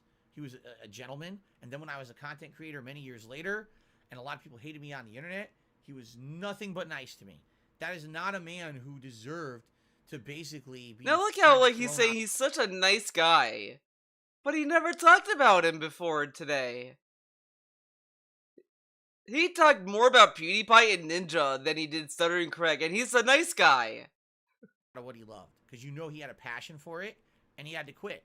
He had to quit making internet-based gaming content because he couldn't make a living doing it anymore. How does he know that? Family. Now he's completely... This dude goes crazy, hates the trolls for doing shit like this, and he's saying, "Well, Stuttering Craig, he couldn't find success what he's doing and all this stuff." How does he know? Was he at his house? Did Stuttering Craig call him up and say, "Hey Phil, I just want you to be the first to know I'm gonna retire gameplay." 100% out of it, and no one hears from him ever again. Sucks. No one hears from him again. Yeah, guys, he totally did not just upload a video. Why are video games boring? I just want to hear the beginning of this. Hi, I'm Craig. You may recognize me as Stuttering Craig from way back in the old internet days. Glad you guys have joined me and found me here on the internet. If you are new, you have found me. Welcome. Make sure you hit the subscribe button. We are trying to drive to 50,000 subscribers. If we can do that, guess what? We're going to do extra videos. I say we, me's going to do extra videos. Right now I'm releasing them Monday, Wednesday, and Friday. I would love to do more for you guys. And as we grow, I'll do more. I think that sounds like a good comparison. Okay. Or classic internet videos. They are, to me, maybe I've grown out of them, which I'm sure some of you may relate to. But I think games have passed me by. I don't like sitting down and playing games for 40 hours at a time. I like playing for 15-minute spurts. I am very, I don't know, ADD in that way. Okay, I kind of lost interest in this video. This is a video I probably might watch on my own before I decide if I want to talk about it. I don't like those kind of stories. I don't. But he's still Pisses me making off. videos. Anyway. Yeah, guys, he doesn't make TX videos Shooter anymore. Did a super He chat. got him. And he says, I remember, didn't you say fool on my enemies a lot? Okay, we're Fool gonna on my just enemies, we still move on from that. The $1,000 kitty says he was outed as a scammer. He betrayed and screwed over his friend, the other screw attack guy. You're talking about, that was like over a decade ago. And after that, he went on to run Screw Attack successfully afterward for many, many, many years. He ran a company successfully after he screwed someone over. The ESP has held a grudge over so many people for making these kind of decisions and call them scammers and shit. But like, and then he's saying, oh, this has happened years and years ago. Okay. Okay. In fact, he was more popular after Handsome Tom left. So I don't even know what you're talking about. I don't know what you're talking about. He literally explained what he was talking about and said, I don't know what you're talking about after that. It's like he's like, after all the ass kissing of stuttering correct, someone said, well, he's actually kind of like an asshole. If you look at this instance, he's like, it's, this is gonna sound whatever, but I've had a opinion about Mike Z back when in 2020, whenever like Lab Zero disbanded. I said I didn't like him. I still didn't like him anyway. Like I wasn't like a huge. I always thought Mike Z was kind of weird anyway. So that never really changed. It didn't really surprise me. 2 weeks ago, I want to say, someone brings up saying that, well, Mike Z's filing a countersuit to what happened, pretty much saying that 2 employees were slandering him, whatever. I read the document. I didn't read it all the way to the end, but I read like a good chunk of it. Like, so I'm reading this, saying to myself, this guy is like the way that oh my god, what was the point? I was gonna have a point, I got caught up because I felt insecure about what I was talking about. Oh. So I was reading this thing, and I'm still thinking to myself, like, Mike Z is still kind of a... I still don't like him, and all that document that Mike Z brought up, and it should be clear, it's not like a proven and shut case either, because he brings up all this stuff, all these chat documents, and all this stuff, and it seems kind of out of context from what was claimed, because I just want to know, like, what Mike Z is proposing, what was the window of what was said in those texts, in those chat logs, and what they claimed Mike Z was saying to them? Like, was it in the same conversation? Was it a different conversation? Because if it wasn't solicited, that's a whole other issue. And there were other employees that also had issues with Mike Z that he did not bring up in the court case either, in his little document either. So it's not necessarily like, oh, it's this or that.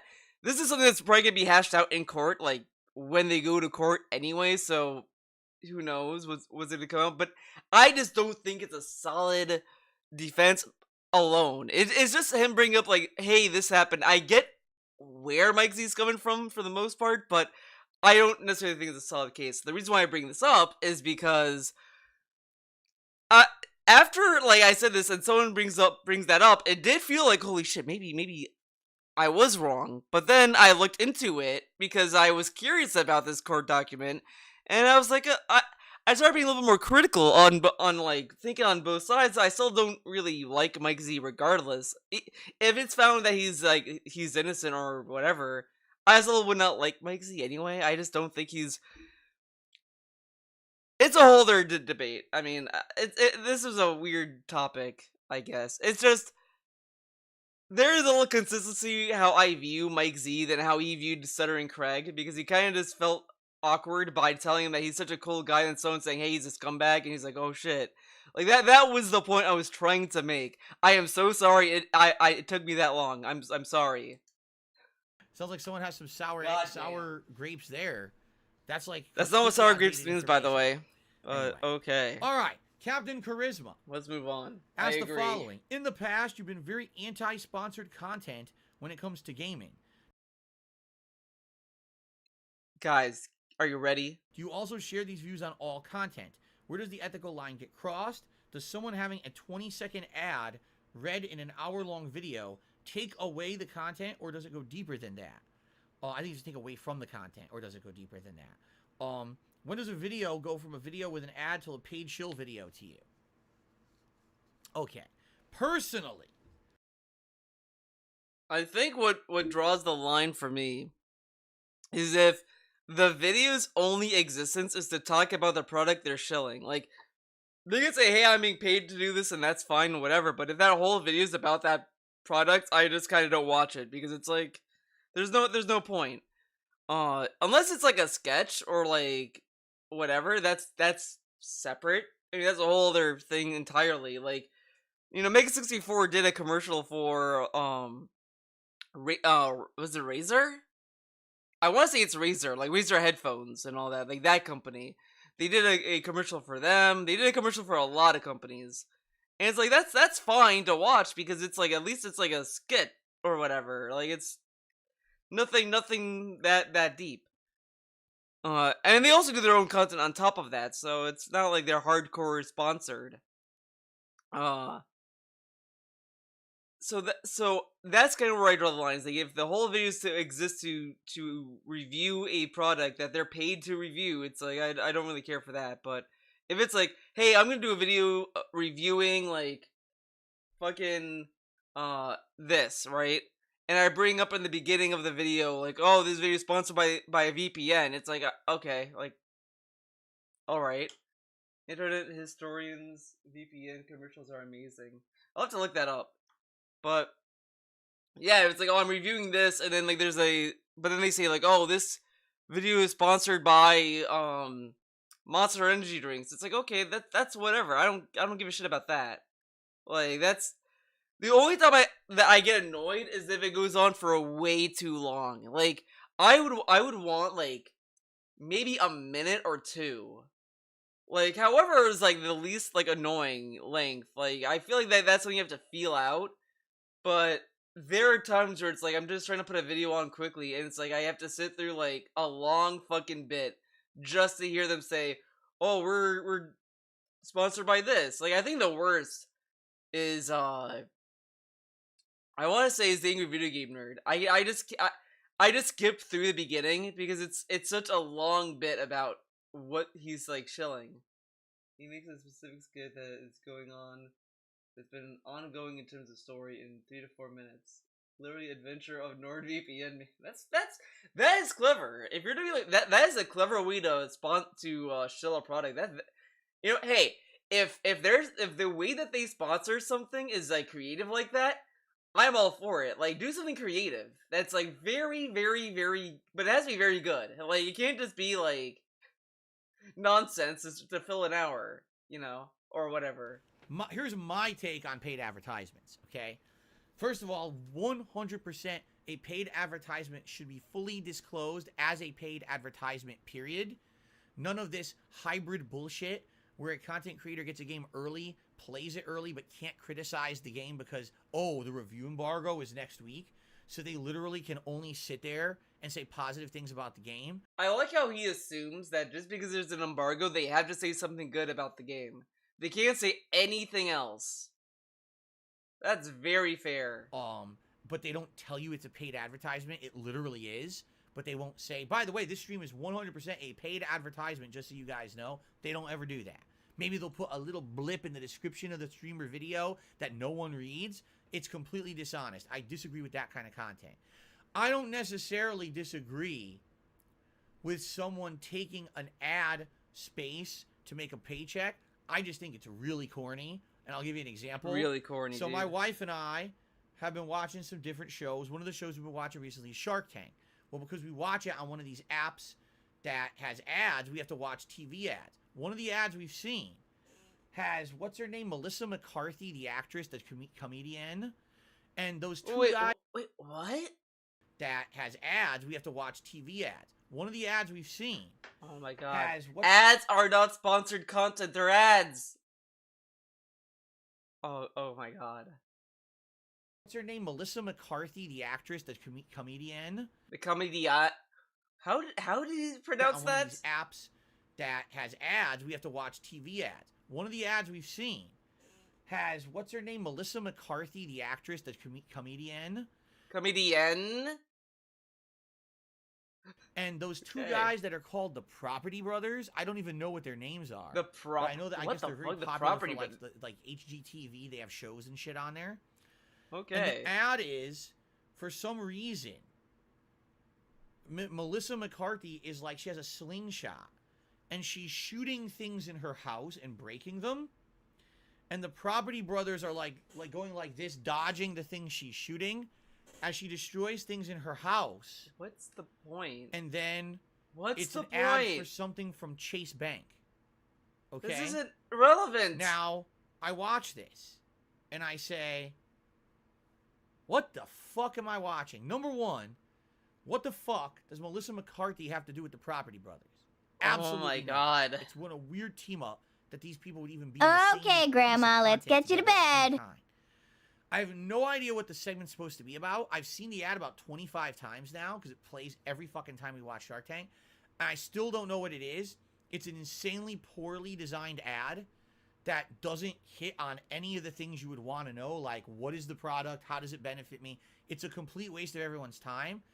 It's literally just watch this video with people you probably know from other shit doing random shit. And then they're like, oh, Chase Bank. Huh? The fuck is this? Now, do I fault anyone in that video for taking a paycheck to be part of that ad? Oh, I see mean, what he's no, I getting guess you at. gotta make a living. This is, I mean, it's a really dumb point. Because the guy was asking about sponsored content, like sponsored streams and all this stuff. Not about ads. Like, actors taking jobs to act in ads isn't really a sponsor. Melissa McCarthy isn't sponsored by that company. She's just acting in an ad. If she was sponsored, it'd be more like, hey, she's gonna be in this movie. She needs to have this in her hand at every scene. Like, that's what it would be if she was sponsored. Like, she would need to have that product with her or involved in what she's doing in a movie that's irrelevant. Like, that's what it is. Her being in a commercial is just her being in a commercial. But whatever. Melissa McCarthy's been in ridiculously large comedy movies. She's probably filthy rich. The Property Brothers have... She's probably filthy rich.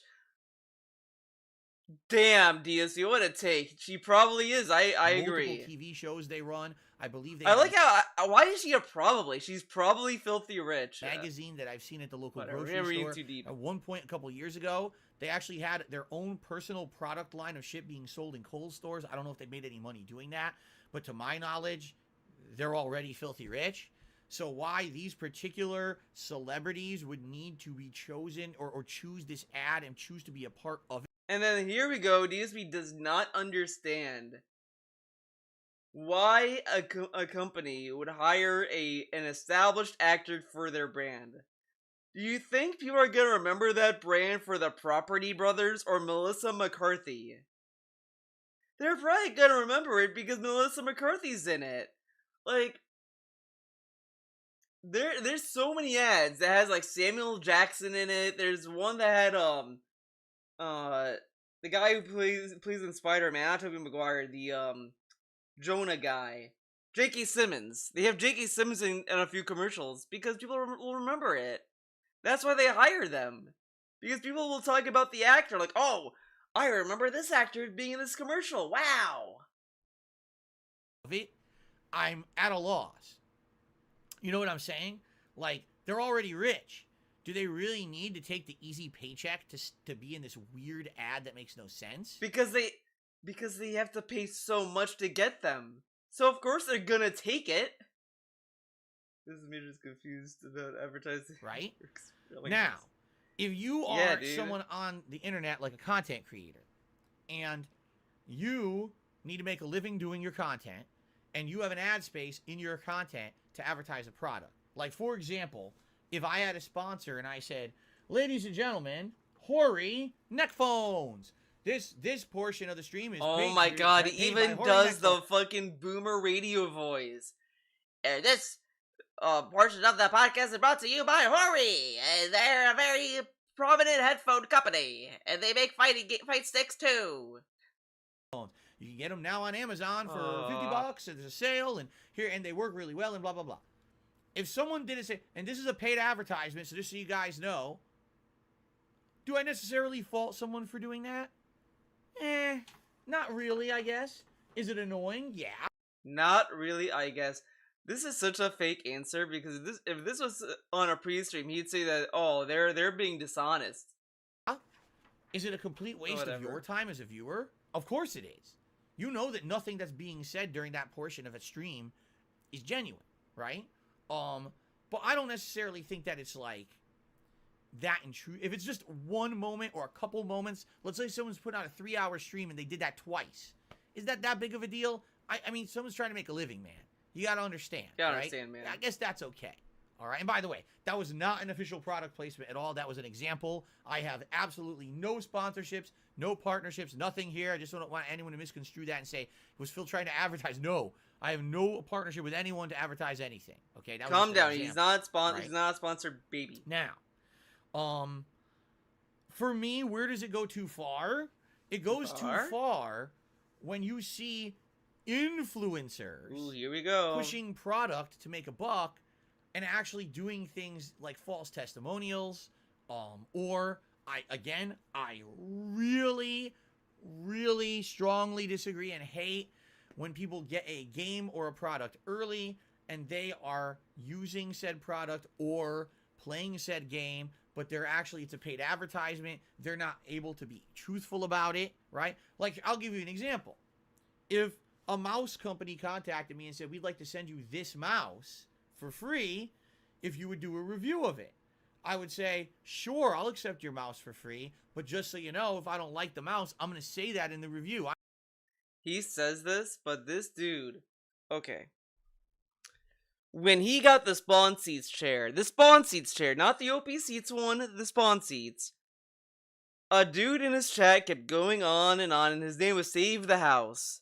And he kept going on about how Spawn Seats was a ripoff, it was a Chinese chair, it was a knockoff, it's a scam, etc, etc, etc. That's what this dude was saying in his chat. DSP bans him and tells him, well, you're talking shit about the company that's sponsoring me. What am I supposed to do? And he was willing to push that chair onto his viewers. Same with OP Seats.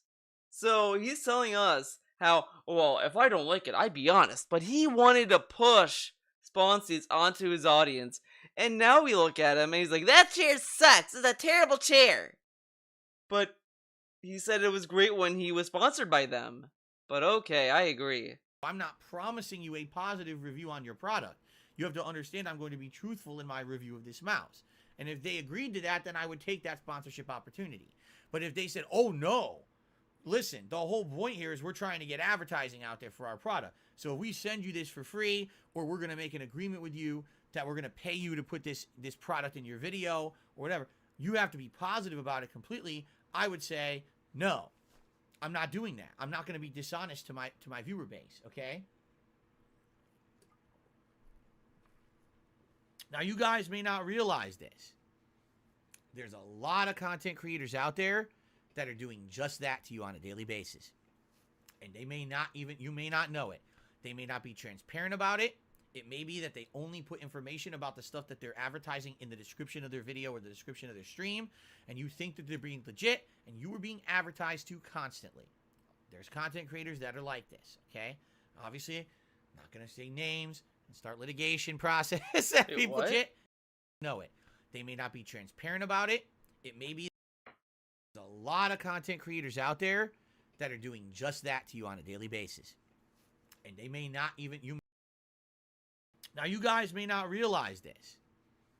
There's a lot of content creators out there that are doing just that to you on a daily basis. And they may not even, you may not know it. They may not be transparent about it. It may be that they only put information about the stuff that they're advertising in the description of their video or the description of their stream, and you think that they're being legit, and you are being advertised to constantly. There's content creators that are like this, okay? Oh my god, this is like fucking discussion right now. It's like it's talking to children. Not gonna say names and start litigation process. Yes, they're People gonna, try they're to gonna sue sue me. you. But Okay. the thing is, you have to be diligent with what you watch. You have to be. You have to know that when you're watching. Why would there be a litigation process? You're being honest, DSP. Well, they'd only sue you if you're lying. Out content, that's not a paid advertisement. Okay, this is becoming a big problem with online content. Instead of being, oh, I'm an online gamer and I share passion just like you, it's like, oh, I'm an influencer, and therefore everything I do is to be monetized, and you know what I mean, and make a buck. It's ridiculous. Okay. Yeah, DSP, turn off for monetization. It's just ridiculous how much this is becoming a prominent thing. Saying this while he's wearing all the stuff that he got paid to wear. What's happening is certain companies are making a fortune on this shit because people are buying their product, playing their game, doing shit that normally they wouldn't do because their favorite content creator did it and said it was good, and these idiots don't realize they were advertised to. It's ignorance about how it works. And the funny part is, you usually will not hear a content creator talk about it. Why? Because that's how they make their living. That's their... Why would they want to talk about it? Because they probably assume if you're a grown-up, or not a grown-up, but like just a person with a brain, you can probably understand that it's probably sponsored what they're doing. And they have to address that. They always say in every video, this video is sponsored by this. They always tell you that. Because they have to. And it's acting as if there's some nefarious fucking content creator that doesn't have the paid promotion warning in their video. They don't tell you it's a sponsorship at all, which they can't do. They have to. But okay. The gravy train. The gravy train, baby. Remember years ago when I was gonna play State of Decay 2? Oh my god. He's doing it again. I love when he brings State of Decay 2. I love it. Every time he brings it up, I'm just like, hell yeah, let's get into State of Decay 2. It's such a good segment to bring up because it's so good. There were 3 or 4 very prominent content creators who got the game earlier on. He in the thinks week, it's a flex, but it and really just kind of proves how fake this dude These people is. are paid shills. They are literally being paid to play the game. They can't review it yet. The review embargo's later in the week. So anyone you watch is saying the game is good and lying to you. Wait for later in the week, and then I will make my content that will be genuine. And what happened? I actually got attacked by numerous... Now, I don't remember the exact tweet, but it was a mic drop tweet about it. So he was saying it in a very antagonistic way. Like, he was like saying, those guys, those are fake. I'm real. I'm gonna play for real. And he did that. So these people who don't even know who this dude is, and he doesn't know them, reads that, and of course they're gonna get mad. Because some random, like, it's so antagonistic, and the thing is that he's not even willing to admit that. Like, I'm saying shit about DSP right now, but I'm at least willing to admit that, yeah, I'm saying shit about DSP. I'm not saying like, well, I'm being factual, but yeah, I'm shitting on Phil. I'm shitting on him, dude. But it's not like, oh, well, actually, I'm actually just stating facts, and he's mad. Like, dude, you made a tweet that was unprovoked, shitting on other people. What do you think is gonna happen? They're gonna respond. Some may not, but some be like, what the fuck, dude? Like, I'm just chilling. You're just getting mad, dude. What the fuck? Content creators, all of which have these kind of agreements, and say, oh, Phil's just sour grapes because he's the old man content creator who can't get those kind of arrangements, and he doesn't understand how the industry works, and blah, blah, blah. They literally... And say, oh, Phil's just sour grapes because he's the old man content creator who can't get those... Sour grapes. I mean, that's technically the correct usage. I'll give him that. He actually used it in a correct way for once. But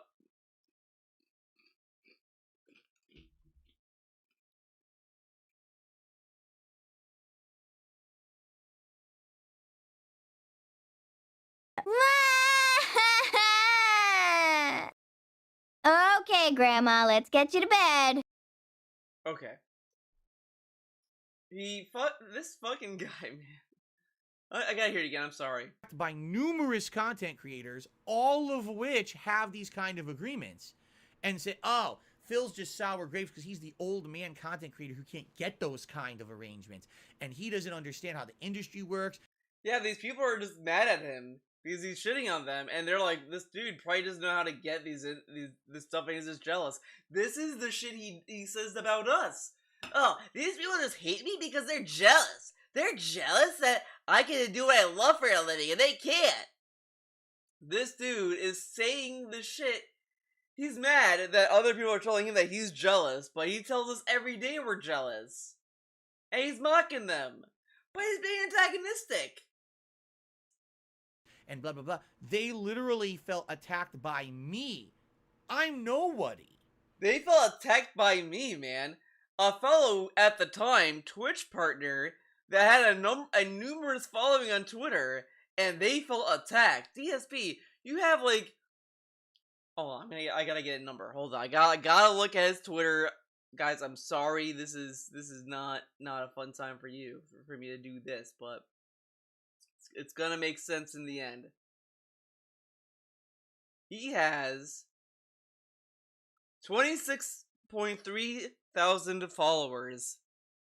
So of course they're gonna respond to this dude. He has a check mark on Twitter and all this shit. And it says in his like profile that he's a gamer, a gameplay streamer, whatever. So of course they're gonna sit there and look at him and be like, dude, you're just fucking jealous. And he fucking attacked him. On top of that. Like, come on. And they actually came after me on social media saying that, oh, you're an idiot, you're a scumbag. I was like, wait, now think about it. I'm no one. And as someone who has 40 times the... DSP, the trolls you were yelling at, like Evil AJ, Tevin, David Davidson, LSB, whatever, all these people are like small content creators. And he would get mad at them. But when he gets the taste of his own medicine, he's like, I'm being attacked. I'm just a nobody. Okay. The viewer base of me is gonna attack me for saying it. You know what that means? I struck a chord. It means I was right. And there, I'm 100%. This dude needs therapy. This dude needs it. I said something and they were bad. That means that's right. That means I'm right. That is such a fucking roundabout way of convincing yourself that you're right. With that logic, you're never wrong. Because if I say something that makes you mad, I'm always right. Okay. Pretty cool, huh? Correct, and they're afraid I'm going to take away their lucrative sponsorship opportunities by pulling the wool off of your eyes. This dude lives in sitcom land. This is sitcom shit. Oh my god, this dude lives in a TV. It's that episode where like someone in the main character's friend group becomes a sellout, and then like the main character's like, wait a second, you're a sellout. And you're like, no, I'm not a sellout. Oh my god, you're just jealous. And then at the end of the episode, that person realizes that they were in fact a sellout. And then they were like, I'm gonna change my ways. And DSP was the guy to be like, wait a second, guys, he's a sellout. Realize that's exactly what it is. You see? And so, what I love about this is that this dude is crying about how he was being made fun of, like, oh, these people were pissed off and attacked him. When that tweet went up, and I will never let DSP live this down. I'll always bring it up. He apologized about that tweet. He deleted it and said, I'm sorry, whatever, blah, blah, blah. He did a generic, like, baby apology. And then he did a podcast about fucking depression. And he says, the reason why I made that tweet, that was my depression. I know, logically, in my head, that's gonna start shit. And I did it anyway. He fucking said it was his depression, and he's sorry about it. And ever since he did that, over weeks to months to a year, to years, that story has changed, and it revealed he was not being sincere at all. Which is why a lot of people think he's lying when he talks about depression, because if he's being honest, why did he bring it up to talk about a tweet that he wasn't even sorry for. Like, it's such a clown world. Like, it blows my mind that statement does not age at all. It doesn't age good at all. In regards to sponsored content, okay? Listen, I understand it's not easy making a living doing what you love. If you're a content creator online and you have a product placement once in a while and it's not intrusive to your content, and as long as you're blatantly calling out that you're doing an advertisement, all right, that's okay in my eyes. Sometimes, right, it's what we call unnecessary evil. I wish he would name these content creators that are shills, that are evil shills. Because it's so vague and unspecific that he could be talking about anyone. So that he can never be wrong. He can never be wrong. If he named a name, someone say you're wrong, and that'd be bad. Evil. No one likes to be advertised to, but if people need to do it to make a living, then so be it. All right? As long as they're not being dishonest and trying to pull the wool over your eyes on what they're doing, I'm okay with it. But I 1,000,000% disagree with these content creators who get this shit super early, put out playthroughs, do streams, and it's paid advertisement. They are not allowed to criticize the game because the review embargo hasn't raised yet. So they're literally just advertising to their audience and not telling them. They're making money hand over fist because the audience watches that early streamer video and they contribute. They throw tips, they throw super chats, they throw memberships and subscriptions. They contribute to their Patreon. They buy their merch and shit. This is a side thing that's really weird.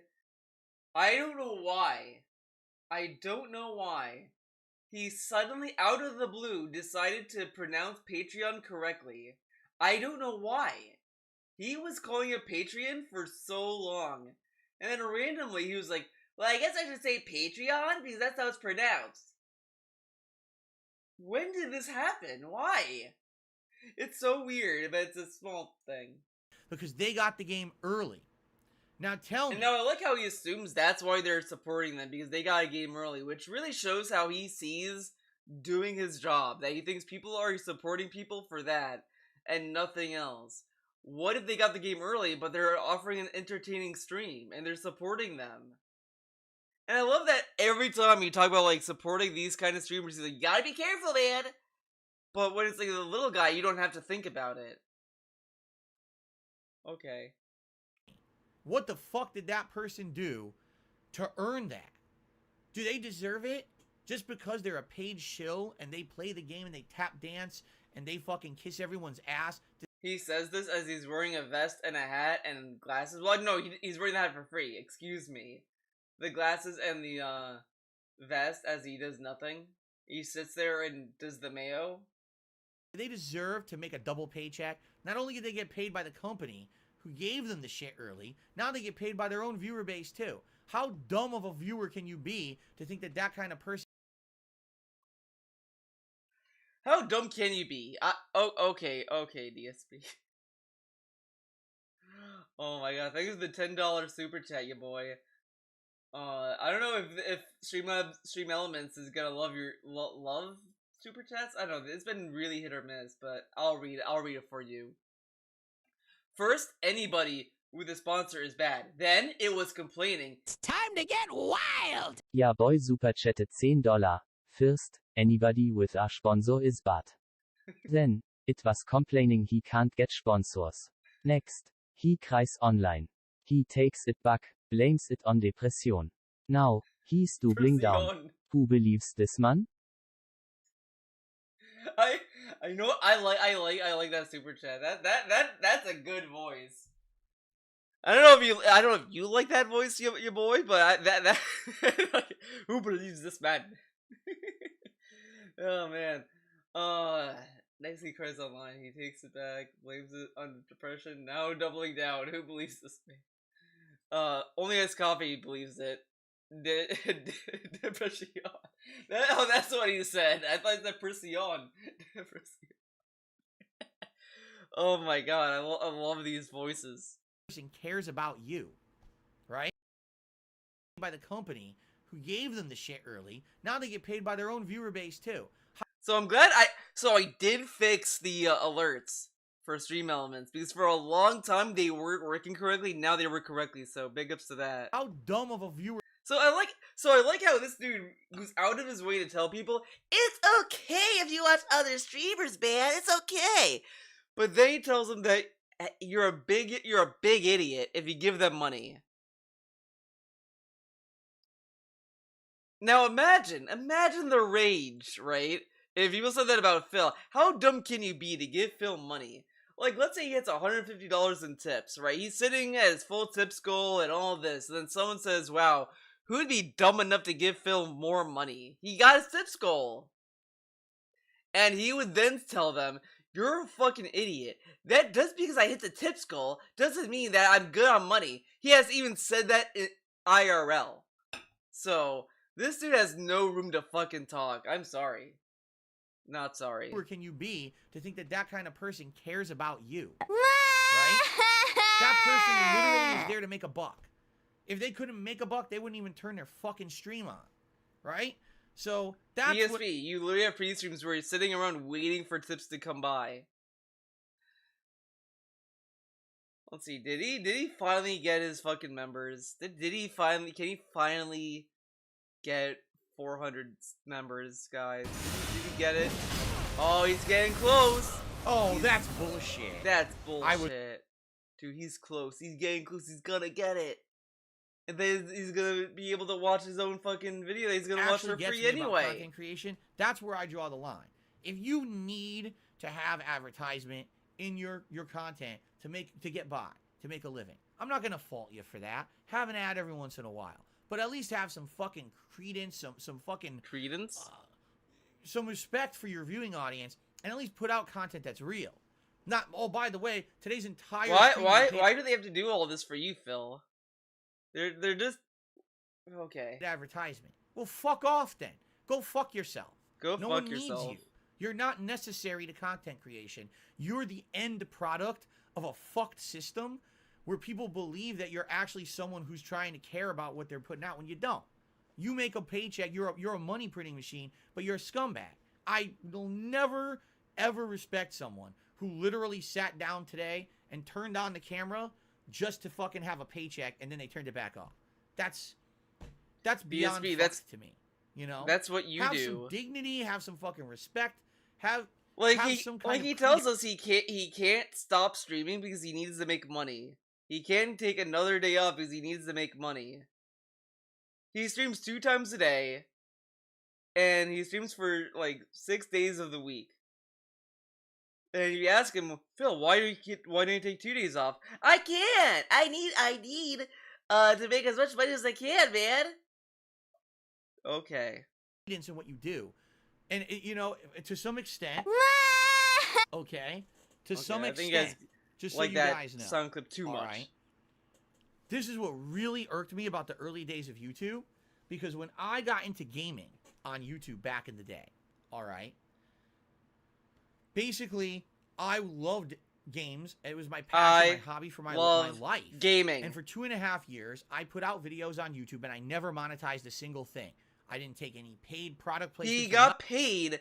Like, first he had a PayPal donation in his videos, by the way. He thanked people in videos for donating.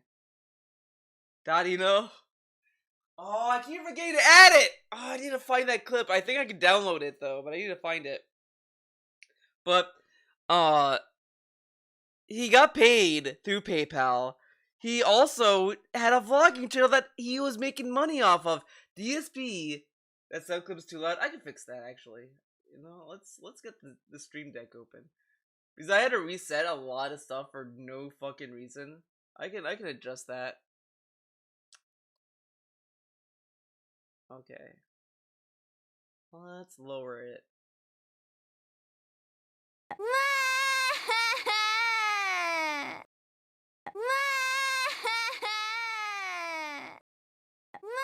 Okay, I think that's good. Is that good? That's 15%. I'll put it at 15% for all for these at least. Okay, Grandma, let's get you to bed. That is that good? There is a delay. I should remember that. I'll keep that open for now.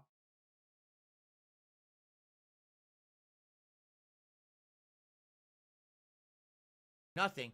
It wasn't until I lost my office job that I made it my job and I monetized my videos. All of a sudden, in 2011, when me and a few other content creators started to monetize our gameplay videos, you all of a sudden had all these people who never put out gaming content. 11, when me and a few other content creators started to monetize our gameplay videos, you all of a sudden had all these people who never put out gaming content before who jumped into the space. All right? DSB is saying this as he literally jumped in to do vlogging videos because it made money. He openly admitted this, and now he's mocking other people for doing that for gaming. And this is so lame to fucking gatekeep for this reason. How dare you go into gaming and make money off it, while he goes into fucking vlogs. He never made vlogs before. He then made vlogs to make money off it to support the gaming. But god damn it, those people who went to gaming, fuck you. How dare you experiment and be a variety streamer? Like, it's so silly too. Because why is it so bad, right? For people who never gamed before to decide to game and stream that. Like, low-key, you would think that'd be actually kind of cool. Like, Conan O'Brien has a fucking bit in his show about that. He's not a gamer and he plays games on TV. But that's cool because I guess it's Conan O'Brien, dude. But these other people that do it, fuck you. Dumbass fake gamers. Like, holy shit, dude. Like, this is like very, very childish behavior to think like this. The one that notably I criticized back in the day was Toby Turner. He made zero gameplay content. Zero. No, yeah, he shouldn't do that. He should not do a react because he never did it before. Now he does it all of a sudden? Wow. The retrospectives were all lies. He should have never done a retrospective because he never did a react video before. He shouldn't have done anything. He shouldn't have done KO Gaming because he didn't do edited montages like that before. He didn't do, all this shit. Like, there's so many things you could throw at him, and he'd be like, no, I'm a variety streamer, guys. He was never an interactive streamer. And then he jumped in to be an interactive streamer. What the fuck, Phil?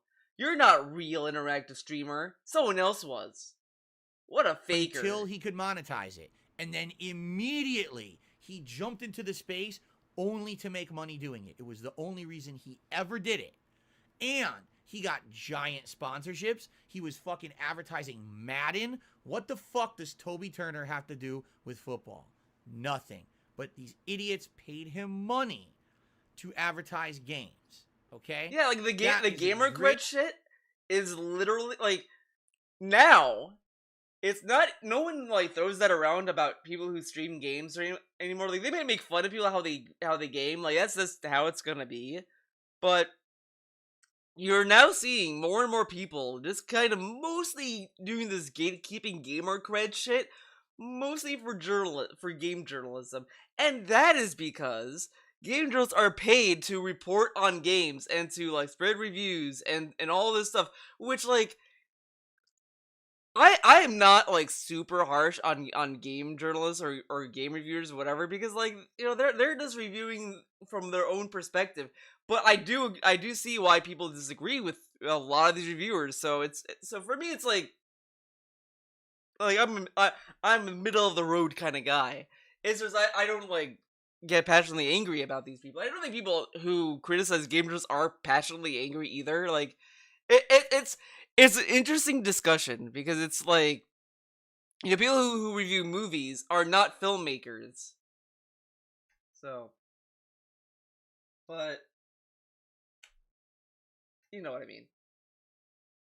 Made a example of the person who I don't respect because you didn't even care about video games until you could make a living doing it. And then all of a sudden, 50% of your content is video game content. DSP literally did not care about Minecraft until he got paid to play it. Think about that. Same thing with Persona. He didn't have any interest to try Persona until he was paid to play it. With this logic, he's a fake Persona fan. He's not real. He's not a real Persona fan, guys. He got paid to play Persona 4 and 3. I at least played Persona 5 on my own volition and for free, and for free, I did pay for the game, obviously, but I didn't get paid to play it. That's what I meant to say. I didn't get paid to play Persona 5. I played it on my own, so I'm a real fan. Unlike Phil, he got paid to play it, so he's a fake fan. The worst kind. Like, get the fuck out of my face. Get the fuck out of Persona, DSP. It's incredible. The dishonesty, the disrespect, and the fucked up mindset of people like that, you know? And he's not the only one, but if I mention other people, all of a sudden people will try to get me in trouble for it. Because there's quite a few people. If I shit on other people, they're gonna be mad. DSP, I wonder why. Like, and this dude, like, imagine the anger he'd give if people say, "Wow, Phil, you're a sellout, man.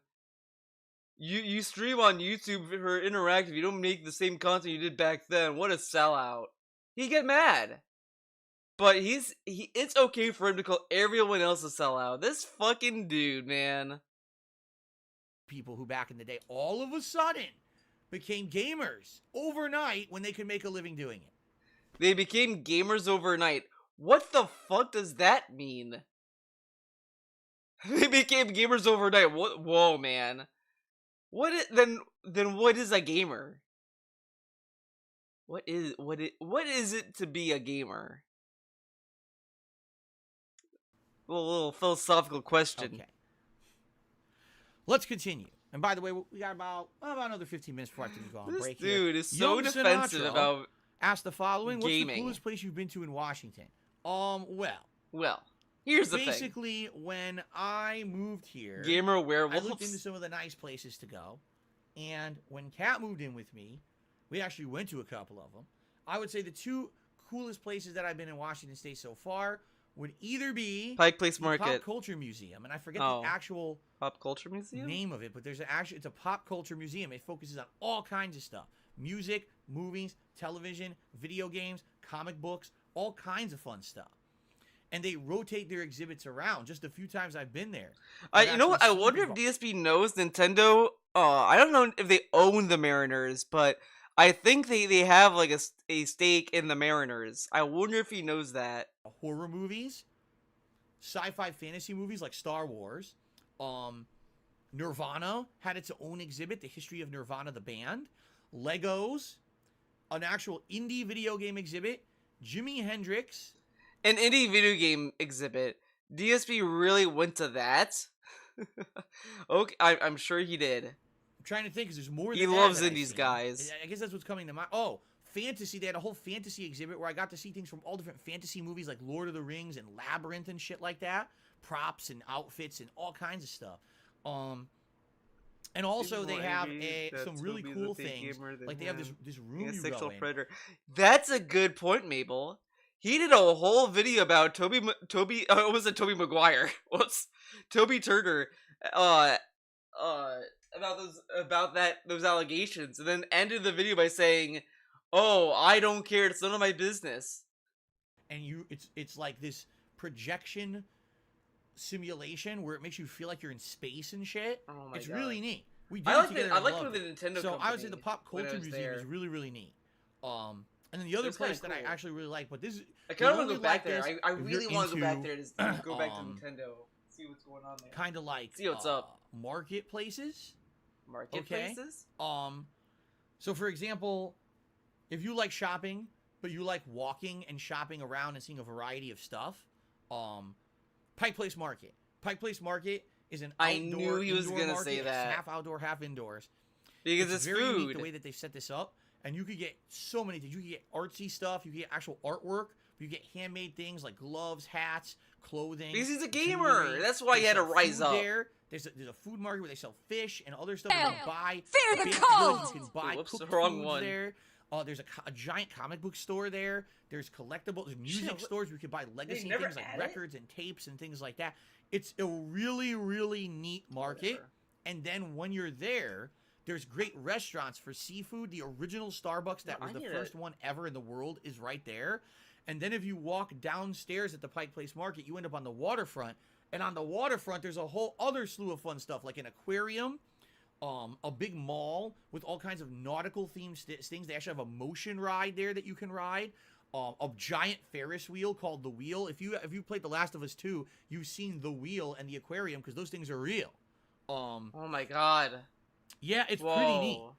And They I would have say the amusement you could park from spend a whole Seattle day and there watch it and in have Last tons of of Us fun. 2 that eat takes 2 place meals in there. that. It's just a lot to do there. Oh my god. Just saying, like, those are the things that are kind of. Holy shit. Now, gonna move on. We have a question from a patron, and I actually owed this person the answer to this question a while ago, and somehow the question kind of got lost, and now I've remembered, and I brought it back up. Now, this is a question Now, that I actually. now remember, this dude claims he takes time. The reason why Ask the King starts so late is because he prepares the questions. But then he somehow lost this person's question. I don't think I can answer. You guys may be able to answer this question because I don't think I have the answer to it. So let's see. This will be for long-time viewers and fans. All right. So this question is from Giovanni, and he asks the following: whatever happened to your 2010 Game of the Year countdown videos? They've been gone since they were ever released on Blip TV that year, and they were never reposted since. Was there legal issues re-uploading those Did to you YouTube think that when would Blip be- wrongly shut you down, or was there another reason? This has been almost like a lost tapes types of scenario because they came out, and I always remember what types of games I should look into getting every year based on your Game of the Year countdowns. You were a gamer that tried to play every single new release at that time, so your opinion. Wait, what was this question? Was there legal issues re-uploading those to YouTube when Game of the Year countdown? Oh, it's Alright? this question. So this question is from Giovanni, and he asks the I following. think this. Well, I don't know if this was written by me because this was a question I've had for years. So I was doing a endure of all of his Game of the Year countdowns, and I couldn't find this one because it was all on Blip TV, and we all know what happened to that. And to this day, I don't know if anyone like really heated like sought this out, but please, if someone knows where I could find that year of the Game of the Year countdowns or whatever, please let me know. Please let me know. I'll watch it. I'll watch it on stream, and I'll give you a special shout. I'll do a special drawing for you. Whatever happened to your 2010 Game of the Year countdown video? I can't find They've been it. Gone since they were ever released on Blip TV that year, and they were never reposted since. Was there legal issues re-uploading those to YouTube when Blip wrongly shut you down, or was there another reason? This has been almost like a lost tapes types of scenario because they came out, and I always remember what types of games I should look into getting every year based on your Game of the Year countdowns. You were a gamer that tried to play every single new release at that time, so your opinion always mattered most to me compared to anyone else who had a gaming website or put out content. Also, being that the only countdown, it was the only time you did a countdown with 20 games in the countdown. And they were all released that year, and it makes that list stand out because of it. Yeah. Do you remember any of the games on the list, or would you be able to re-upload them? Even a written list would do. The rising prices of PS3 games recently makes it astounding to afford anything. So actually knowing what games were good would actually help me and maybe other people during that same time period, pick out games. I'm a long-time fan. I hope that you keep staying strong. So the question is, because this is what you get when you look for it on his channel. It's Darkside Phil's Game of the Year Awards 2010, the top 20 best games of the year.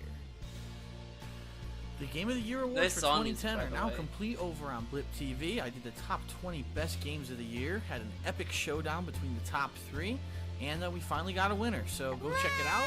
Check the video description for a link directly to my forums on my website, where you can find every single part individually, or you can watch a playlist of all of them. I really wish I could watch this. Nice ending, by the way. It just cuts really hard. Whatever happened to the 2010 Game of the Year awards? All right. Now, I can only partially answer this question, okay?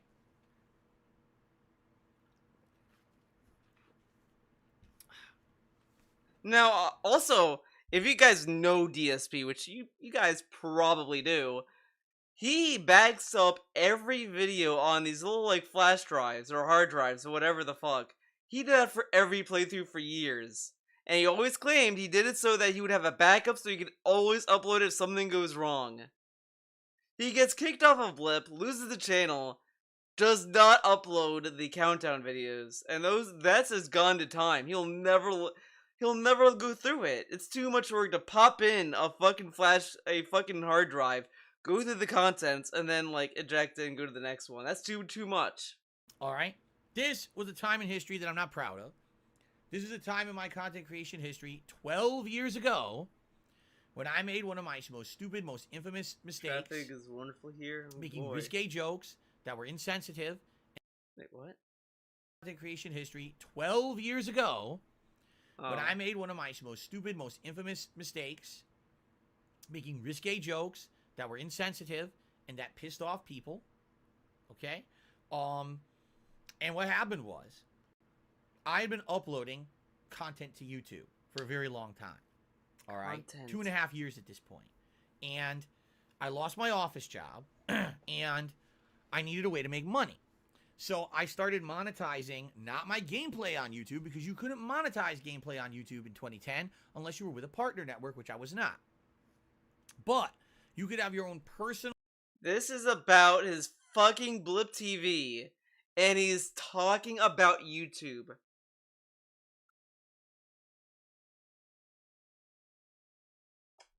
AdSense account, and that account Grandma, could monetize let's get you to bed. non-gameplay style videos like vlogs. So I had a vlogging channel, and that vlogging channel blew up when I lost my office job. Wait a second, Phil. You are not known for vlogging. Why did he just go to YouTube and start doing vlogs? To get money? Wow, he's a fake vlogger. He didn't care about vlogging. Wow. Because people felt bad, essentially. I'm mad lost now. My job. They felt like I was an underdog content creator. I wasn't, super duper well known. I was well known for gaming, but people looked at that and were like, "This is fucked up." Phil's, makes good content. This is about his fucking countdown on Blip to watch and support those monetized videos. Sadly, what ended up happening was I think people got overzealous, and YouTube saw that overzealousness of activity with my vlogging content and said, it's the viewer's fault. Basically, people are going crazy clicking ads and shouldn't, and therefore we're turning off your AdSense. We're suspending it, okay? So, over the years, you've heard tons of slander about that, people spinning it into something that it wasn't. No, I was not removed from YouTube's AdSense program because I said anything in a video. That's completely false. He acts as if, like, if you said it in the video, the punishment has to come that day, that moment, that second. He said it in the video, and the punishment came later because they probably finally got to the reports. He acts as if, like, in order for you to be punished for something you said, it has to be that moment. It can't be any later, which makes no sense, because then the statute... as much as DSP loves reality and real world, the statute of limitations can be, like, a year, I think. Or maybe 2 years. Whatever, right? And... that's usually how it goes. They got the report like later on, and they're like, "Okay, yeah, they're right because he said this in the video, and we got click activity to prove it." Okay, that's complete bullshit, and did not have any bearing on what happened in that situation. Okay, in fact, it's hilarious. The people who say that reference a video that I made a year and a half prior. Okay, I had advertisements on all of my videos for a year. 4 years behind and a half reality before my AdSense was suspended. And I had said something like that, something stupid in a video. It had nothing to do with anything that I said in any video. What happened was people felt bad that I got laid off, and they went in exorbitant amounts and clicked on ads, and they shouldn't have done that. You should only be engaging with an ad if you actually have interest in said ad. Okay, so because so many people did this, All right, in a very short period of time on YouTube. Now imagine, now, you know what would be really funny? If actually, in reality, he's telling the truth, and what really happened was he was the one clicking the ads.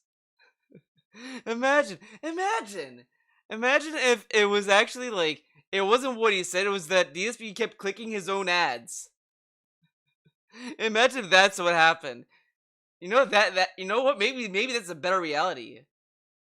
He uploaded the video and he clicked his own ads. Amount of ad revenue money, and then they turned off my AdSense and said, you're suspended. That will be suspended indefinitely, and you can't make money on AdSense anymore. All right? So, at that time, that was about, I want to say that was October into November of 2010. So I was like, this sucks. Now what do I do? You know, well, but I need to say that more often so you believe it and you guys can like regurgitate it, because that's how it works apparently for trolls. But not really to YouTube. They were a very different kind of website. You couldn't even really, the search functionality was nearly non-existent, didn't really work.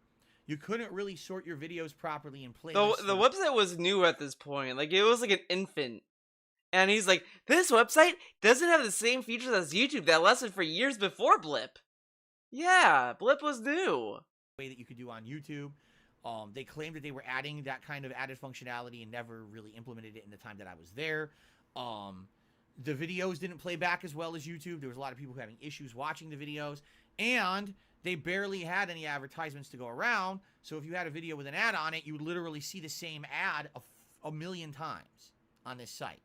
The Zappos ad, which is for clothing, was actually infamous because it was the ad that was played 5 zillion times during Christmas of 2010, okay? So why am I bringing all this up? Because at this time, I couldn't make a living on YouTube, so I upended all my gaming content and I put it on Blip TV, which is why there is no top 10 or just Game of the Year awards for 2010 on YouTube at all. It's a missing year, okay? Can't find it. Now, you may say, well, what happened on Blip?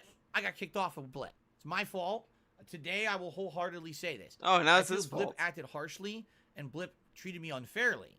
But I do feel that I did something stupid to cause myself to get kicked off of Blip. No, I love, right? He says that what I'm doing, for example, YouTube should throw the book at me, shut down the channel, like, delete it, whatever. Like, I should be punished for doing this. But DSP doing Nazi jokes that, like, is really not funny, and it was kind of, like, borderline offensive, whatever. The way that Blip acted was too harsh. So anti-Semitic jokes, oh, you get banned for that? Oh, that's too harsh. Oh, guys was doing a video saying that you're a doo-doo head? Get him out of here. Get him off the site. Okay. I'm glad DSP got his priorities straight. I made one video that contained anti-Semitic jokes in it, okay? Now, I had made racial jokes over the years and never got into problems on YouTube at all. DSP, you called YouTube a toxic toilet juice for years that allows anything under the sun. But okay. Not once. And this is coming from the guy that begs websites to take that kind of stuff seriously. Begs them. And then when a website does take it seriously, oh my god, these people are so harsh, man. I never got in trouble before. Okay. But because I made an anti-Semitic joke and jokes in that video, it's infamous, this video, okay? Like I don't basically Blip contacted me and went overnight from, oh, you're the new Mr. Popular here on our website. You're gonna make a lot of money, and we're gonna make a lot of money on you. We want to have a private meeting with you and management at Blip. We're gonna talk about your future. We want to grow your channel. You are the new guy. We're happy to have you here. We're very excited. 2 days later, I got a termination notice. We're kicking you off the site. You're not allowed to be here anymore. You only have like 7 days to remove your content, then we're deleting it permanently. This dude is trying so hard to make it sound like a job. No website's gonna tell you have 7 days to remove your content. But unless it was gonna tell him that he could appeal if you remove the bad content. That's the only way that would make sense, which shoots his whole victim complex story down immediately. Because that would mean Blip gave him an option to either keep the content up and then lose the channel, or remove the content and you get to keep the channel. Now think about that. If that's what they gave him, was it a really sound business advice decision to just say, okay, well, fuck this, right? I mean, I guess in hindsight it is, but at the time, come on. All ads have been removed from your content. Get the fuck out. Literally didn't get any kind of someone reaching out to me and saying, hey, you made a really bad video. Don't ever do it again. It was just get out. How come he has to get these warnings, but if someone does racism on videos, they have to be kicked the fuck out. They have to be kicked the fuck out. They can't be given a second chance. But DSP, he could get millions of chances. Give him a second chance, man. Alright. Yo, X9, what's up? Long time no see. Wow. So, you know, it sucks that happened, and I was stupid. At that point, I've told you guys this over the years. I was essentially trying to emulate jokes I had heard on the Howard Stern show, which is probably a bad idea because Howard Stern got into tons of problems over the years as well for the things he said and did on his show. Oh, now he got in trouble. So okay. So here I am thinking that I'm like Howard Stern and I'm going to be immune to it. Obviously, I was not. I was an idiot. And I paid for it. Okay, so I got kicked off Blip TV, and all the content that I had uploaded to Blip TV got deleted, including the Game of the Year awards. Now, I swear I uploaded that to YouTube at some point. Like, no, you never did. I swear that I had taken the stuff that was there and I re-uploaded it to YouTube, so that way at least people could watch it. But maybe not. I don't remember. Clearly, you didn't, if people can't find it. Years ago, and I have no frame of reference. I don't remember. You know, I swear that what had happened was like I kicked off Blip, so I said, "Okay, guys, I'm coming back to YouTube." All right. You know what? Yeah, I mean? DSP stole a joke from Howard Stern, which is like basically really like, fucked up. A lot of his jokes are stolen jokes. I wish I had to be answer. honest. I know for a fact I don't have those videos anymore. He doesn't have them anymore, I don't have guys. copies of those anywhere. It's 12 years later, right? So I don't know. So then, why waste so much money on fucking hard drives if you're just gonna lose them? Where they would be, I don't know if anyone archived them. Archived them? Someone did. You would think that people archived that countdown somewhere, but I don't know where. So like I said, this would be more of a question actually for you guys, the viewers, to maybe look and say, can you answer it? Because I don't actually know if anyone actually did save the Game of the Year awards from 2010 anywhere. Yeah, I would like to know too, but I don't think anyone did. Or not. But I wanted to give you the background of what had happened, why it's not. Phil is the Amy Schumer of content creators. Oh my god. You know what I'm saying? Holy shit. That might be the best comparison I've ever heard. They're both unfunny. They both make things about themselves. Wow. Leave video comments. Leave in the comments of this video. Let me know, is that available anywhere? And maybe we can help out Giovanni to find it, because I have no idea where that countdown would be at this point. Okay? There you go. Excuse me. So before we adjourn for a break, because this will be the talk about my Patreon that off. Okay. Enough of this part. Let's see how far we can make it in third part. I don't think I'll make it. If I end early, I end early. It is what it is. But let's get on with it. Big Papa Pump asked the following. With the trend of remastering or remaking classic games, for example, Resident Evil 2 Remake or the Spyro Trilogy, do you think that the originals are better? Do you prefer the newer takes and why? I prefer the classics myself for nostalgia purposes. I prefer remakes if they add stuff that's significant. Like Resident Evil 1 Remake added a lot of stuff to the game, added stuff to the mansion, and rebuilt the game from the ground up. That makes it definitive, in my opinion. That's what I want a remake to do. I want something that does something that makes it definitive. That takes what the original did and just makes it a definitive experience. I don't like remakes that are just kind of like they're just like, hey, we just put this in a new graphics engine, whatever. Just something that's like a little bit more thought put into it. The original, I only go for like GTA is obvious is a gimme because like the GTA remake was a fucking joke if you even want to call it that, but the GTA is a gimme. Like, of course I'd prefer the original, but I kind of feel with platformers I kind of prefer the original. Like Mario 64, like I would not want that game to be remade. I think the charm of the blocky graphics is what makes that great. It's a good question, but I think it's very game specific because not every remake is equal. Let's put it that way, okay? Let's actually analyze the two series that Big Papa Pump brings up specifically here. Spyro Trilogy. Why didn't we talk about these two games? He's not asking for those two games specifically. And are they outdated graphically? Of course they are. Gameplay wise, I would argue they hold up. I've played Spyro 1 on classic PlayStation 1 emulated, and I thought that it was quite good. I have the PS2 copy of San Andreas on my PS4 still and pretty 5. darn good. I get it on my 5. The remake trilogy that they ended up coming out with, I ended up playing Spyro 2 and 3 in the remake trilogy exclusively because I wanted to play the whole trilogy, and I'd already played 1, so I didn't replay 1. Now, 2 and 3 in the remake trilogy had a few kind of quality of life improvements, but were they necessarily different from the original games? The answer that I would actually say is really no. They really are, kind of dead on accurate to what the Spyro trilogy originally was. So in that case, even though it was a remake, it really felt like you were playing the original games with some modernized controls and graphics and some quality of life improvements that were very nice, okay? If you were to ask me definitively, what's the better version?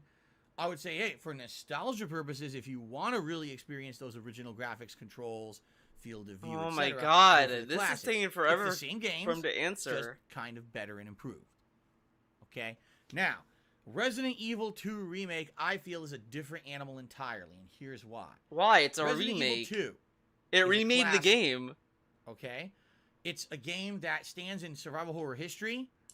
It greatly extrapolated upon the formula of Resident Evil 1 in many different ways. And extrapolate, expand. To this day, stands as one of the best classic survival horror games ever made.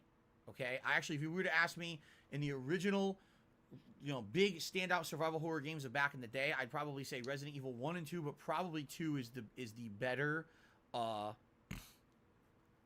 the two. For nostalgia purposes, I would say, I really like Resident Evil 1. I think it's the better game because I like it. It's the original survival horror game I ever played. It scared the shit out of me when I was young. But Resident Evil 2 definitely is a better game overall, you see. I don't know. I kind of feel 1 is better. I would say Resident Evil 2 probably. 2 is good. 2 adds a lot, but I think 1 is. I like the mansion too much. I can't say no to the mansion. The biggest survival horror games of the PS1 era. Okay. The PS1 era. Resident Evil 2 Remake took the original game, the idea behind it, the basic storyline of it, okay, the gameplay elements of it, broke them all apart and said, how do we make this PS1 game a PS4 game, right? We're going to completely rip this game apart and redesign it from the ground up. I kind of like Resident Evil 5, but the map, it's a game you really need co-op. The gameplay elements, the graphics. The story was kind of a little bit shuffled around and readjusted, although if you play Resident Evil 2, the original, and you play Resident Evil 2, the new version, the remake, you'll generally get exactly the same story out of it. You'll actually get That's like Resident Evil 1 remake. The remake added stuff to the story, but it's still the same core story. In there that give you more of an explanation and better explanation when it comes to what exactly they were all about, or the plot was all about, okay? But they are absolutely two different games, okay? If you play the original Resident Evil 2 and then you play the remake, you'll see, oh, I see what they did there. See, the original game had this enemy type or this room and this puzzle, and they put it into this game, but it's different, and they changed it, and it's kind of a homage or a reference to the classic, but there is completely new and different stuff in Resident Evil 2 Remake that's not present in the original. It's actually a slightly longer game. If you play on the harder difficulty, oh my god, it's crazy challenging. And I really liked what they did there. I did. So, if you look in my, if you look, and by the way, thank you so much for this. I will shout out your tip when I answer this question. Okay? Holy shit. I actually think Resident Evil 2 Remake is probably in the top 3, if not the best one. It's that good of a game. If you remember, I named it my game in the past decade. Okay? Right? I actually think Resident Evil 2 Remake is probably in the top 3, if not the best one. Okay. It's that good of a game. If you remember, I thought it was talking about named it Resident my Evil 3 game of Remake. the I was about year. to It's flip that shit. darn good of a fucking game. RE3 It's just Remake insanely is good for pretty survival horror games. Everything you're disappointing. looking for is present I did in not that like game. Challenging 3 Remake at gameplay all. with responsive controls, impressive graphics, great puzzles, a story that keeps you thinking, and you get to play the game twice because you play as the two different characters, and it's different versions of the same plot, but there's variations in the gameplay elements. It's a game that actually has longevity really and should play Persona replayability. 3 the answer. It's you kinda know what? like the He best should of play all it. worlds when you're He looking for a deserves to survival play horror that game. So I would almost say you gotta play as Igus, the Resident best Evil 2, character. the original, was best in class survival horror. So in the late good. 90s. Ludwig has Okay? as a VTuber Resident rig Evil 2 Remake of it because that's how best good it in is. class survival horror for Shouts out. when did it come out? 2019, something like that. Whatever year it came out, best in class at that time. You see, but even though they're called Resident Evil 2, they are definitely different games because of the insane amount of changes and modernizations and things that they did to the remake. So this is the difference with the Spyro remake trilogy. If you play the new one, you're essentially playing the classics with some improvements. If you're playing the Resident Evil 2 remake, you're literally playing a different game, but it has all these references as an homage to the original, and therefore it's actually, in my opinion, is it a better experience? Yes, but that doesn't mean you should skip the original. The original itself is its own experience that's very different from playing the remake. And this is where remakes are not equal. You know what I'm saying? Like, some remakes I thought someone called will me. Nope. just try to just redo that same exact experience slightly better, like Spyro, while others said, no, we're just going to make a whole new game, which is what Resident Evil 2 Remake was. So, honestly, I don't think... As a result or consequence are the original of this, Spyro games better than the therefore, remake trilogy? in Nah, a they're manner about the same, now if not a being little worse, indicated because they or don't have the quality of life exemplified in this improvements and better way. field of view and slightly better graphics. She phoned Is Susan, Resident Evil and 2 while Classic she was better than thus Resident Evil 2 Remake? engaged, Charles summoned the doctor. It's a different game entirely. You see what I'm saying? You can't That's even not really Susan. compare the two and say which is the better version because they're different. There's like two different games.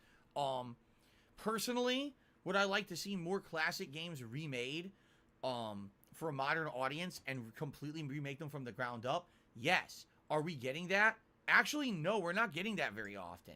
What we're getting is graphical facelifts. What we're getting is very minor tweaks. For example, does The Last of Us 1 that came out on PlayStation 3 and then within a year was put out on PlayStation 4 need a version on PlayStation 5? No. Put it on everything. That is a way to nickel and dime that customer base who loves that franchise and get them to buy the game a third time when it's literally the same game. Was there a reason that Grand Theft Auto 5 had to be on all the consoles? Of course not. It's the same freaking game, you see? Those are remasters, not remakes. Remasters and remakes are different. So, it's game He still dependent. doesn't understand I would like to see more full-on modernization. A remaster is remakes just like, hey, Resident we're Evil just 2 remake, upscaling rather than whatever the and cleaning it facelift up. Remakes. Remake we've is that seen you're building the recently game from that seem to scratch. just be kind of, cashing in on the whole remake craze. That's why it's called a But remake. I guess we'll have to see if we'll get any more because it seems like it's case by case at this point. Okay? Okay, so Lore Spade, a $50 tip, and I guess we're gonna... Okay, we're just gonna jump ahead a bit. Hat? Oh, hat.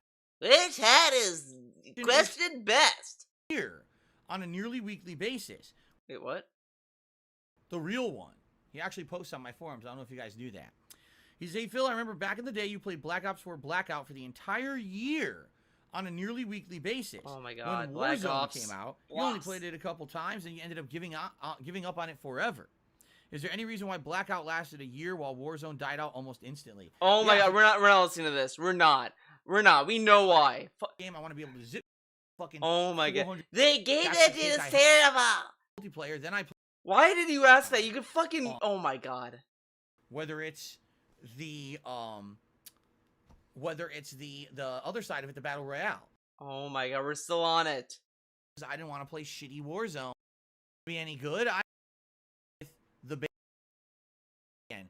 If anything, this year proved you don't have to play Call of Duty on the hat. Okay.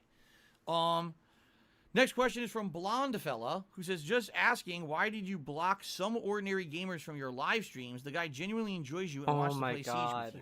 Allow me to clarify the situation because I'm so confused about the situation, all right? Please vote on the kind of hat you'd like to see. I'm going to let it go for one more question. I want to hear the beginning of this. Okay. Next question is from Blonde Fella, who says, just asking, why did you block some ordinary gamers from your live streams? The guy genuinely enjoys you and wants to play Siege with you. Allow me to clarify the situation because I'm so confused about the situation, all right? So, to my knowledge, I guess this guy, Some Ordinary Gamers, is a big content creator on the internet. I guess he's a big content creator. I never heard of him. And I think this was years and years and years ago. I think it was on my Twitch channel. Somehow he got banned. I have no idea what happened. I have no frame of reference for it. I have no clue whatsoever anything about this guy. Like, I don't know anything, okay? So I guess what happened was somehow he ended up getting banned on my stream. I don't know if it was me. Oh my god, why can't you I don't know if it was a moderator. I have no idea. I have no idea who this is, okay? But people started coming to my streams exclusively saying, hey, why'd you ban this guy? Unban him. Why'd you ban this guy? Unban him. Now, it would have been one thing if it was like one guy coming to me nicely asking. It was like people were coming in droves to the streams trolling, essentially. Oh, unban him, unban him, unban him. I don't know who he is. I don't know who he is. What you're talking about. If someone had intelligently come to me at one point and said, hey, Phil, so a content creator came to your stream and you banned him, can you talk to him? Can you work it out? Maybe I would have. But what happened was it seems like the followers of this person were a bunch of fucking idiots with the way that they went about it. And they So get this, right? He bans the guy. The viewers are asking him, he doesn't unban the guy, and he blames it on his viewers. That's very positive. He basically kind of like spammed and trolled my stream. Of course, the moderators then banned them too. And it just became like a thing for a few weeks where people would constantly come to the stream saying, why did you ban this guy? Can you unban him? I don't know what you're talking about. And nothing ever intelligent ever came of it. It just kind of just became this ongoing mess to the point where I just didn't care about it anymore. Okay? You didn't care about it. You didn't look into it on Twitch. They give him right? whatever. So this person, Blonde Fella, posted this up on my forums over the last few months for this episode of Ask the King. I'm on YouTube now. I've been on YouTube since full-time since May of last year. So if this guy actually did want to come to one of my streams, I'm fairly certain he'd be able to. Because I wasn't streaming on YouTube when he got banned. He got banned from my Twitch channel. Did he get his members goal? Right? Come on. To my knowledge, with guys, he hit it. He hit the goal. The mad pig did it.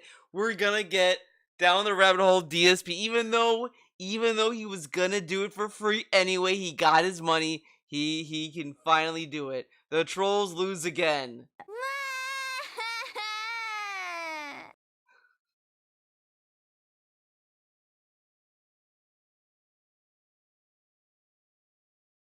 And saying something on my streams, I don't think he's banned here. I can't wait either. I have no idea. It's gonna be hype. Okay, and by the way, no one's talked to me. Again, this guy never contacted me and said, "Hey, Phil," I guarantee the last remaining accounts are all fucking bots. I bet they're all detractor names. They're not real accounts. I guarantee it. Told me and he made videos about it. I have no idea. Again, I know nothing about this person. Now, as for Siege, I don't play Rainbow Six Siege. I literally didn't play Rainbow Six Siege ever. He probably outside of launch week, I played it twice. He probably has something. I personally thought the game was one of the biggest broken messes I've ever seen. I never went back to it. So why a content creator would contact me and say, I want to play Siege with you, I have no idea because I don't play Siege.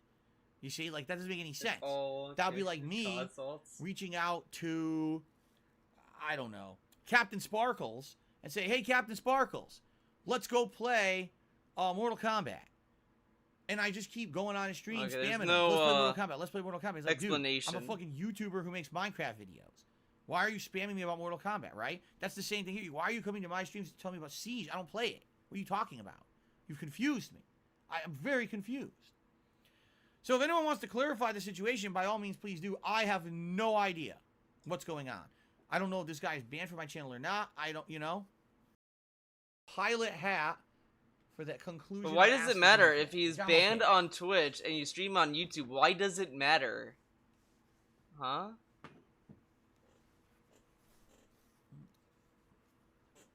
Amazing. Okay. He can never really continue. put on any hat. Next question is from Hans normally. Sala. Hans Who Sala? says, I've realized lately the big influence that Souls games have on other games, more specifically in terms of combat and challenge. What are your thoughts on this matter, and do you think it's a positive or negative thing? It could be a positive thing if people take the things out of Dark Souls that are good and kind of applies it to other games, but sadly what's happening... But how would DSP know if he never played it? He has never played... He didn't play Code Vein. Because it was a From Software knockoff. But he doesn't know. He doesn't know shit about that game. He hasn't played it. He got scared because there's women in it. And he can't see that. I mean, God forbid he sees an anime woman. I mean, that's scary. That's some scary shit. This... DSP would be scared to see this. This would probably give him a heart attack. If you think about it. He would see this and be like, oh my god, he has that on the stream? Oh, what an idiot. Guarantee he'd freak out. I always wish. I wish he saw Kill la Kill. That would have been great. Is because you can look at Wings, yeah. Dark Souls became so popular, virally popular, right? These companies basically made a bunch of knockoffs. Lords of the Fallen, and probably another 14, 15 games I could mention just in the last 5 years, took the Dark Souls formula and said, we're just going to make Dark Souls, but our version of it with a little spin, a little twist to the gameplay or whatever. But essentially, when you play these games, you realize it's Dark Souls, right? It's their knockoff of it. And sadly, I hate to say it, in all the ones that I attempted,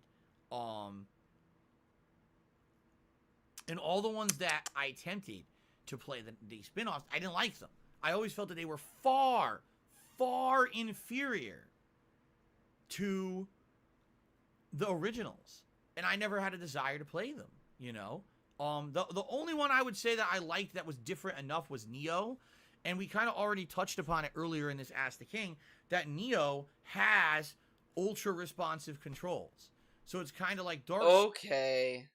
Been a company that's made a Dark Souls biting the formula and saying, oh, well, our game has a few guns, so it's a little different. No, it's the same game, it's just you added a gun. Well, it's what it is people really like this ultra-difficult style of game, and if they don't have a FromSoft version... I'm losing interest. Time, I'm losing interest in this pretty badly. They use those other games to kind of... His Ask the Kings has gone so bad. I just can't believe it. I can't believe the state of Ask the King. From Laterio, he asked the following. Earlier this month, you stated the plan to do a full game review for Elden Ring upon completion. While your review series have always been entertaining and informative, I'm a bit skeptical out of the fairness of future reviews since the review of Last of Us 2. Why it's true the game had flaws with its narrative and pacing, and it's far from perfect. Dude, it's really? That it received a fair review. We're talking about Last of Us 2? Dude, move on. Move on from Last of Us 2. There's so many other games on the fucking planet. Please. Just move the fuck on. The game a 5 out of 10, but later on you placed it in your Game of the Year countdown.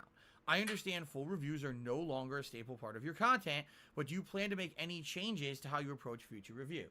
Sure. Here's what we should do. You take the number score and I understand full reviews are no longer a staple part of your content, but do you plan to make any changes to how you approach future reviews? He's asking him, what would he do for his reviews? Sure. Here's what we should do. You take the number score and you fucking throw it away. It means nothing. Number scores are... This dude got fucking heated out of nowhere. The dude is just saying that... Oh my god. I have to hear it from the beginning. Entertaining and informative. I'm a bit skeptical out of the fairness of future reviews since the review of Last of Us 2.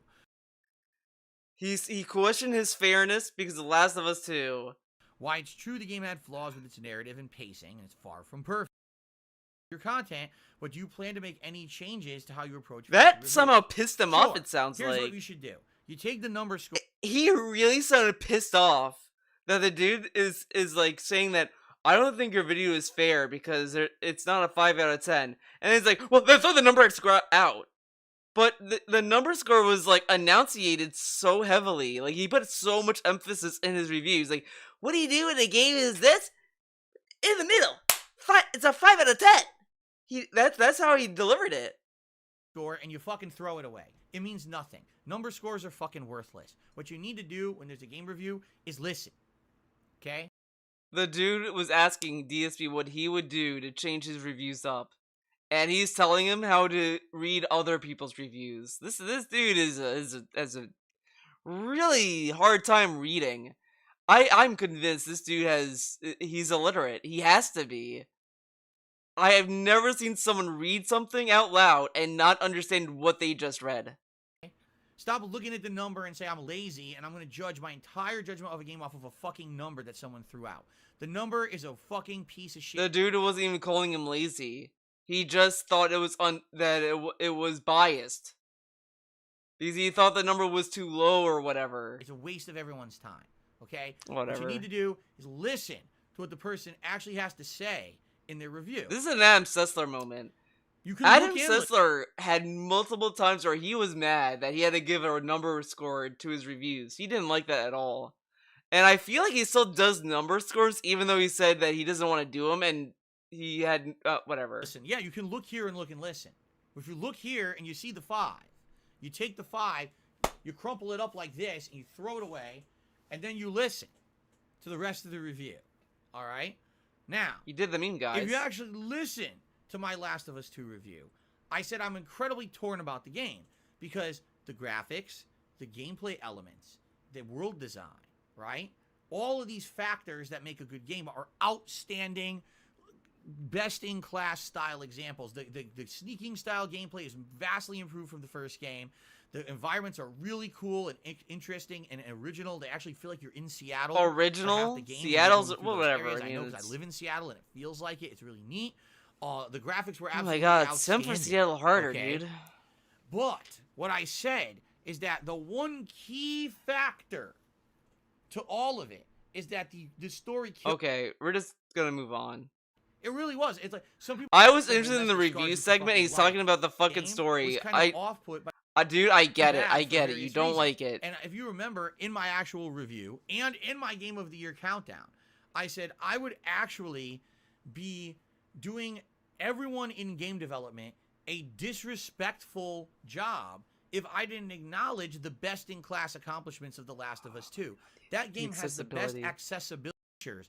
Yippity-doo. The game. Super Blind Man, please give me a free PS5. I've ever experienced, and it was one of some of the worst writing and pacing I'd ever experienced ever in any video game, and it ruined it for me. So it's kind of like it's kind of really pulls me in two directions. You see, so if you listen to my review and you heard 5 out of 10, but then you saw I put it in my Game of the Year awards, and you say, "Well, I can't trust your reviews anymore." That's your fault. So if you listen to my review and you heard 5 out of 10. But then you saw I put it in my Game of the Year awards, and you say, "Well, I can't trust your reviews anymore." That's your fault.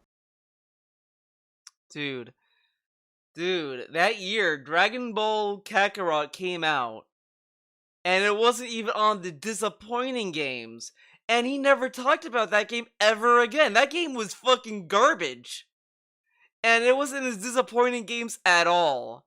But Last of Us 2 gets 2 fucking slots.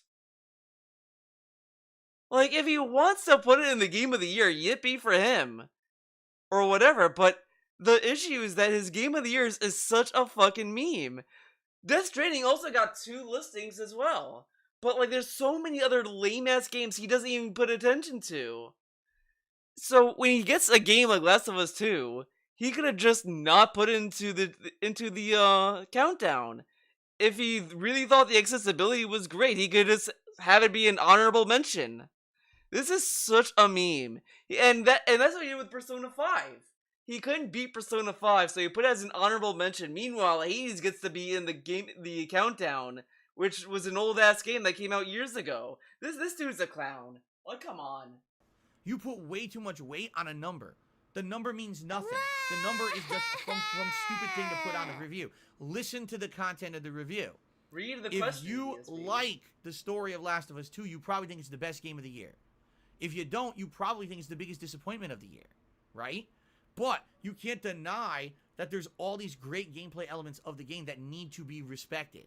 I'm not going to sit here and say the whole game's terrible because the story's bad. I'm going to say the story's bad, but everything else is good, so you be your own judge. And that's the purpose of my review and my Game of the Year countdown, okay? You didn't really answer the question. I don't know why some people get so fixated on a number that they can't understand that that's really not what you're supposed to be paying attention to in a review. You listen to the fucking review, and then you'll understand what someone's trying to say about a game, okay?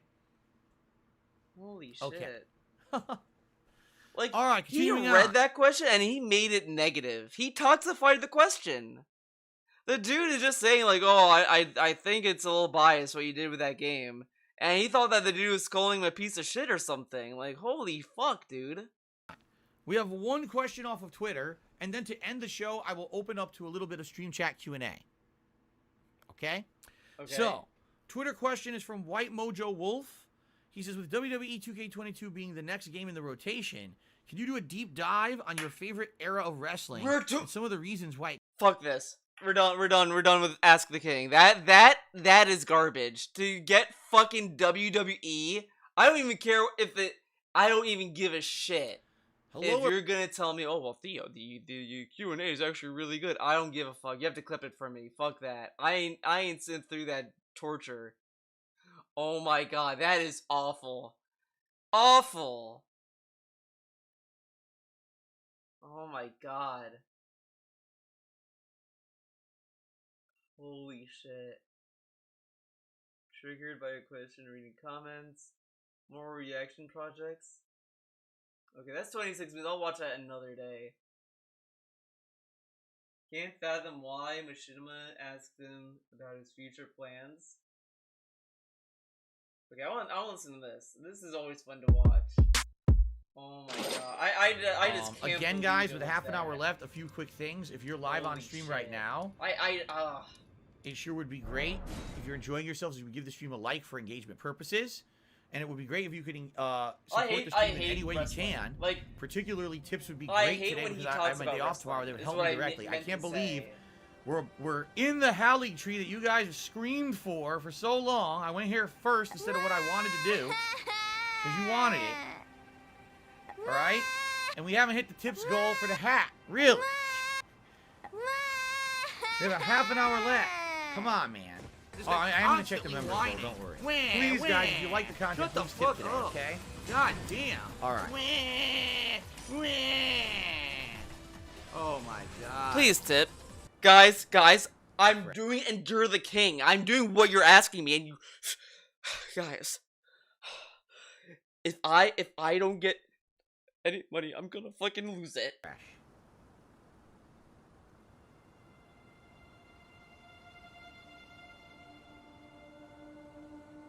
I'll be honest, I'm born in 1990. Nope, I do consider myself a 90s kid. We're sorry, I'm that guy. We're at 397? No. It says we're 398. We're 398. Is it too loud, Excalibur, or is it just bad? That's what it says. Because it's bad. Because if it's low, I'll lower it. I have to do shoutouts, don't I? I skipped the members when I was fighting the boss, I think. Hold on. Shout out to Nemesis1, who became a member. Thank you for that. And thank you to Anime Guy, who became a member. Thank you both. I apologize that I might have missed those shoutouts. So we're at 398, guys. We're very close to hitting the members goal. We got half an hour left. Obviously, I'm not going to beat this in this sitting, but let's at least try to make a little bit more advancement. What's up, Jade? He says you were a John Cena fan? Where are you now? What's that? We leave and we were talking about John Cena. So we're going down. Big Daddy Dubs just became a channel member. Thank you, Big Daddy Dubs. I hope that didn't count. I hope that counts now. Now we're at 399. I hope. So we are going down into like a castle-like area, see? Fuck. 77 plus 33 is 110.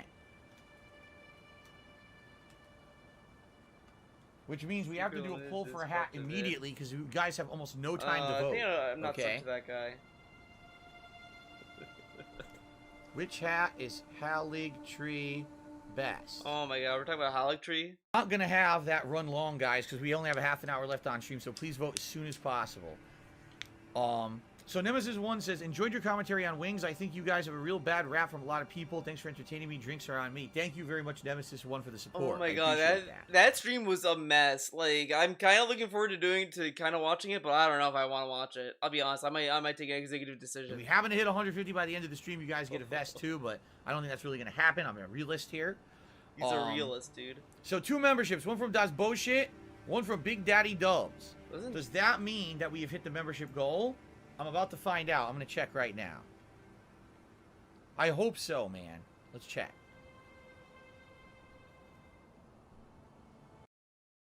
$3.99. How is this happening? How are we getting multiple new it would be great. members? It would have been great if you saying lost that a we're lot. only gaining 1. It says $3.99, guys. This is pissing me fuck off. I'm getting very upset right now. How can we be 1 away? $3.99. How can we be 1 away, guys? Come on, step the fuck up. Something's fucking up with this. Anyway, we're at $3.99 supposedly. I'm getting upset. Okay, anyway. Thank you guys for your support today. Let's do a little bit more Haligtree. That works. I mean, these fans love getting cried on. Okay, here we go. Like, yeah, he has a no week, enemy and he's like, seek the treasure chest. we're 1 away. Oh shit, you just go straight up, huh? What the fuck? Yep. And you want to know why? I have a feeling he knows he's gonna have a massive dip soon. That's probably why. He knows he's gonna dip a lot, and he knows it. He knows it. I guarantee you, when Wednesday comes around, it won't be 402. It'll be like fucking 360. And see, I'm so glad we hit the goal, because like if we did, oh my god, imagine. What's in the chest? Look at this. Grandpa Biff Baxter just became a channel supporter, and Dijizaitin just became a Grandpa channel Biff supporter. Baxter. This is the same. I have a feeling Biff Baxter. I think I know who Biff Baxter is. Not personally. I'm just saying another username. There was a meme going on from a guy named Choco Boko. And Choco Boko's like, oh, my uncle's gonna join and watch the stream, Phil. And he loves you. He loves your content. And then a guy with tips saying, I'm Uncle Choco Boko, and I'm gonna give you money, Phil. And then they both gave him money. It's just another gimmick. More of the Baxter socks, yeah. Oh yeah, and Baxter's a racist ancient thing. dragon smithing stuff, isn't it? We have a ton of I these remember now, reading that right? in a Discord somewhere. So it could be that We too. have 6 of these. We have 2 of the somber and 6 of the regular ancient. Damn. Okay. Alright. Dude, if we're not at fucking 400 members right now, I am going to break something in my office. I swear to God, I'm going to snap something in half. There's no... Okay. Have to be. This has to be it. Low Carb Madman re-upped his membership saying, I cannot wait for the next video. Keep Okay, marching he's in, down the rabbit hole. It marches on, my friends. This has got to be it. It's got to be it. You should scam more. 402, it says. We did it. We did it, guys. Thank you. And by the way, just let me be clear. I'm not frustrated at you guys. I'm frustrated at YouTube being a... I'm not. I'm so mad. I'm so mad. Okay, guys, I'm not frustrated at you. I'm so glad he clarified that after he got the members and not before. So thank God he did. Annoying today. How Holy the fuck did shit. it take that long when we were getting so many members? So we're at 402. We've done it officially. We did it. I love his placement of the keyboard. He has to go like this to fucking... Guys, I appreciate this. This is the first time we hit a members goal in many months. It's been 3 months, I think, since we did. And this is a record new high for members right now, 402. Thank you, guys. Oh, man, we're gonna All hear... right. Oh, you got 403! So That's a Helmet is new winning the record! poll. I'm gonna let it go for another minute. I mean, normal people wait until, like, a bigger milestone than +1 to say a new record. Usually. I know, So crazy, this is the right? finale. Is this the finale of Haligtree where we're going? Likely it is. Sure looks like it, see? You're gonna go all the way around these areas, probably. Holly Tree finale. It's gonna be fucking crazy, isn't it? Yeah, like it's All just all right. socks. That's all he has. So going guys, we until they hit the got members gifted goal. That members. means that DSP reacts to Down the Rabbit Hole Dark Side Phil is wrestling a lock. shit. It is going Gaming to happen. is like at when least will it get happen? We'll talk something about out that. of it, but let's wrestling. work on scheduling it and hyping it up a bit so people know exactly when it is and to show up for it. And we'll go from there. All right. Thank you. Dijazaitin says, "Congrats on making it this far." Nathan Smith, memberships are just like super chats. This will all help me next month, essentially. Okay. Darkness, I'm not doing it tomorrow. I'm not even here tomorrow. We gotta hype it up for a weekend. We gotta hype it up. Are you ready? L fail. But Grace of the Halley Tree. trying to hit the goal, hype it up on its own? Whatever. Okay, that is it for today's stream, guys. Thank you for watching. Hope you had fun. I had fun hanging with you more than what I was doing, you know what I mean?